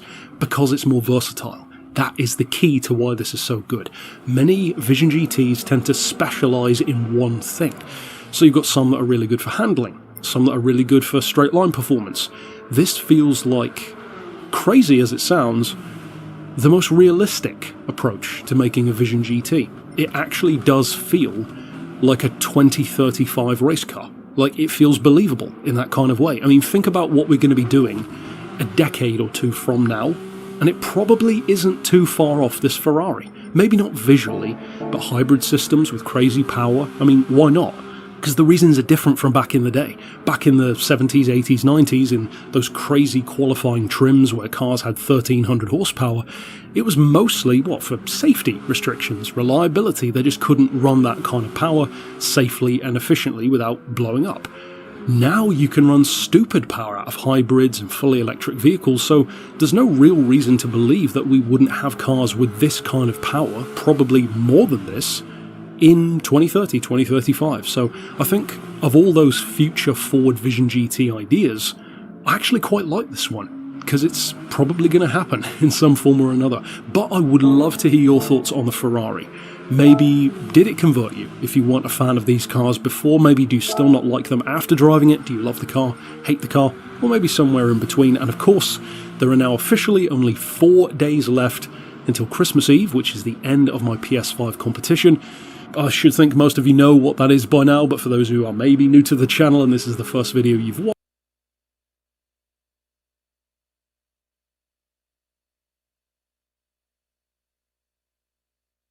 Come back to GT7.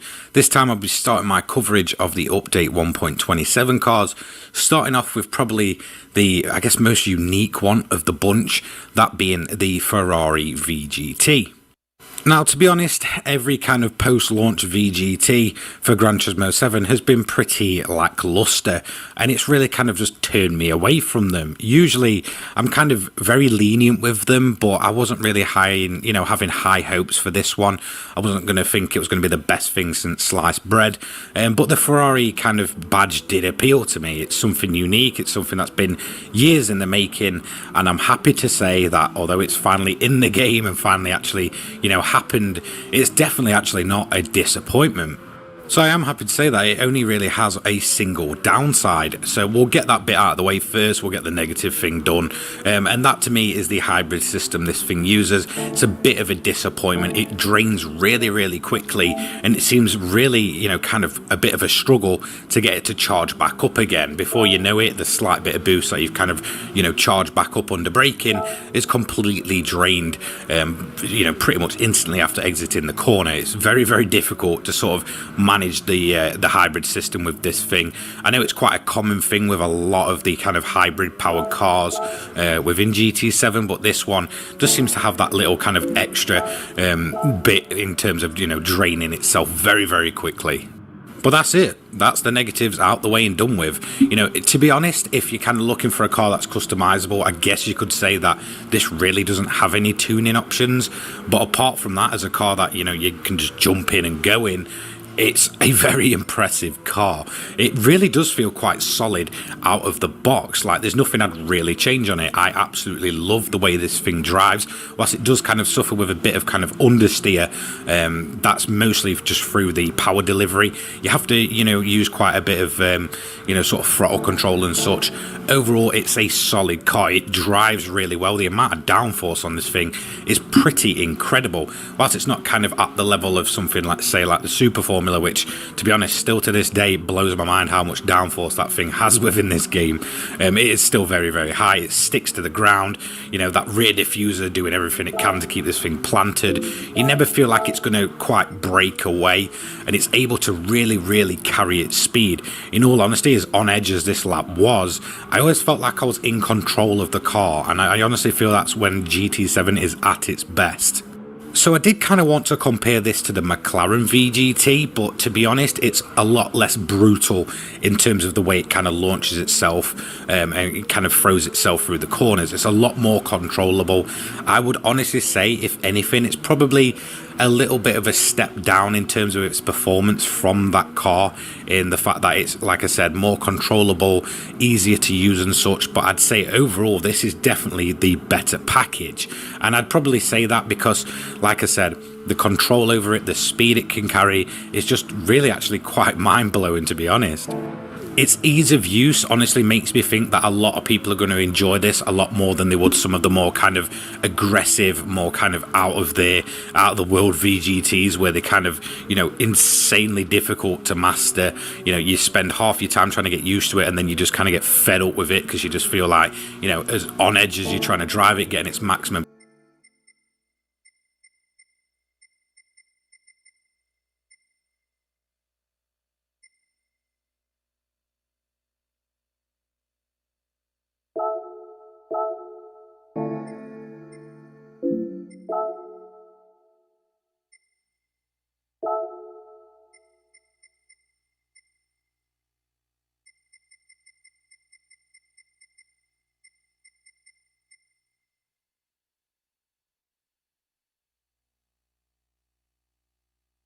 Come back to GT7. This time I'll be starting my coverage of the update 1.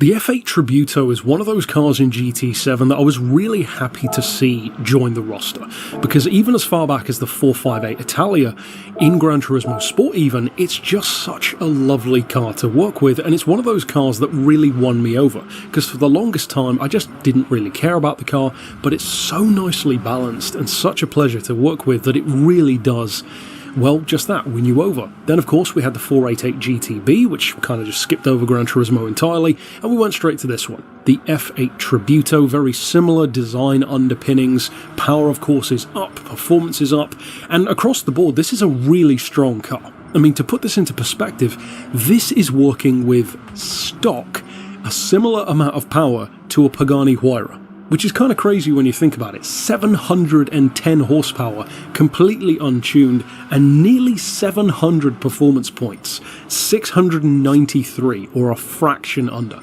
That is really high for a road car on sports tyres. Now, it weighs 1,330 kilos, which is really healthy as well, even with technology in there, even being a modern, larger vehicle, large that is in comparison to like a classic sports car. That is a really, really healthy weight. I mean, even for something like a hot hatch these days, 1,300 kilos is pretty good because cars are so much bigger and so much tech heavy than they used to be. Of course, this is turbo aspirated, mid-engine, and fairly obviously rear-wheel drive, and it costs 330,000 credits. Now, unless I'm mistaken, I seem to recall you being able to win this car, I think from the Ferrari Cafe menu mission. Correct me if I'm wrong down in the comments, but I think that was the case. And to me, this is possibly, at least as far as the normal road cars go, the best new edition of a Ferrari in GT7. The F12 is great, but the F12 can be a little bit slippery, it's not quite as forgiving. This is a very, very strong car. Now, I will say, it's not the most forgiving thing around, and with 710 horsepower, it would kind of be surprising if it was. But when you tune this car, that is really when it comes into its element. Now, speaking of tuning, I've actually done a special projects build for this vehicle, which I haven't yet released. I'm planning to release it sometime soon on the channel, to build an F8XX. And mine is tuned to 850 horsepower, 1175 kilos, and with those specs on hard tyres, it's running over 800 points, and it is savagely quick. But it also looks the part, sounds the part, and is every bit as fun as you would want something like an FXX, or a 599XX, or an FXXK to be. Now, the beauty of this one is that even if you just buy it from the dealership, 330,000 is really nothing in GT7. You can earn that even without grinding fairly easily. You know, a few events and you'll rack up that kind of cash pretty quick. And it is such a good car to use for a wide variety of events in a wide variety of levels, because when it's got 710 horsepower already, and when it's already this good to work with, and I'll touch on the handling a little bit more in a second, but if you, for example, just buy, say, a power restrictor and nothing else, maybe even the sports computer so that you can adjust the power as well, or the race computer, but even with just the power restrictor, getting this thing down to maybe 600 horsepower, where you're going to drop a ton of points, and again, be able to use it that much more. Now, I said earlier on, it's not the most beginner-friendly thing straight out of the box, and for me, there are two ways that you can notice that.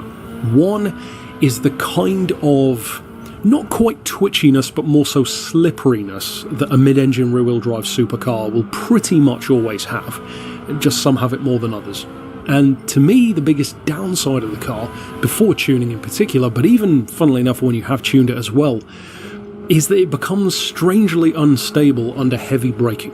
If you are up around 150, 160 miles an hour and really slam on the anchors for a corner, it becomes very unstable, and it has a tendency to really pull to the left or the right, and that can sometimes throw off your line completely. So the key with using this car effectively, either with tuning and certainly without it on, normal sports tyres, is to be really smooth. Smooth on the throttle, smooth with the steering, and especially smooth on the brakes, which is a little bit different to what some of its rivals can be like, because some cars you can just slam on the brakes and you don't even give it a second thought. With this one, you do need to be a little bit more finessed, which is kind of appropriate because as advanced as Ferraris have become, they're still not really designed to be like a Nissan GTR. They don't do all the work for you. They are the kind of vehicle where the more respect you put in and the more effort you put in, the more the car will reward you. And the F8 is a perfect example of that, because it is every bit as savagely quick as you would want, but also it's a car that does demand respect. If you try and use this thing like it's a, Nismo GTR, then you're going to go straight off the track. But if you use it well, if you spend the time with it, if you put a bit of money into it, invest in tuning, boy is it one hell of a machine. Now overall, it's so quick that if you tune it right, you could quite easily take on the Group 4 or even Group 3 458s. It's that fast. So ultimately, I think most players have probably either won this car or bought this car by this point in the game, but if by some miracle you haven't, or maybe you're just new to Gran Turismo 7 perhaps, this is definitely one that you'll want to look into. It's a fresh face, it's an evolution of the 458, 488 platform, etc., and it's one which definitely both does justice to how great those are, but also definitely takes things to the next level. So I'd love to hear your thoughts down below if you agree that this is a great car, maybe if you disagree and you don't like the car. Either way, I'd love to hear about it down below, obviously, and for those who are interested in that F8XX build that I'm doing for it, which I've already technically completed, it's just a matter of recording it and putting it on the channel, then of course, stick around for that. And it is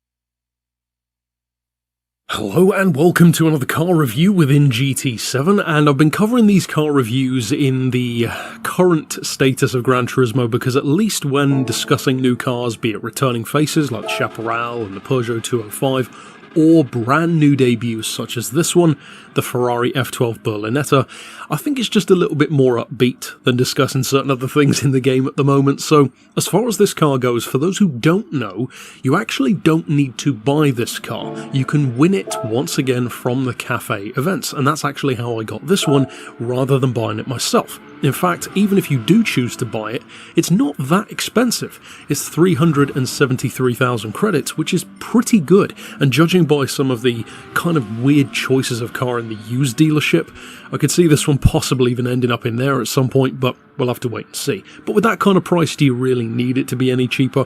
As far as the engine and spec and all that kind of good stuff, well, to me, I've always viewed the F12 as being almost like the light version of my dream car, the Ferrari FF. It's a similar kind of look, similar kind of layout, but ditches the all-wheel drive for the rear-wheel drive, of course ditches the shooting brake for a more conventional GT-style shape, and with the popularity of something like a 550 Maranello or a 575, or even the 599, which I kind of hope comes back actually, it's no surprise that the F12 is a very popular platform. The funny thing is though, despite everything I just said, I've never personally liked this car that much, which is kind of ironic, but even for somebody like me who doesn't have this as their, favourite Ferrari or anything like that, even I will acknowledge it's a very strong platform from the get-go. It's extremely powerful, putting out the same kind of horsepower as a Pagani Huayra when stock, 730 horses, and even the weight. Despite being more of a front-engine GT-style Ferrari, which incidentally is my favourite kind of Ferrari, it's not that heavy at all. 1,525 kilos, that's barely over 1.5 metric tons, so it undercuts even stuff like Lambos. Now in terms of the performance points, it's pretty modest, 634, which gives you a lot of legroom to work with, but the thing that you'll probably have noticed at the bottom of the screen in this video, and knowing YouTube, probably you've already commented about it, is the fact that you'll notice I've got traction control turned on sometimes and turned off other times. The reason for that is very simple. For me, I just don't find this car enjoyable, at least stock, which is how I'm driving it in this video, even with sports hard tyres. Once again, you can see that at the bottom of the screen. I don't find this car enjoyable with the traction control turned off. It's not a case of it being slower or faster with or without it, I just don't find it a pleasant experience. It's one of those cars that just insists on bouncing off of the rev limiter all the time, even when you try and really finesse the throttle. Now this is one occasion, and any who know me know how big of a statement this is for me to admit, I think this is one of those times where playing the game with a wheel and pedals is probably a better experience, because even driving this car in cockpit cam instead of chase cam, as I usually like to, immediately makes it feel different. In fact, it makes the balance of the car and the pivot of the steering angle completely change. It makes it 10 times more enjoyable because taking it through corners feels more right. Now, it may seem kind of odd to not enjoy cockpit cam and using a wheel, considering that I review real performance cars on the channel, so surely I should feel right at home doing that, but I think that's the reason why I don't, especially now. I just don't feel that kind of connection that real life has. It's not even close for me personally, but in the case of this one, it actually does feel better in cockpit mode, and I would imagine, in particular, not so much using the steering wheel but more the throttle control that setup gives you, that I think this car would become that much better. Because even with a great controller, if you are using, as I do for example, R2 and L2 as your pedals, you've only got a certain amount of finesse, and at a certain point it kind of just feels like a switch, on or off. That doesn't work with this kind of car. As soon as you turn the traction control off, it bounces off that red line, spins up its wheels, However, with tuning, it is a force to be reckoned with. It's already super powerful, as I said, you can make it far more powerful.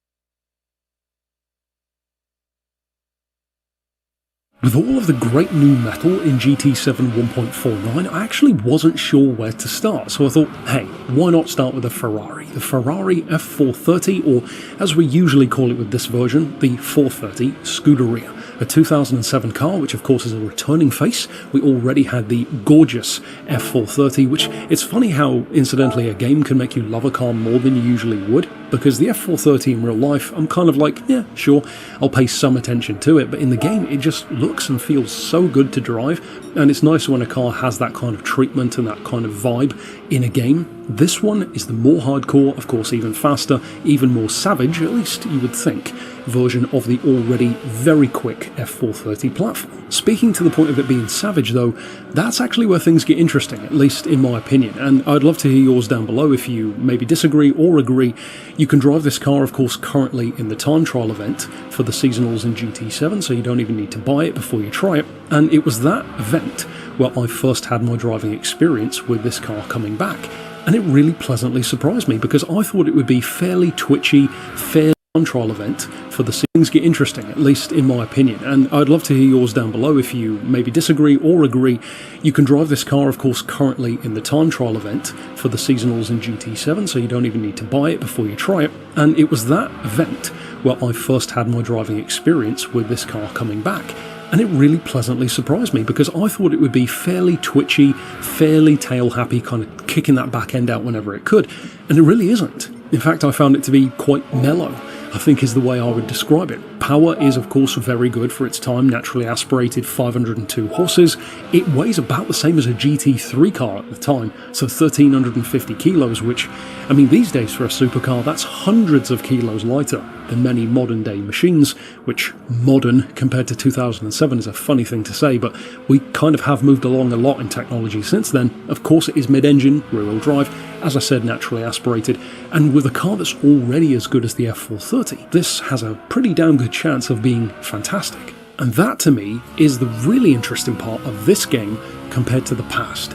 It's not often where I will say that a newer Gran Turismo game kind of does a car more justice than an older one will, because in the older games you have a huge amount of nostalgia helping out, and when you have so many more career mode events and wacky tuning and all that kind of stuff, it can rose tint those older memories, sometimes justifiably so, but sometimes maybe a bit too much.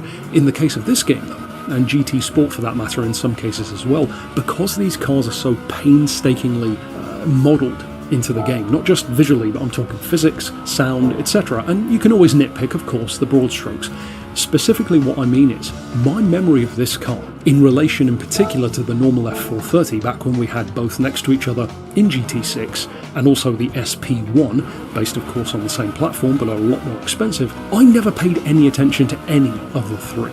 I drove them when I reviewed them, and of course I did tune setups for them, but that was about it. Now, well, as I already said, I love driving the F430 in this game, and the Scuderia, perhaps not quite as much ironically, but certainly is a lovely car already, even with the time that I've already spent with it. And the real crucial thing is, back in GT6, the Scuderia felt like it was barely any quicker than the normal car, whereas now I almost don't care anymore if it's barely quicker or not, because A, top speed racing doesn't matter as much now as it did back in GT6, so back when I tuned up an F430 and then a Scuderia and found that both cars were pretty much just as quick in a straight line, it made me feel like one was kind of irrelevant, so just pick whichever one you prefer. You could still probably make that argument now. I haven't done a top speed comparison, so I'm not sure, but in a game which allows the car to just kind of be its own thing, enjoy the spotlight, have its 5 minutes of fame, that to me is where each car, even variations of a car, can really be allowed to shine. And that is one of the things which I think GT7 actually does quite well, when you have a certain machine that feels like it was made with love, rather than by committee. And I'm not saying they all feel like that, but this is one occasion where, in particular, the F430 I think really does. Now the Scuderia won't necessarily be for everyone because it is a little heavy through corners, ironically, given what I expected, and the brakes take a bit of getting used to because they're not quite as powerful as you might initially think.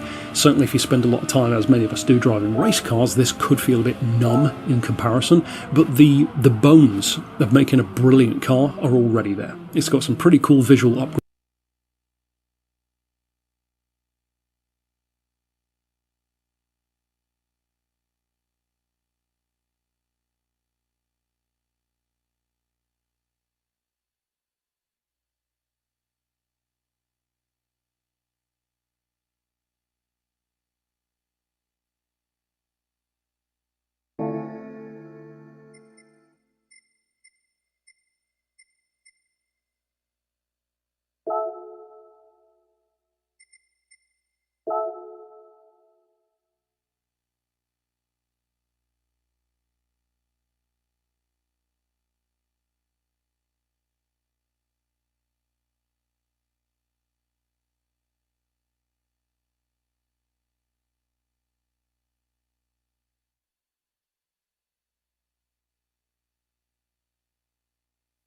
The F8 Tributo is one of those cars in GT7 that I was really happy to see join the roster, because even as far back as the 458 Italia in Gran Turismo Sport even, it's just such a lovely car to work with, and it's one of those cars that really won me over, because for the longest time I just didn't really care about the car, but it's so nicely balanced and such a pleasure to work with that it really does, well, just that, win you over. Then, of course, we had the 488 GTB, which kind of just skipped over Gran Turismo entirely, and we went straight to this one. The F8 Tributo, very similar design underpinnings, power, of course, is up, performance is up, and across the board, this is a really strong car. I mean, to put this into perspective, this is working with stock, a similar amount of power to a Pagani Huayra, which is kind of crazy when you think about it. 710 horsepower, completely untuned, and nearly 700 performance points. 693, or a fraction under.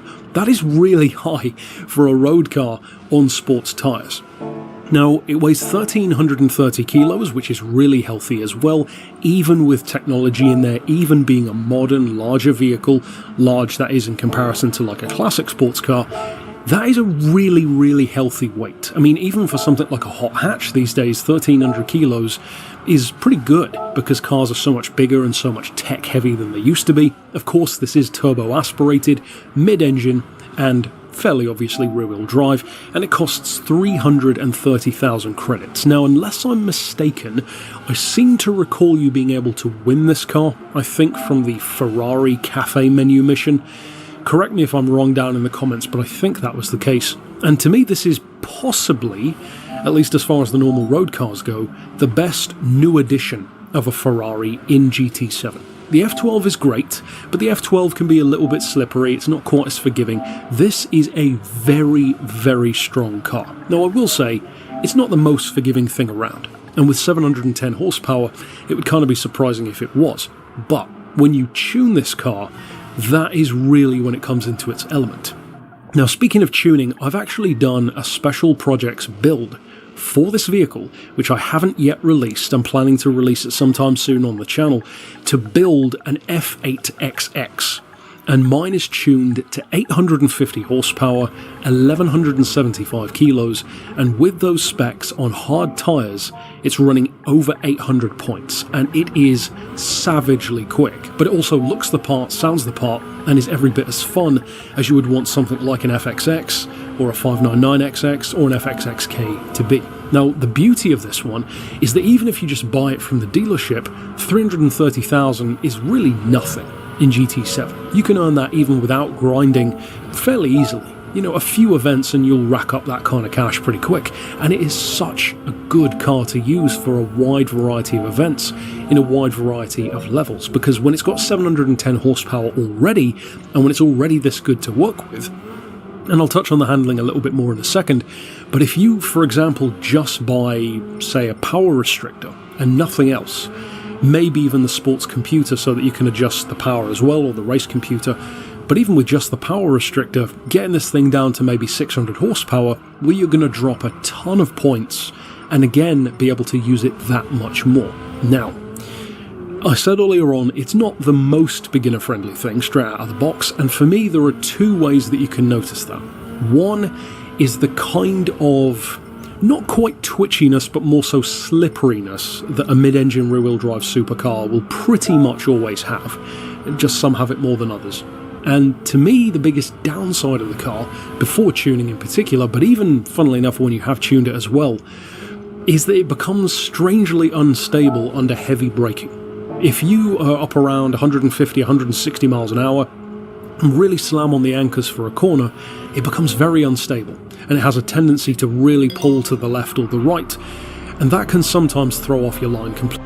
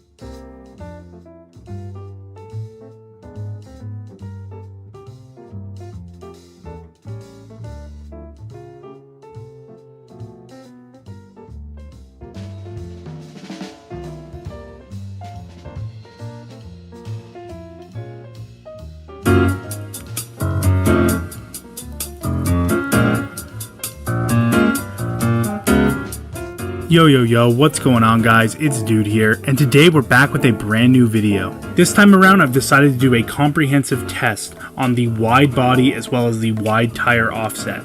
I haven't seen anyone make a very detailed video surrounding the wide body. I feel like it's something that you encounter in Gran Turismo 7 really often, and giving a definitive answer on what works best for which situation will be very helpful information moving forward when making your street car builds on Gran Turismo 7. Now there's going to be a lot of numbers and information in this video. I'm going to be testing multiple different variables, 8 different variables in fact, the first of which being no wide body with stock rims, and then no wide body with stock rims and wide tires, no wide body with custom rims, no wide body with custom rims and wide tires, and then the exact same criteria for the wide bodied cars. Now just a disclaimer, and I want to make sure I throw this out there, the wide rim offset does absolutely nothing. It is just an aesthetic choice, and it has no performance on your car. Also today, we're not going to be testing the rim size as far as how many inches it is. On some cars, deviating the rim size from default does have a very, very tiny impact on your performance points. I'm talking 0.02 or 0.03, but because the performance difference is not really detectable by a human being, I'm also not going to account for the different rim sizes. But one thing I did pick up on was if you change it from default, it will generally go down 0.02 depending on the car that you're driving. Now the car I'm going to be using today is the Toyota Supra 3.0 Turbo from 1988. Now this car is also going to have all of the aero parts equipped on it as well, so it kind of provides a nice balance of good straight line speed, good cornering, lots of downforce, decent low speed agility, decent traction. I feel like it's just a very average vehicle in this game, so I thought it would be a good test dummy to use for all these different variables that I'm going to be testing. So part 1 of this breakdown is using in-game stats to try to gain some information on what the wide body and wide tires might do. And there's no hand testing in this whatsoever. I'm simply using the numbers that are provided to us in the tuning sheet. Because I'm putting it into a chart, we should be able to see any trends moving in one direction or the other when it comes to quarter mile time, rotational G, as well as the performance points rating. And when we open the chart here, the first thing that pops off the page to me is the performance points really doesn't change a whole lot with the first 6 variables. It hovers around the mid to high 753 performance points range. However, when you equip the custom rims while having a wide body on, it makes a jump of 5 performance points, which may not sound like a lot, but trust me, this is a massive difference considering everything about the car is identical other than the wide body and the custom rims. So the first thing of note with the quarter mile times is on the no wide body section, it appears when you have wide tires, this does indeed get you a faster quarter mile time by quite a considerable amount considering the length of the simulation that GT does. I have to only assume this is because the rear tires are wider and they have more grip, which helps put the power to the ground more quickly. Also a very similar theme for the wide bodied cars as well. Now while the quarter mile time does test the practical acceleration, this obviously doesn't account for any sort of top speed or anything like that, which we may get into later in the video. And lastly, the rotational G values that I've pulled from the game. Now these, just like the performance points rating, were very similar on the top 6 variables. Now the last 2 with the wide body custom rims and the wide body custom rims with wide tires seem to make a big jump in this area, providing a lot more lateral grip through the corners. And this is a big reason why I think the performance points rating is so much higher. Now those are in-game stats, and as we know, most of the time they are not 100% accurate. In fact, they're often very inaccurate. So that brings us to the first of my actual hand testing that I did for this wide body and wide tires test, and this is what I like to call the grip test. So to break down what I did for the grip test, I wanted to make sure that driver variation and my ability to do the exact same thing every time, where it was simplified to a degree where for all 8 of the variables I could basically do the exact same thing over and over like a robot, and it will get accurate tests on which variable is the best and which is the worst. So for the test,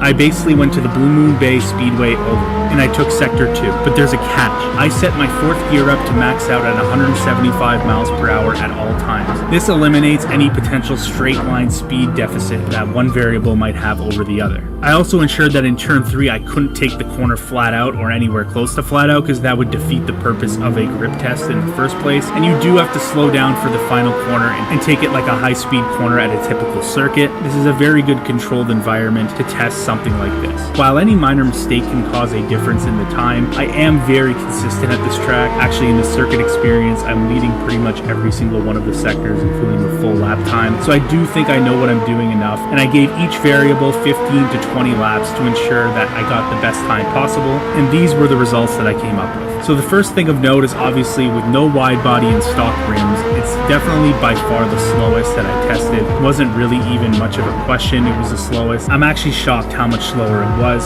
And as far as the best non-wide body version, I felt that to be the no wide body custom rims with wide tires, just barely over the no wide body stock rims with wide tires. And once again, to the first two wide body variables, I definitely saw a slight increase overall with the wide body providing more grip, but where it gets really interesting is once again when you get into the custom rims wide body options. Those two options are far superior to the other ones above it. Now I know 1/10 of a second or 1/10 and a half does not seem like a massive amount of time, but considering how much time you are spending in this corner for this very short test, it is extremely noticeable. And again, when you put the custom rims on a wide body car, it completely transforms the performance, and I can't stress that enough, especially for the cornering. So what we can take from the first two tests is it seems like wider tires as well as the wide body provide extra grip in the low speed corners on traction and provide extra grip in the high speed corners as well. So far in the test, it really does seem like the wide body cars with the wide custom rims seem to be on another level above the rest of the variables. With that being said, a lot of people who watch my channel actually do race at tracks like Daytona or Route X, where top speed is extremely important, and you could definitely lose a lot of time on the straightaways if you have a wide body. That's at least what a lot of people have been saying, so I decided to make sure I did a test on it myself, which brings us to the final part of this comparison, the top speed test. Now what I did, because the top speeds, at least at 220 miles per hour, were so close amongst all the variables, I couldn't simply use a mile per hour or kilometer rating because we don't have decimal points. Also, trying to calculate the RPM is also a bit of a flawed concept because the RPM bounces around a lot, just naturally because of the way the game runs and the engines work. So I feel like the test I found was probably the most accurate way to test this car's top speed. You pull out of the pits, I put the car in automatic, and I just let the car accelerate on this white line here on the right. When we get to this part of the track here at Route X, we have a hill. Now when we go down this hill, we'll accelerate all the way to 224 miles per hour, which is actually faster than what this car's terminal velocity is on the flat surface. So the car will begin to slow down again, and the more quickly the car gets to 219 miles per hour after the hill, the slower it is. The more slowly the car gets to 219 miles per hour, the more fast it is. Now this is only a problem at 220 miles per hour. If you're racing cars that go 250 or 300 miles per hour, the difference is going to be multiple mile per hour between some of these variables. But this should give you an idea of what works best if you're going to be running at Daytona or Road X. Now the first thing that jumps off the page is across the board, the wide-bodied cars are much faster to get down to 219 miles per hour, which is a bad thing once again. Now the interesting thing that I found is that wide tires do not really have any effect on top speed whatsoever. So if you're thinking about trying to run non-wide tires to lower the surface area to get more top speed, that really isn't a thing in this game. But the stock rims on the non-wide body versions are actually a little bit faster than the custom rims. Now I don't know exactly why this is, and I did test it multiple times. So if you do want to get that little tiny bit more top speed, I recommend maybe using the stock rims with the wide tires. Now once again, the difference between 9,900 meters to 219 and 9,790 is about 0.1 miles per hour. In fact, maybe it's actually a little bit less than 0.1 miles per hour, which again, thousandths of a second can be the difference between winning and losing, especially on Route X, but it is not really a massive difference, and I wouldn't worry about it too much. So I do want to say the difference between 8210 at the bottom and 9900 is about 0.8 miles per hour, give or take. I think it's a little bit more, like 0.85 miles per hour. Of course, this is difficult to calculate. This is just my inkling based on the testing that I've done so far. Faster that you're going down the straights, once again, if you're going 250 to 300 miles per hour, this does result in a multiple mile per hour drop using the wide body. So the wide body does really start to hurt you at Daytona and Route X the faster that you go. Now really keep that in mind before you bring one of those cars to that track expecting to have the best setup, because a lot of people at this point have figured out that no wide body has a much better top speed. We also know that the non-wide body custom rims do provide a slight grip edge over the stock rims. If you're racing a road car at Daytona, I would go with the no wide body and custom rims with wide tires option. If you're racing at Route X, I would likely go with the no wide body stock rims and wide tires. But again, you really can't go wrong with any of the non-wide bodied versions. I wouldn't really lose too much sleep over using any of these. I think these are all good options. Now, the reason that I don't clump Blue Moon Bay Speedway or Northern Isle, which are two other ovals, into that equation is because I do think that the wide body options are still better due to the extra grip and the extra traction you get through turn 1 and the extra lateral grip you also get through the aforementioned turn 3 in our previous test. It will be faster to run a wide body on these cars as well as wide tires. And in conclusion, at every single road course, I think running the last option, which is the wide body with the custom rims and wide tires, will always 100% of the time be the best option. At this point, there's really no disputing it. I think a lot of people assume this off the rip anyways, and now this is basically just confirmed looking at these two-hand tests that I completed here. So I'd like to know, guys, now that you've seen this information, will this change what you actually end up doing when you build your road cars? Are you a wide body guy or a non-wide body guy? What kind of tracks do you like to run road cars on? I really like to hear in the comment section below, because I do a lot of different types of racing with these cars myself, and some of the results in this test were extremely eye-opening, especially the difference when you put on the custom rims on the wide body. I didn't expect it to be that big of a difference as far as the handling goes. But yeah, that's all the information I got from you guys today.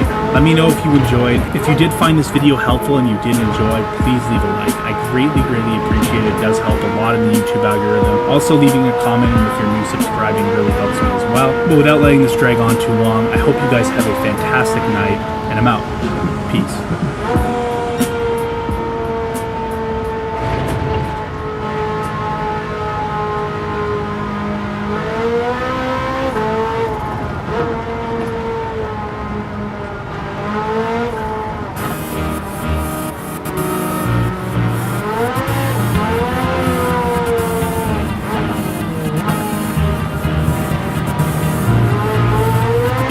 Yo, what's going on, guys? It's Dude here, and today we're back with a brand new video. Today I'm going to be talking about the top 10 mistakes that I see people make when tuning in Gran Turismo 7. Now, this is something that I've noticed over a multitude of different games in and outside the Gran Turismo series. I do think it's extremely helpful in identifying mistakes and becoming a better tuner.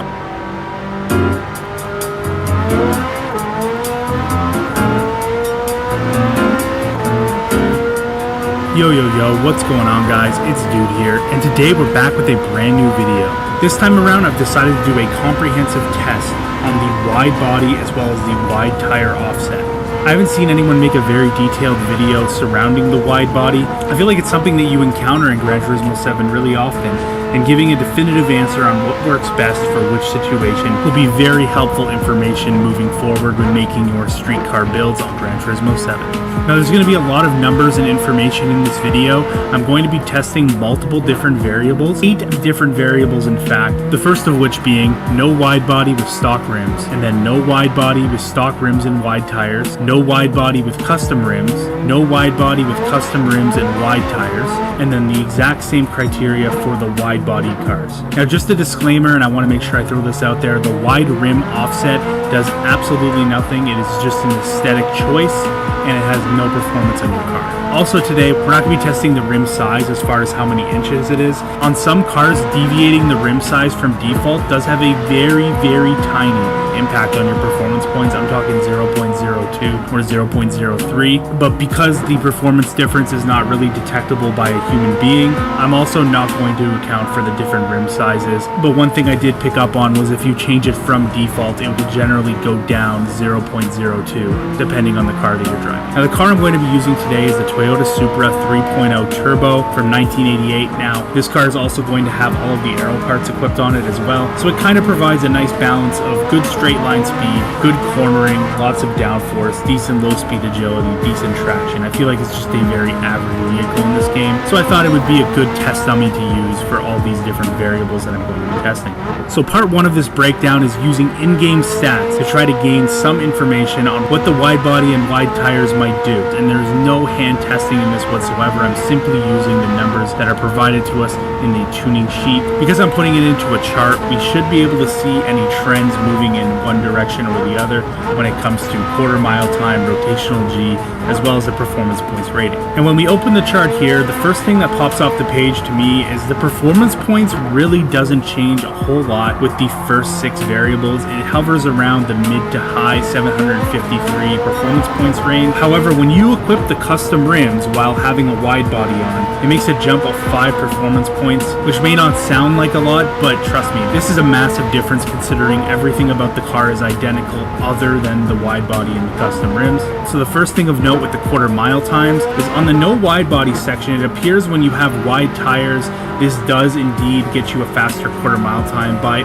quite a considerable amount considering the length of the simulation that GT does. I have to only assume this is because the rear tires are wider and they have more grip, which helps put the power to the ground more quickly. Also a very similar theme for the wide body cars as well. Now while the quarter mile time does test the practical acceleration, this obviously doesn't account for any sort of top speed or anything like that, which we may get into later in the video. And lastly, the rotational G values that I've pulled from the game. Now these, just like the performance points rating, were very similar on the top 6 variables. Now the last 2, with the wide body custom rims and the wide body custom rims with wide tires, seem to make a big jump in this area, providing a lot more lateral grip through the corners. And this is a big reason why I think the performance points rating is so much higher. Now those are in-game stats, and as we know, most of the time they are not 100% accurate. In fact, they're often very inaccurate. So that brings us to the first of my actual hand testing that I did for this wide body and wide tires test, and this is what I like to call the grip test. So to break down what I did for the grip test, I wanted to make sure that driver variation and my ability to do the exact same thing every time, where it was simplified to a degree where for all 8 of the variables I could basically do the exact same thing over and over like a robot, and it will get accurate tests on which variable is the best and which is the worst. So for the test, I basically went to the Blue Moon Bay Speedway Oval, and I took Sector 2, but there's a catch. I set my 4th gear up to max out at 175 miles per hour at all times. This eliminates any potential straight line speed deficit that one variable might have over the other. I also ensured that in turn 3 I couldn't take the corner flat out or anywhere close to flat out, because that would defeat the purpose of a grip test in the first place, and you do have to slow down for the final corner and take it like a high-speed corner at a typical circuit. This is a very good controlled environment to test something like this. While any minor mistake can cause a difference in the time, I am very consistent at this track. Actually, in the circuit experience, I'm leading pretty much every single one of the sectors, including the full lap time. So I do think I know what I'm doing enough, and I gave each variable 15 to 20 laps to ensure that I got the best time possible, and these were the results that I came up with. So the first thing of note is obviously with no wide body and stock rims, it's definitely by far the slowest that I tested. It wasn't really even much of a question, it was the slowest. I'm actually shocked how much slower it was. And as far as the best non-wide body version, I felt that to be the no wide body custom rims with wide tires, just barely over the no wide body stock rims with wide tires. And once again, to the first 2 wide bodied variables, I definitely saw a slight increase overall with the wide body providing more grip. But where it gets really interesting is once again when you get into the custom rims wide body options. Those 2 options are far superior to the other ones above it. Now I know 1/10 of a second or 1/10 and a half does not seem like a massive amount of time, but considering how much time you are spending in this corner for this very short test, it is extremely noticeable. And again, when you put the custom rims on a wide body car, it completely transforms the performance, and I can't stress that enough, especially for the cornering. So what we can take from the first 2 tests is it seems like wider tires as well as the wide body provide extra grip in the low speed corners on traction and provide extra grip in the high speed corners as well. So far in the test, it really does seem like the wide bodied cars with the wide custom rims seem to be on another level above the rest of the variables. With that being said, a lot of people who watch my channel actually do race at tracks like Daytona or Route X, where top speed is extremely important, and you could definitely lose a lot of time on the straightaways if you have a wide body. That's at least what a lot of people have been saying, so I decided to make sure I did a test on it myself, which brings us to the final part of this comparison, the top speed test. Now what I did, because the top speeds, at least at 220 miles per hour, were so close amongst all the variables, I couldn't simply use a mile per hour or kilometer rating because we don't have decimal points. Also, trying to calculate the RPM is also a bit of a flawed concept because the RPM bounces around a lot just naturally because of the way the game runs and the engines work. So I feel like the test I found was probably the most accurate accurate way to test this car's top speed. You pull out of the pits, I put the car in automatic, and I just let the car accelerate on this white line here on the right. When we get to this part of the track here at Route X, we have a hill. Now when we go down this hill, we'll accelerate all the way to 224 miles per hour, which is actually faster than what this car's terminal velocity is on the flat surface. So the car will begin to slow down again, and the more quickly the car gets to 219 miles per hour after the hill, the slower it is. The more slowly the car gets to 219 miles per hour, the more fast it is. Now this is only a problem at 220 miles per hour. If you're racing cars that go 250 or 300 miles per hour, the difference is going to be multiple miles per hour between some of these variables. But this should give you an idea of what works best if you're going to be running at Daytona or Route X.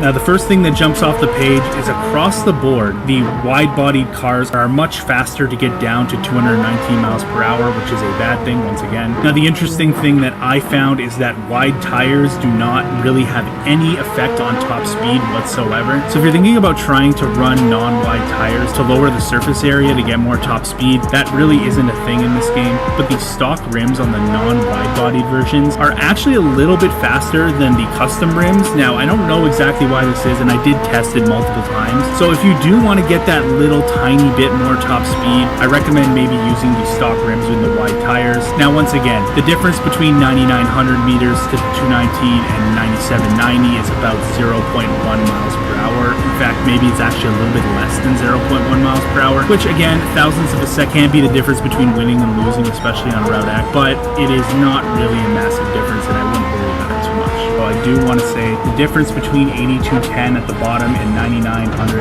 is about 0.8 miles per hour, give or take. I think it's a little bit more, like 0.85 miles per hour. Of course, this is difficult to calculate. This is just my inkling based on the testing that I've done so far. The faster that you're going down the straights, once again, if you're going 250 to 300 miles per hour, this does result in a multiple mile per hour drop using the wide body. So the wide body does really start to hurt you at Daytona and Route X the faster that you go. Now really keep that in mind before you bring one of those cars to that track expecting to have the best setup, because a lot of people at this point have figured out that no wide body has a much better top speed. We also know that the non-wide-bodied custom rims do provide a slight grip edge over the stock rims. If you're racing a road car at Daytona, I would go with the no wide body.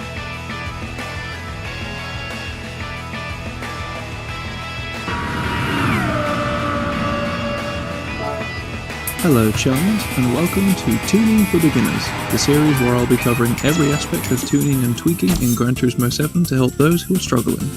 This series is aimed at road cars, since they are affected much more than race cars by changes to tuning. It's worth mentioning that my advice here will hopefully help you with consistency, but not necessarily with speed. So if you're chasing the last few tenths of a second at Sardinia to make grinding more efficient, I'm afraid this series probably won't help you. Now let's begin.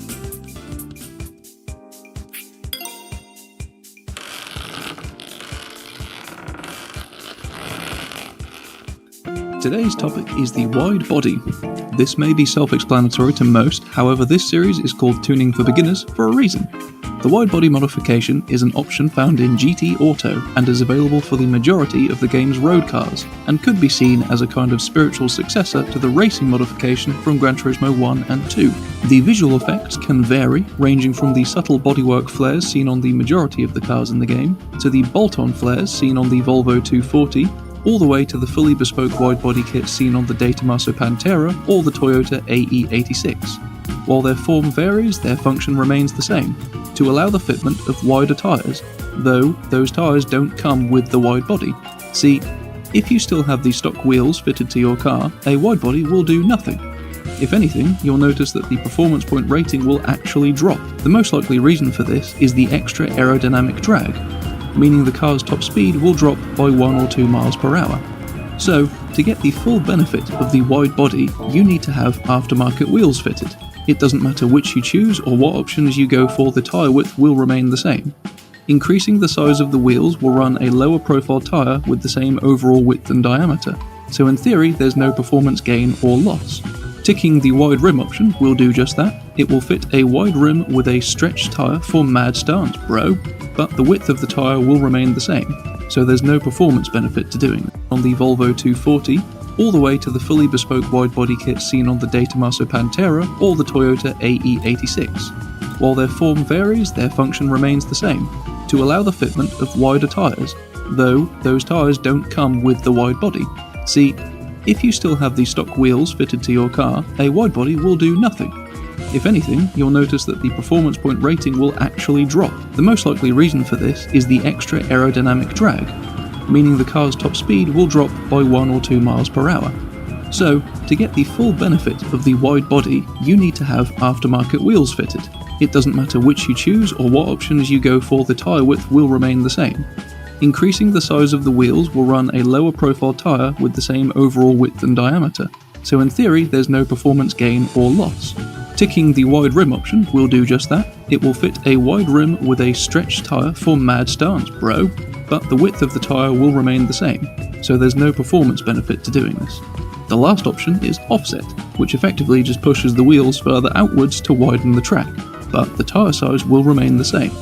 In the real world, the benefit of a wider offset would be lowering the centre of gravity and, in theory, improving stability. In Gran Turismo, the benefit of a wide offset is almost impossible to tell. Once you've fitted your aftermarket wheels with the wide body, the performance point rating will increase. It's also worth mentioning that if you already have aftermarket wheels fitted when you fit the wide body, they'll automatically be widened to fit the wider tyres. The wide body will also remove any aerodynamic or styling parts that were previously fitted, so you'll have to go back and refit them. To give a visual representation of the benefits of fitting the wide body modification, I ran some tests with a couple of different cars. The first was a Nissan Fairlady Z33, or 350Z, on sports medium tyres. It's been mildly tuned to be stable, predictable, and an all-round pleasure to drive, though it can still kick the tail out in more extreme cases. I'm using this car because it's consistent. I've set up a custom race with 10 laps around a track on equal conditions mode so that wind speed or temperature won't affect the lap times. Of those 10 laps, I will then take the top 5 to give me an average that isn't affected by the standing start or any mistake I may have made on the less than ideal laps.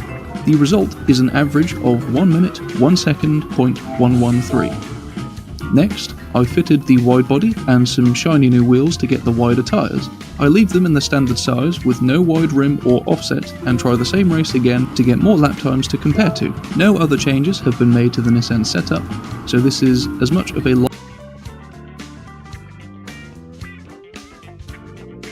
Hello all, welcome back to Gran Turismo 7. My name is Aurus and we are once again doing some testing within the game. So, I like doing engine swaps and I like making them go very high top speed. So when I'm doing some of these modifications, I want to know what's going to give the highest top speed. So that gave me the incentive to do some tests. Last week we tested to see what effect wheel diameter had on top speed. This video we are going to see what effect wheel width has on the top speed of a car. So this is not the diameter but the width of the tyre. So when you're in GT Auto there's multiple options when picking wheels, and you can see here we have tyre width and we have offset as options here. So I'm putting this in together with the wide body because the wide body allows you to have even wider tyres. This test will take place at special stage Route X. It is configured as a race because here you can turn off the wind if you choose race, and the two subjects for the testing are the Bugatti Chiron engine Dodge Demon and the Bugatti Chiron engine Lamborghini Huracan. The reason for this engine swap is because I wanted to have the most power possible to give the highest top speed possible, because at the highest top speed value the margins of difference will be much more noticeable. For example, a 10% difference at 150 miles an hour would be 15 miles an hour, or a 10% difference at 300 miles an hour will be 30 miles an hour. So a higher top speed will allow us to see results more clearly. And I've chosen these two cars as well because I wanted a rear-wheel drive car and a four-wheel drive car to put this to the test. Going from left to right here, we have narrow body, narrow tyres, narrow body, wide tyres with wide offset, then wide body, narrow tyres, narrow offset, and wide body, wide tyres, wide offset. So we actually have some quite clear results here. While tyre width doesn't seem to have an effect, the wide body does. So the two on the left are narrow bodied, the two on the right are wide bodied. You can see they move at the same rate and they hit the same speeds. It's consistently 2 to 3 miles an hour quicker to not have a wide body on the Dodge Demon. And when we compare this to the Lamborghini Huracan, we get the same result. 2 to 3 miles an hour quicker for the narrow-bodied car, but tyre width doesn't seem to make any difference. If the body is narrow, the tyre width doesn't seem to have effect. If the body is wide, the tyre width doesn't seem to have an effect. It's the width of the body that seems to make the difference here in this test, regardless of if you're rear-wheel drive or four-wheel drive. So there you have it, we have a conclusive result. The width of your tyre does not make an effect in terms of top speed. While it may have an effect in terms of putting the power down initially, once you're at those top speeds, it does not have an effect. If you put a wide body on, however, it will have an effect. This does make sense to real life, but in real life you should also be slower with wider tyres, with a larger rolling resistance and a tiny difference in your frontal area with wider tyres. So while it may make a difference in real life, or maybe in other racing games, in Gran Turismo 7, wider tyres do not make a difference, but wide bodies do. If you're going up to 300 miles an hour, you may get a couple more miles an hour if you don't put on a wide body. I would like to state that these tests were run multiple times and the same top speeds were reached in each of those.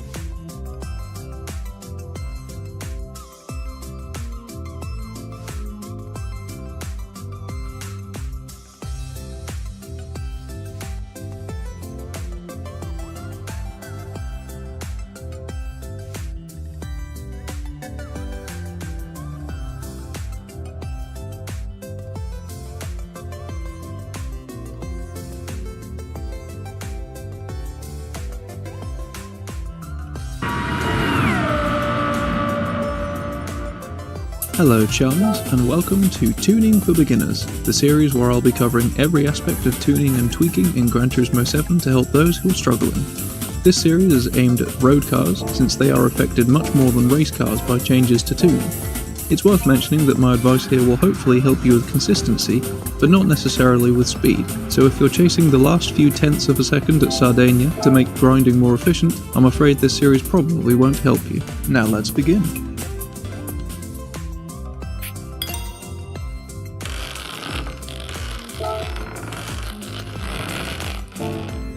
Today's topic is the wide body. This may be self-explanatory to most, however this series is called Tuning for Beginners for a reason. The wide body modification is an option found in GT Auto and is available for the majority of the game's road cars, and could be seen as a kind of spiritual successor to the racing modification from Gran Turismo 1 and 2. The visual effects can vary, ranging from the subtle bodywork flares seen on the majority of the cars in the game, to the bolt-on flares seen on the Volvo 240, all the way to the fully bespoke wide-body kit seen on the De Tomaso Pantera or the Toyota AE86. While their form varies, their function remains the same, to allow the fitment of wider tyres, though those tyres don't come with the wide body. See, if you still have the stock wheels fitted to your car, a wide body will do nothing. If anything, you'll notice that the performance point rating will actually drop. The most likely reason for this is the extra aerodynamic drag, meaning the car's top speed will drop by 1 or 2 miles per hour. So, to get the full benefit of the wide body, you need to have aftermarket wheels fitted. It doesn't matter which you choose or what options you go for, the tyre width will remain the same. Increasing the size of the wheels will run a lower profile tyre with the same overall width and diameter, so in theory there's no performance gain or loss. Ticking the wide rim option will do just that. It will fit a wide rim with a stretched tyre for mad stunt, bro, but the width of the tyre will remain the same, so there's no performance benefit to doing this. The last option is offset, which effectively just pushes the wheels further outwards to widen the track, but the tyre size will remain the same. In the real world, the benefit of a wider offset would be lowering the centre of gravity and in theory improving stability. In Gran Turismo, the benefit of a wide offset is almost impossible to tell. Once you've fitted your aftermarket wheels with the wide body, the performance point rating will increase. It's also worth mentioning that if you already have aftermarket wheels fitted when you fit the wide body, they'll automatically be widened to fit the wider tyres. The wide body will also remove any aerodynamic or styling parts that were previously fitted, so you'll have to go back and refit them. To give a visual representation of the benefits of fitting the wide body modification, I ran some tests with a couple of different cars. The first was a Nissan Fairlady Z33, or 350Z, on sports medium tyres. It's been mildly tuned to be stable, predictable, and an all-round pleasure to drive, though it can still kick the tail out in more extreme cases. I'm using this car because it's consistent. I've set up a custom race with 10 laps around a track on equal conditions mode so that wind speed or temperature won't affect the lap times. Of those 10 laps, I will then take the top 5 to give me an average that isn't affected by the standing start or any mistake I may have made on the less than ideal laps. The result is an average of 1 minute, 1 second, .113. Next, I fitted the wide body and some shiny new wheels to get the wider tyres. I leave them in the standard size with no wide rim or offset and try the same race again to get more lap times to compare to. No other changes have been made to the Nissan setup, so this is as much of a like-for-like comparison as I can get, with the only variable being the wider tyres and my driving. On track, the subjective difference can be hard to tell, but the car does have more grip. Braking distances are slightly reduced, and cornering speeds are slightly increased. The times fall as well, with the average being a time of 1 minute, 0 seconds, .329, 0.8 seconds per lap faster on average. Out of curiosity, I also ran the same test with the wide offset option ticked to see if it realistically made any changes. Subjectively, there was almost no difference at all. While it's more than likely placebo, the car maybe had more of a tendency towards understeer, which would translate to increased stability on the faster car. However, the average lap time was eerily similar at 1 minute 0 seconds .319, a difference too small to attribute to the offset. I also tried ticking the wide rim option and had the same result. So, in this case, offset and rim width made no discernible difference to the car's performance. There may be extreme cases where this may change though, as some cars will see a bigger visual difference when ticking the wide offset option, but in general, you shouldn't see any difference to your performance. If you're wondering why I haven't tested the wheel size, that will be getting its own video. While a consistent car proved to be faster, I decided to try a car that was deliberately tweaked to be more unstable and inconsistent to give a better idea of the subjective handling changes. The Chevrolet Corvette C8 is a car I've always found to be quite twitchy and in some cases difficult to drive. I've lightly upgraded it once again, but I've also tweaked things such as the LSD to encourage some oversteer to see if the wide body has much of an effect. Once again, I completed a 10-lap race in the same conditions before adding the wide body. The top 5 lap times gave me an average of 55.155 seconds. I then added the wide body without any offset or wide rim options and repeated the test. There was a noticeable improvement to the car's traction and stability, and the car felt generally better in every way, though it's still quite subtle. The new average was 54.614, almost exactly half a second faster per lap. I then also tried the wide offset option with this car to see if the apparent stability of a wider track would make any difference at a higher performance point. This time, I did see a slight improvement to overall consistency, and as a result, the average time dropped by just over 1/10 of a second. So if you have a car that's typically more of a challenge to drive, you may find that the wide offset option will help with making the car more predictable. As you can see though, this improvement will be minute at best. I did try the wide rim option once again, and it made no difference. So, it's probably easy to draw the conclusion that the wide body is best, but what if you're tuning your car to a specific performance point requirement? We already know that the wide body increases your car's PP rating while slightly reducing top speed, so would that hurt it? To test it, I got back into the Nissan from earlier, added a turbo and some other bits to increase the rating, and then adjusted the downforce power and weight until both the wide body and stock body versions of the car were at 600 performance points.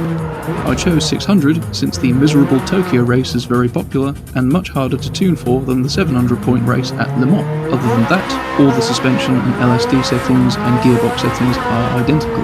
Without the wide body, the Fair Lady has 510 horsepower at 600 performance points, which is about average.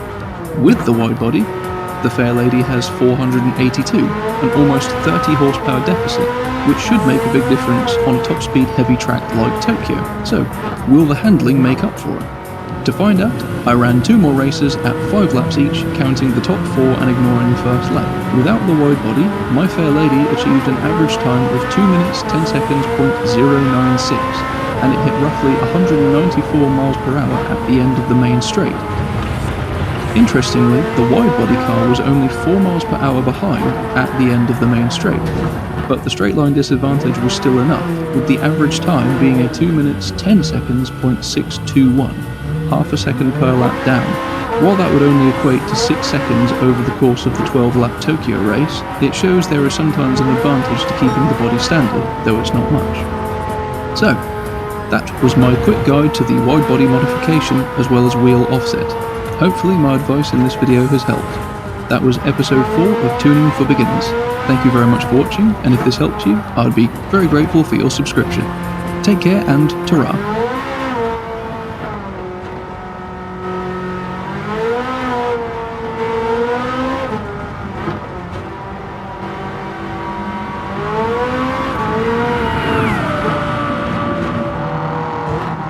Hello charms, and welcome to Tuning for Beginners, the series where I'll be covering every aspect of tuning and tweaking in Gran Turismo 7 to help those who are struggling. This series is aimed at road cars, since they are affected much more than race cars by changes to tuning. It's worth mentioning that my advice here will hopefully help you with consistency, but not necessarily with speed, so if you're chasing the last few tenths of a second at Sardinia to make grinding more efficient, I'm afraid this series probably won't help you. Now let's begin. Today's topic is wheel or rim size. I uploaded a video covering this a few months ago, just before the recent physics update, so I thought I'd revisit the topic in a little more detail here. In the real world, picking the size of your alloy wheels can have a fairly dramatic impact on your car's performance, as well as its comfort and efficiency. This is all assuming you're changing your tyre size along with the wheel size to maintain the same overall diameter, like Gran Turismo 7 does.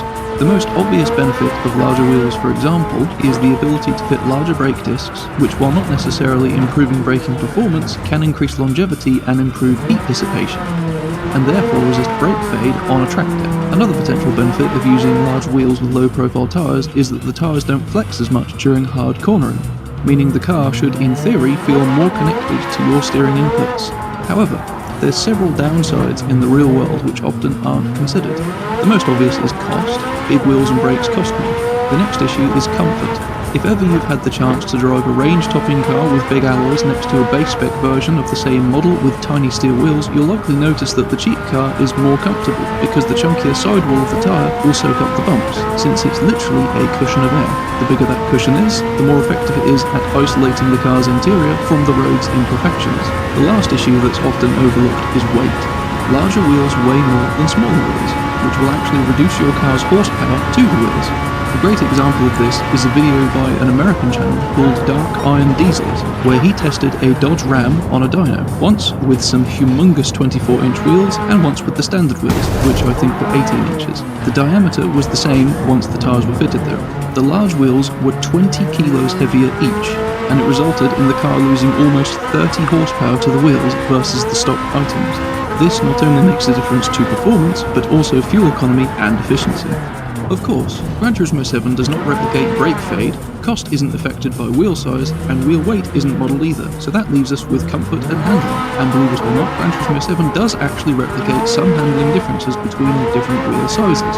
To test this, I'll be trying out a few different cars at a few different tracks, on the largest and smallest wheel sizes to see if A, lap times are affected, and B, if I can feel a subjective difference between the two.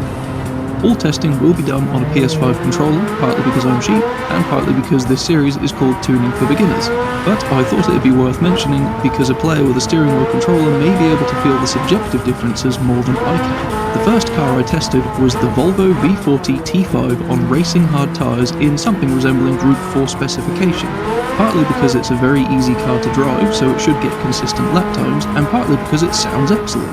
I started off on the smallest wheels to get a baseline. To perform my tests, I picked a track, set up a custom race with 10 laps. I ticked equal conditions mode, so that wind speed and temperature won't affect the lap times, and I will then take the top 5 lap times to get an average to see if the wheel sizes make a difference. With small wheels, the Volvo's average time was 53.249 seconds. I then fitted the largest wheel size and repeated the same test.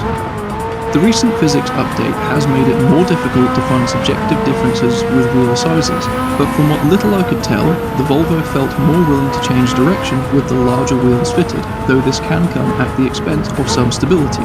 If you've watched my monster taming episode on the engine-swapped Golf Mark I, you may recall me fitting smaller wheels to try and help with stability on the Nürburgring. The average time for the larger wheels on the Volvo was 53.160, less than a tenth of a second faster on average, so the bigger wheels were slightly more fast on a well-tuned front-wheel drive. What if the car is a total nightmare? Here is a fully upgraded Corvette C3, a car I used to enjoy until the physics update turned it into a death trap. Once again, I started on the small wheels, tried a different track, and set up the same custom race. The car is painful to drive, and if you start to slide, you're already dead, so it would be interesting to see if the wheel size has any effect on that. The average time on the smallest wheels was 52.693.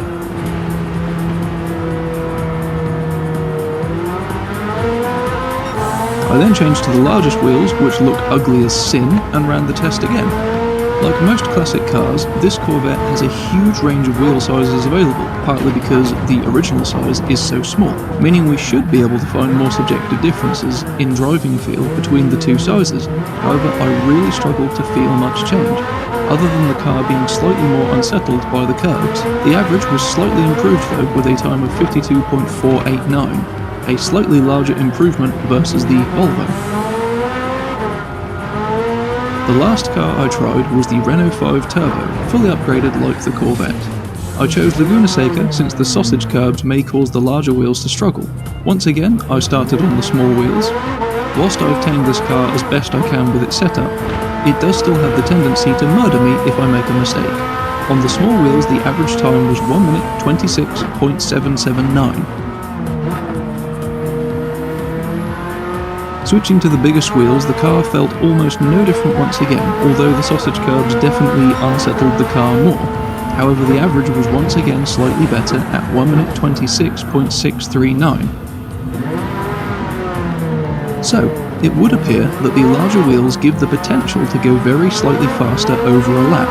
However, none of these more scientific tests have really shown much of a difference that you could actually feel, so I attempted something slightly different. While that's not something you can put into numbers quite so well, I decided to try a Porsche 911 on racing tyres on the first sector of the Nordschleife, since the curbs on the first section of this track are some of the most violent in the whole game, and they're very capable of unsettling a car on slick tyres and firm suspension. By deliberately driving over the curbs, this is where the difference in wheel size can actually be felt even on a controller. On the largest 19-inch wheels, the Porsche is more easily unsettled when hitting the curbs, and it's more prone to oversteer as a result. The car in general feels slightly more unstable and doesn't inspire as much confidence. Switching to the smallest 16-inch option, we can see that the car handles itself over the curbs without being thrown off quite as much. As a result, the car feels more planted, and on a track like this, more consistent, since it's not always possible to avoid the curves. So, to conclude, it does make a difference, though it's very small. On flat tracks without high curbs, the larger wheel sizes seem to have a slight edge in terms of lap time, making the car feel slightly more agile. However, if there are a lot of bumps or high curbs, you may find the smaller wheel sizes will absorb the impacts without throwing your car off balance.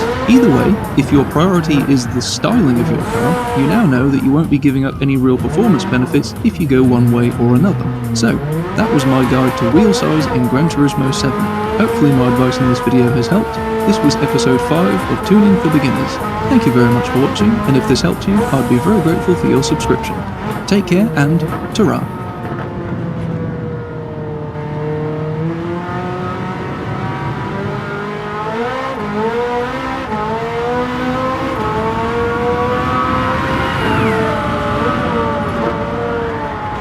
Hello charmers, and welcome to Tuning for Beginners, the series where I'll be covering every aspect of tuning and tweaking in Gran Turismo 7 to help those who are struggling. This series is aimed at road cars, since they are affected much more than race cars by changes to tuning. It's worth mentioning that my advice here will hopefully help you with consistency, but not necessarily with speed. So if you're chasing the last few tenths of a second at Sardinia to make grinding more efficient, I'm afraid this series probably won't help you. Now let's begin. Today's topic is ballast weight. To most of us, less weight is better in every situation. For example, at the start of the 2024 Formula 1 season, many of the teams removed most of the paint from their liveries in a bid to shave off the last kilo or two to get closer to the weight limit. Another example is the 1986 Group B Rally Championship, where Lancia entered the Delta S4 and shaved weight anywhere possible, to the point that the car was downright fragile and had to be replaced with the older, more durable Lancia 037 for some of the more demanding rally events. All of this sounds like common sense. Less weight means better braking, turning, tyre wear, fuel consumption, and acceleration. However, Gran Turismo 7 doesn't always subscribe to the idea of common sense, and there are a few instances in which some strategically placed weight can actually make you faster. Ballast weight is fairly simple. Available in the tuning shop, it allows you to add up to 200 kilos or 441 pounds, while also giving you the choice of how far towards the front or the rear of the car you place that weight. This can greatly influence the weight distribution, which is one of the most important things that will define a car's handling characteristics. For example, adding ballast weight to the front of an unstable mid or rear engine car can reduce lift-off oversteer. On the flip side, adding weight to the rear of a front-heavy car can reduce understeer. All of that is fairly self-explanatory, but there are situations where ballast weight can make your car faster than without the weight, which seems counterintuitive. But in Gran Turismo 7 at least, it does work. To show how it can help, I'll now go over a few examples. The simplest example is a drag race. Granted, we don't perform many grid starts in Gran Turismo 7, but as power is increased, wheel spin can occur at well over 100 miles per hour. Adding ballast weight over the driven wheels will add grip to those wheels, improving acceleration out of corners. Here is a fully upgraded engine-swapped Honda Integra with no ballast on the left, and on the right, we have the same car but with 200 kilos of ballast over the front axle. With the added weight, it's half a second faster in the drag race.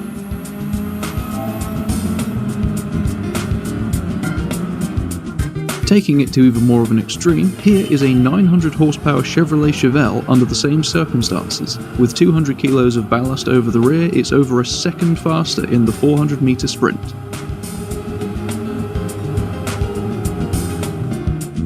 The next examples will be full lap comparisons, showing circumstances where ballast weight can make a car faster.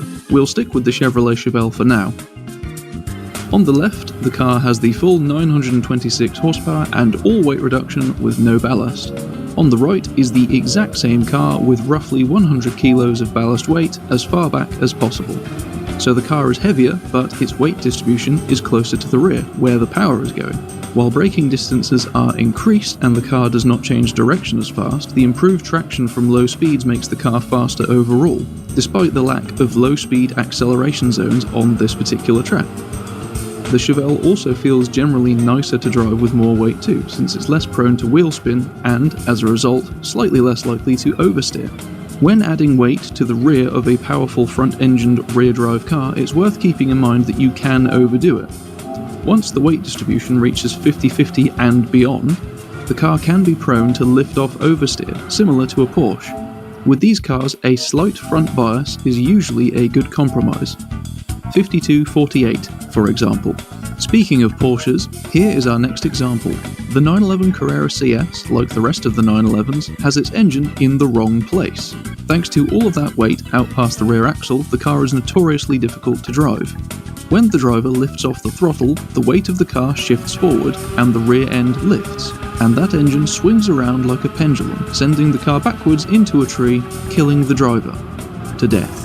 On the left is the fully upgraded car, and on the right the car has 80 kilos of ballast added to the front. Through the midsection of the track, the car is a nightmare to drive without the ballast, where the added weight makes the car slightly more stable. It's barely faster, but it will be more consistent compared to the same car without ballast. You can once again go too far, however. If the weight distribution goes too far forwards, say 50-50 for example, the 911 will struggle for traction when accelerating out of corners, which is one of the 911's biggest advantages.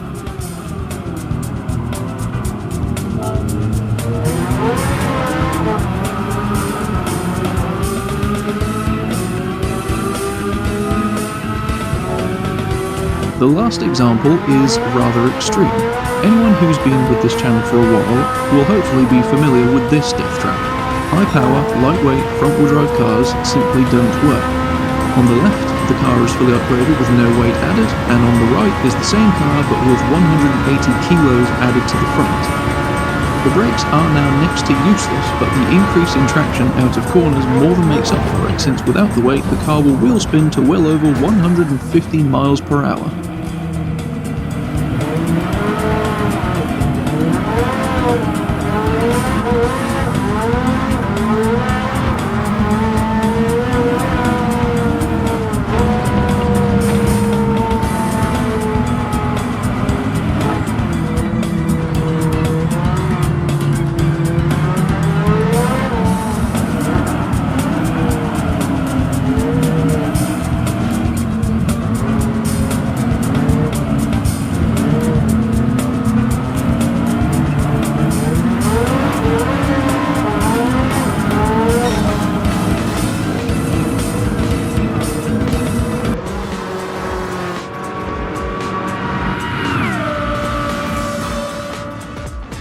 Hello chums, and welcome to Tuning.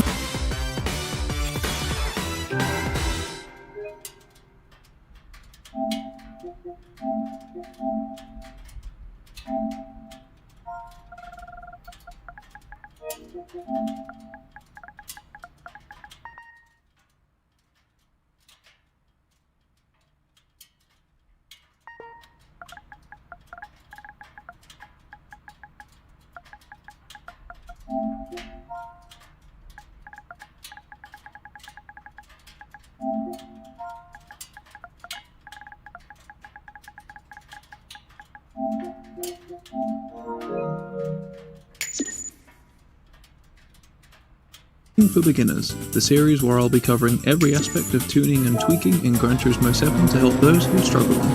This series is aimed at road cars since they are affected much more than race cars by changes to tuning.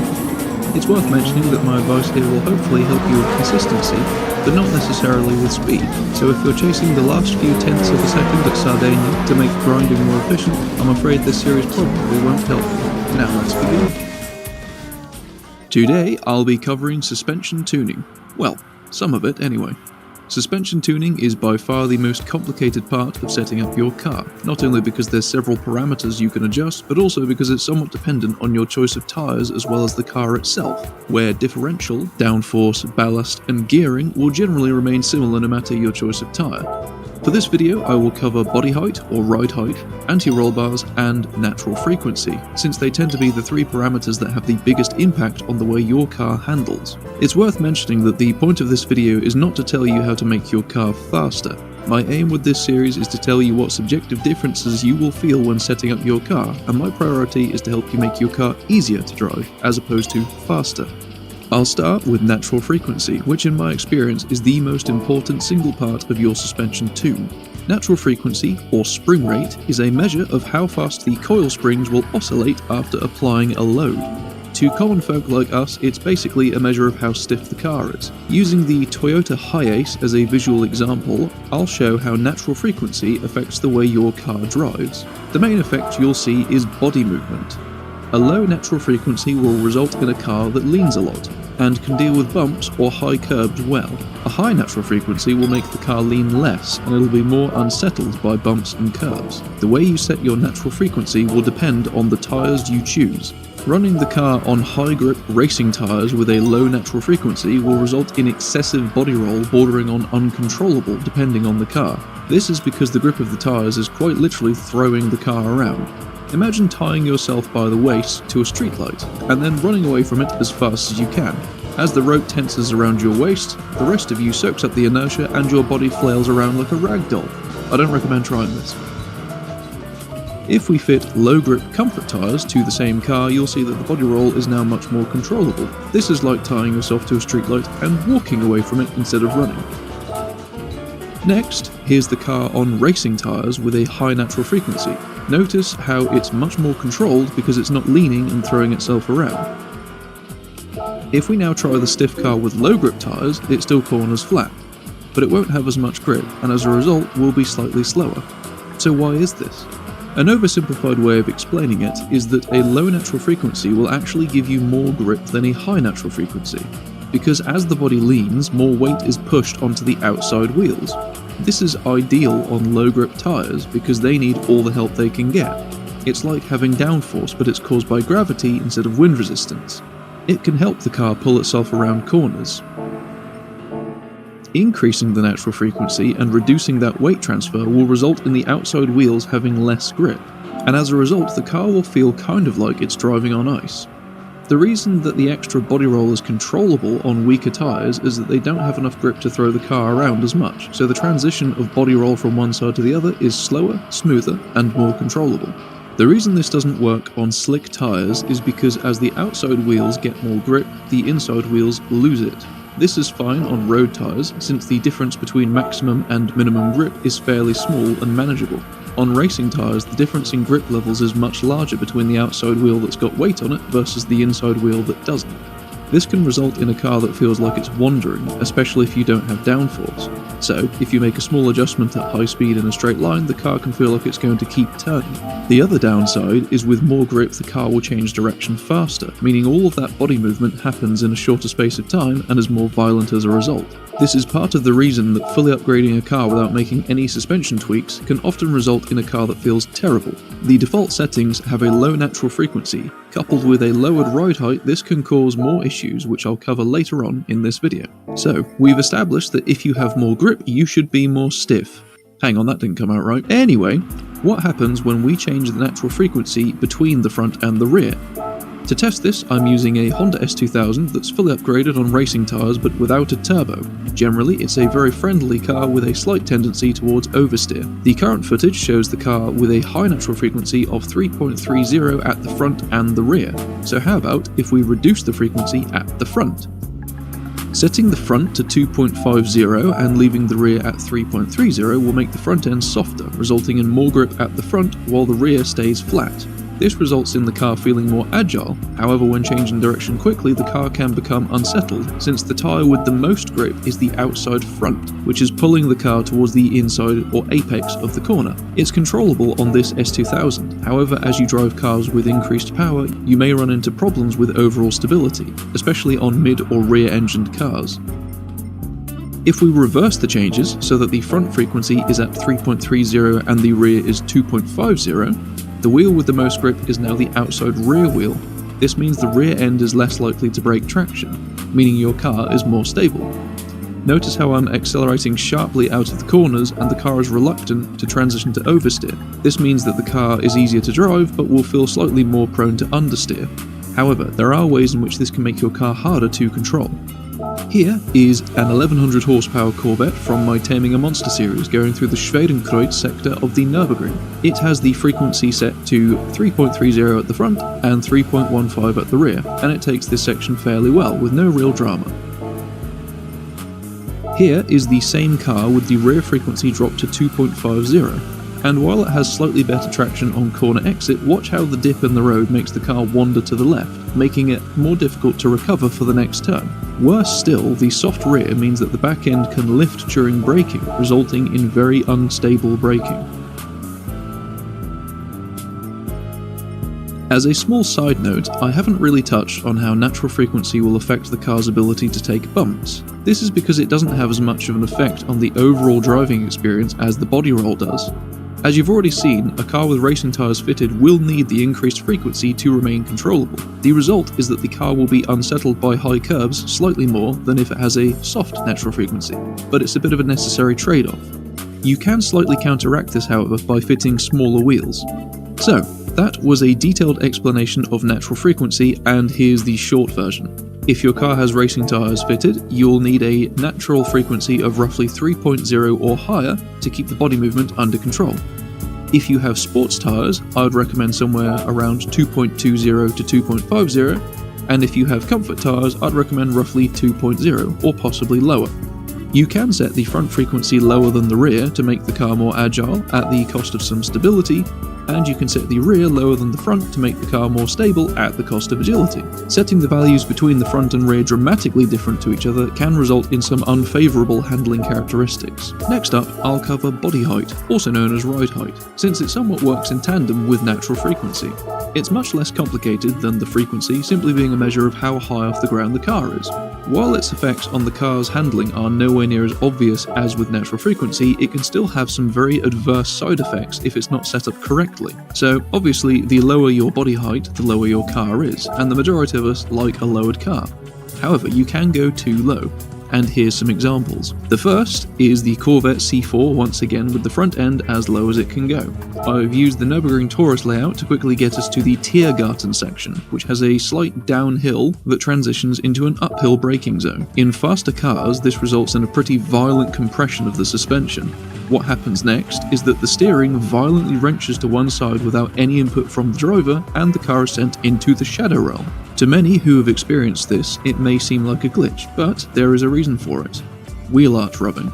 The tyres have hit the inside of the wheel arches on full compression, resulting in the car being bump steered off the track. This is just one way in which arch rubbing can manifest itself. Cars that suffer from this include the C6 Corvette ZR1, the Lamborghini Gallardo, and the most well-known example is the E36 M3. However, there are worse examples of wheel arch rubbing. This is a Shelby GT350R, and the front end is lowered all the way.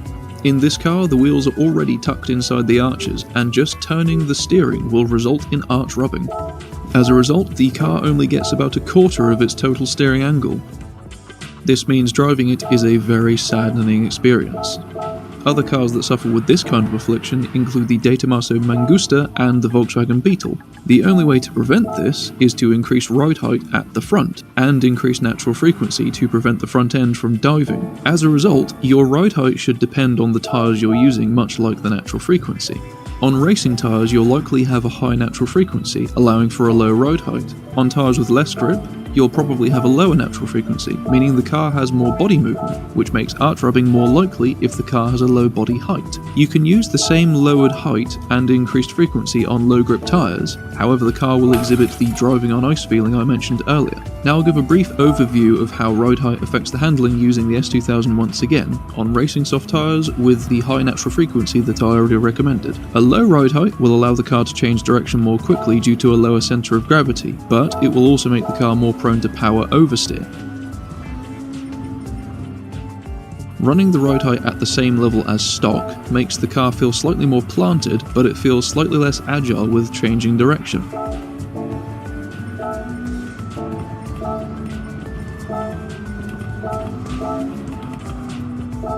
Running an abnormally high ride height will make the car feel very stable when accelerating out of corners, but it's even slower to change direction. Increasing ride height will also increase aerodynamic drag, reducing your top speed slightly. I did also experiment with setting the ride height higher at the front than the rear, and the other way around, though this didn't make a huge difference until I tried extreme differences. But generally, a nose down setup will cause more power oversteer, and a nose up setup will make the car more planted. The ride height will also affect the way the car handles curbs. A fully lowered car doesn't have enough suspension travel to deal with the bumps. A raised car with a high natural frequency will also be quite bouncy. With the height set 10 to 20mm above the minimum, it's somewhat less dramatic. So, to conclude on ride height, the difference it makes is more subtle than with natural frequency, but, like with the frequency, it should be set based on the tyres you're using. A low ride height will help the car change direction more quickly, while increasing it will generally make the car less agile but easier to drive. If the ride height is too low, the car can suffer from wheel arch rubbing, and if it's too high, the car can become unstable or potentially even roll over. The last thing I will cover today is the anti-roll bar adjustment. Anti-roll bars are fairly simple. The stronger they are, the more they prevent body roll. However, unlike with natural frequency, they only affect lateral movement. So, they can prevent the car leaning from side to side in the corners, but they won't stop the car from lunging under heavy braking. To show how anti-roll bars can affect the handling, I will take the S2000 once again to the Nürburgring, specifically the first sector. With a high natural frequency and a low but not minimum ride height, and racing tyres, we'll start with the anti-roll bar set to 10, the maximum. The car handles much as you'd expect. It has a very firm ride, but it's stable enough. If we now set the anti-roll bars to the other extreme, 1, the car is terrifying. If you hit a curb, the car will pogo, which can easily cause a crash. I then experimented with several cars on different tyres with different drivetrains to find a general consensus for how anti-roll bar settings will affect the handling. In general, a high front anti-roll bar setting will encourage oversteer when braking. This becomes more obvious if the rear anti-roll bar setting is lower. Not ideal on a Porsche. However, the same settings will also make the car slightly less prone to power oversteer. A high anti-rear roll bar coupled with a lower front anti-roll bar will make the car slightly more stable under braking. However, it'll be slightly quicker to transition to oversteer when accelerating, and potentially harder to rescue once it does start to slide. A low overall setting will make the car feel less composed and more prone to oversteer, even on nearly stock road cars. A high overall setting will make the car feel more predictable, though this can potentially lead to some understeer. For the majority of applications, I would recommend setting the front anti-roll bar between 5 and 10, with the rear anti-roll bar set to the same value or potentially 1 or 2 clicks higher if your car suffers with oversteer under braking. In front-wheel drives, I recommend a fairly low front anti-roll bar setting between 2 and 4. I would set the rear higher, though I couldn't find much subjective difference between setting it at 4 or 10. And I think that just about covers it. Hopefully my advice in this video has helped. This was episode 7 of Tuning for Beginners. Join me next time where I'll cover dampers, negative camber, and toe angle. Thank you very much for watching, and if this helps you, I'd be very grateful for your subscription. Take care, and ta-ra.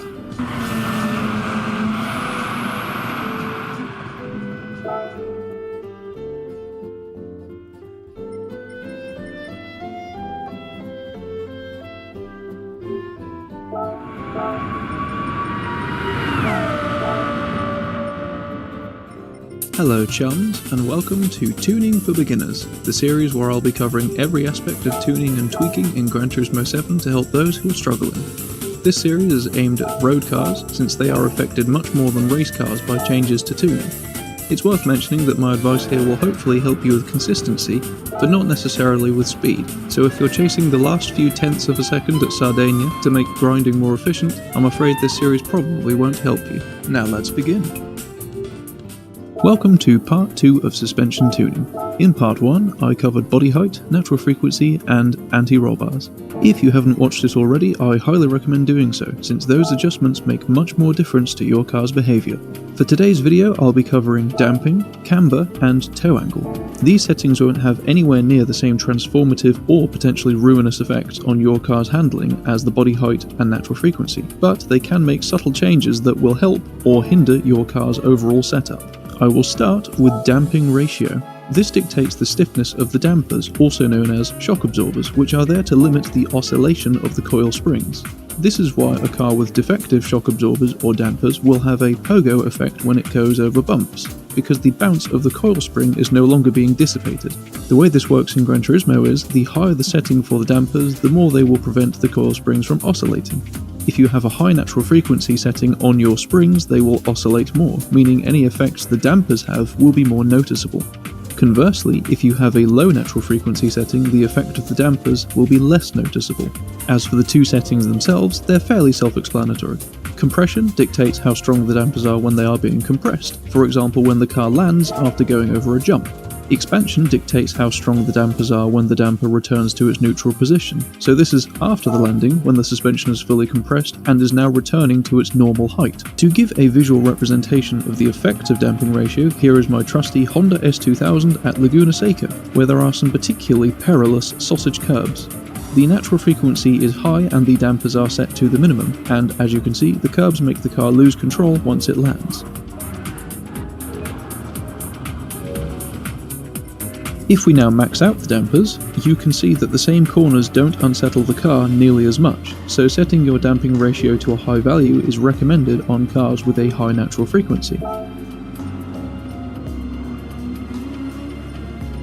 I also repeated the same test in an unmodified Dodge Viper with a fully customizable suspension on settings that mostly resemble stock. On the minimum damper settings, the car was affected by the curbs, though nowhere near as much as the race-modified Honda S2000.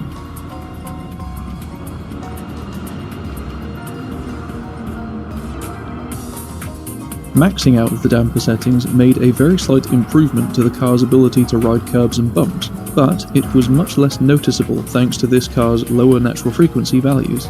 I then tested different combinations of settings in a few different cars to try to find out if having higher values at the front or rear made a difference, and to be quite honest with you, I could barely tell the difference. In Gran Turismo 7 there's almost no situation in which low damping settings will benefit your car, and there's almost no situation I could find where high damping settings didn't help either. So in general, damping settings make very little difference to the way your car handles. The biggest impact they make is on the car's ability to soak up bumps or high curves. Higher settings will make the car less bouncy when landing, and less likely to be thrown off the track as a result. Low settings won't dampen the oscillation of the springs, resulting in a pogo effect that can unsettle the car. This is more pronounced on cars with a high natural frequency. Next up, I will cover negative camber angle. Applying negative camber will make your wheels tilt inwards at the top. Some people say this gives the car stance. I say it gives the car rickets disease. Either way, the theory behind it is, when the car turns into a corner, it will lean onto the outside tyres. If the wheels have negative camber, this should increase the amount of grip the outside tyre has and increase the overall grip levels throughout the turn. But does it work like this in Gran Turismo 7? Well, not as much as you'd think. The first difference it makes is to straight line traction, though this difference is very small. Here is the S2000 braking from top speed with 0 camber and maximum camber. As you can see, the braking distance is slightly lower for the car with 0 camber. It can also cause extra wheel spin in cars with high torque, such as this Corvette, which is slightly faster in a drag race with 0 camber.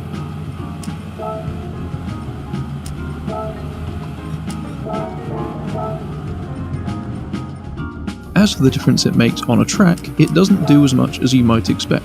To test its effect on high-speed cornering, I used the Honda S2000 again at Blue Moon Bay and ran time trials with the camber set to 0, 1.5, 3, 4.5 and the maximum 6 degrees. The best lap on all settings was 45.4 seconds, except with the camber set to 1.5 degrees, which managed a 45.2. However, subjectively, the car felt no different. I then performed the same set of tests at the Suzuka East circuit to see what difference it makes to low-speed cornering. This time, the car managed a 49.9 with no camber and a 49.6 on all of the other camber settings. So between the two tests, there's very little difference, but the car performed best overall with the camber set to 1.5. I then tried the Dodge Viper again to see if it made more difference on cars which have more body roll thanks to a lower natural frequency. This time there was a slightly more clear difference. The car was almost half a second slower without camber than it was with camber. However, the lap times remained much the same whether the car had 1.5 degrees or 6 degrees of camber. There was also very little subjective difference. I then tested several different cars to see what happens if you set the camber higher at the front than at the rear, and the other way around, and this is where I found slightly more noticeable subjective changes.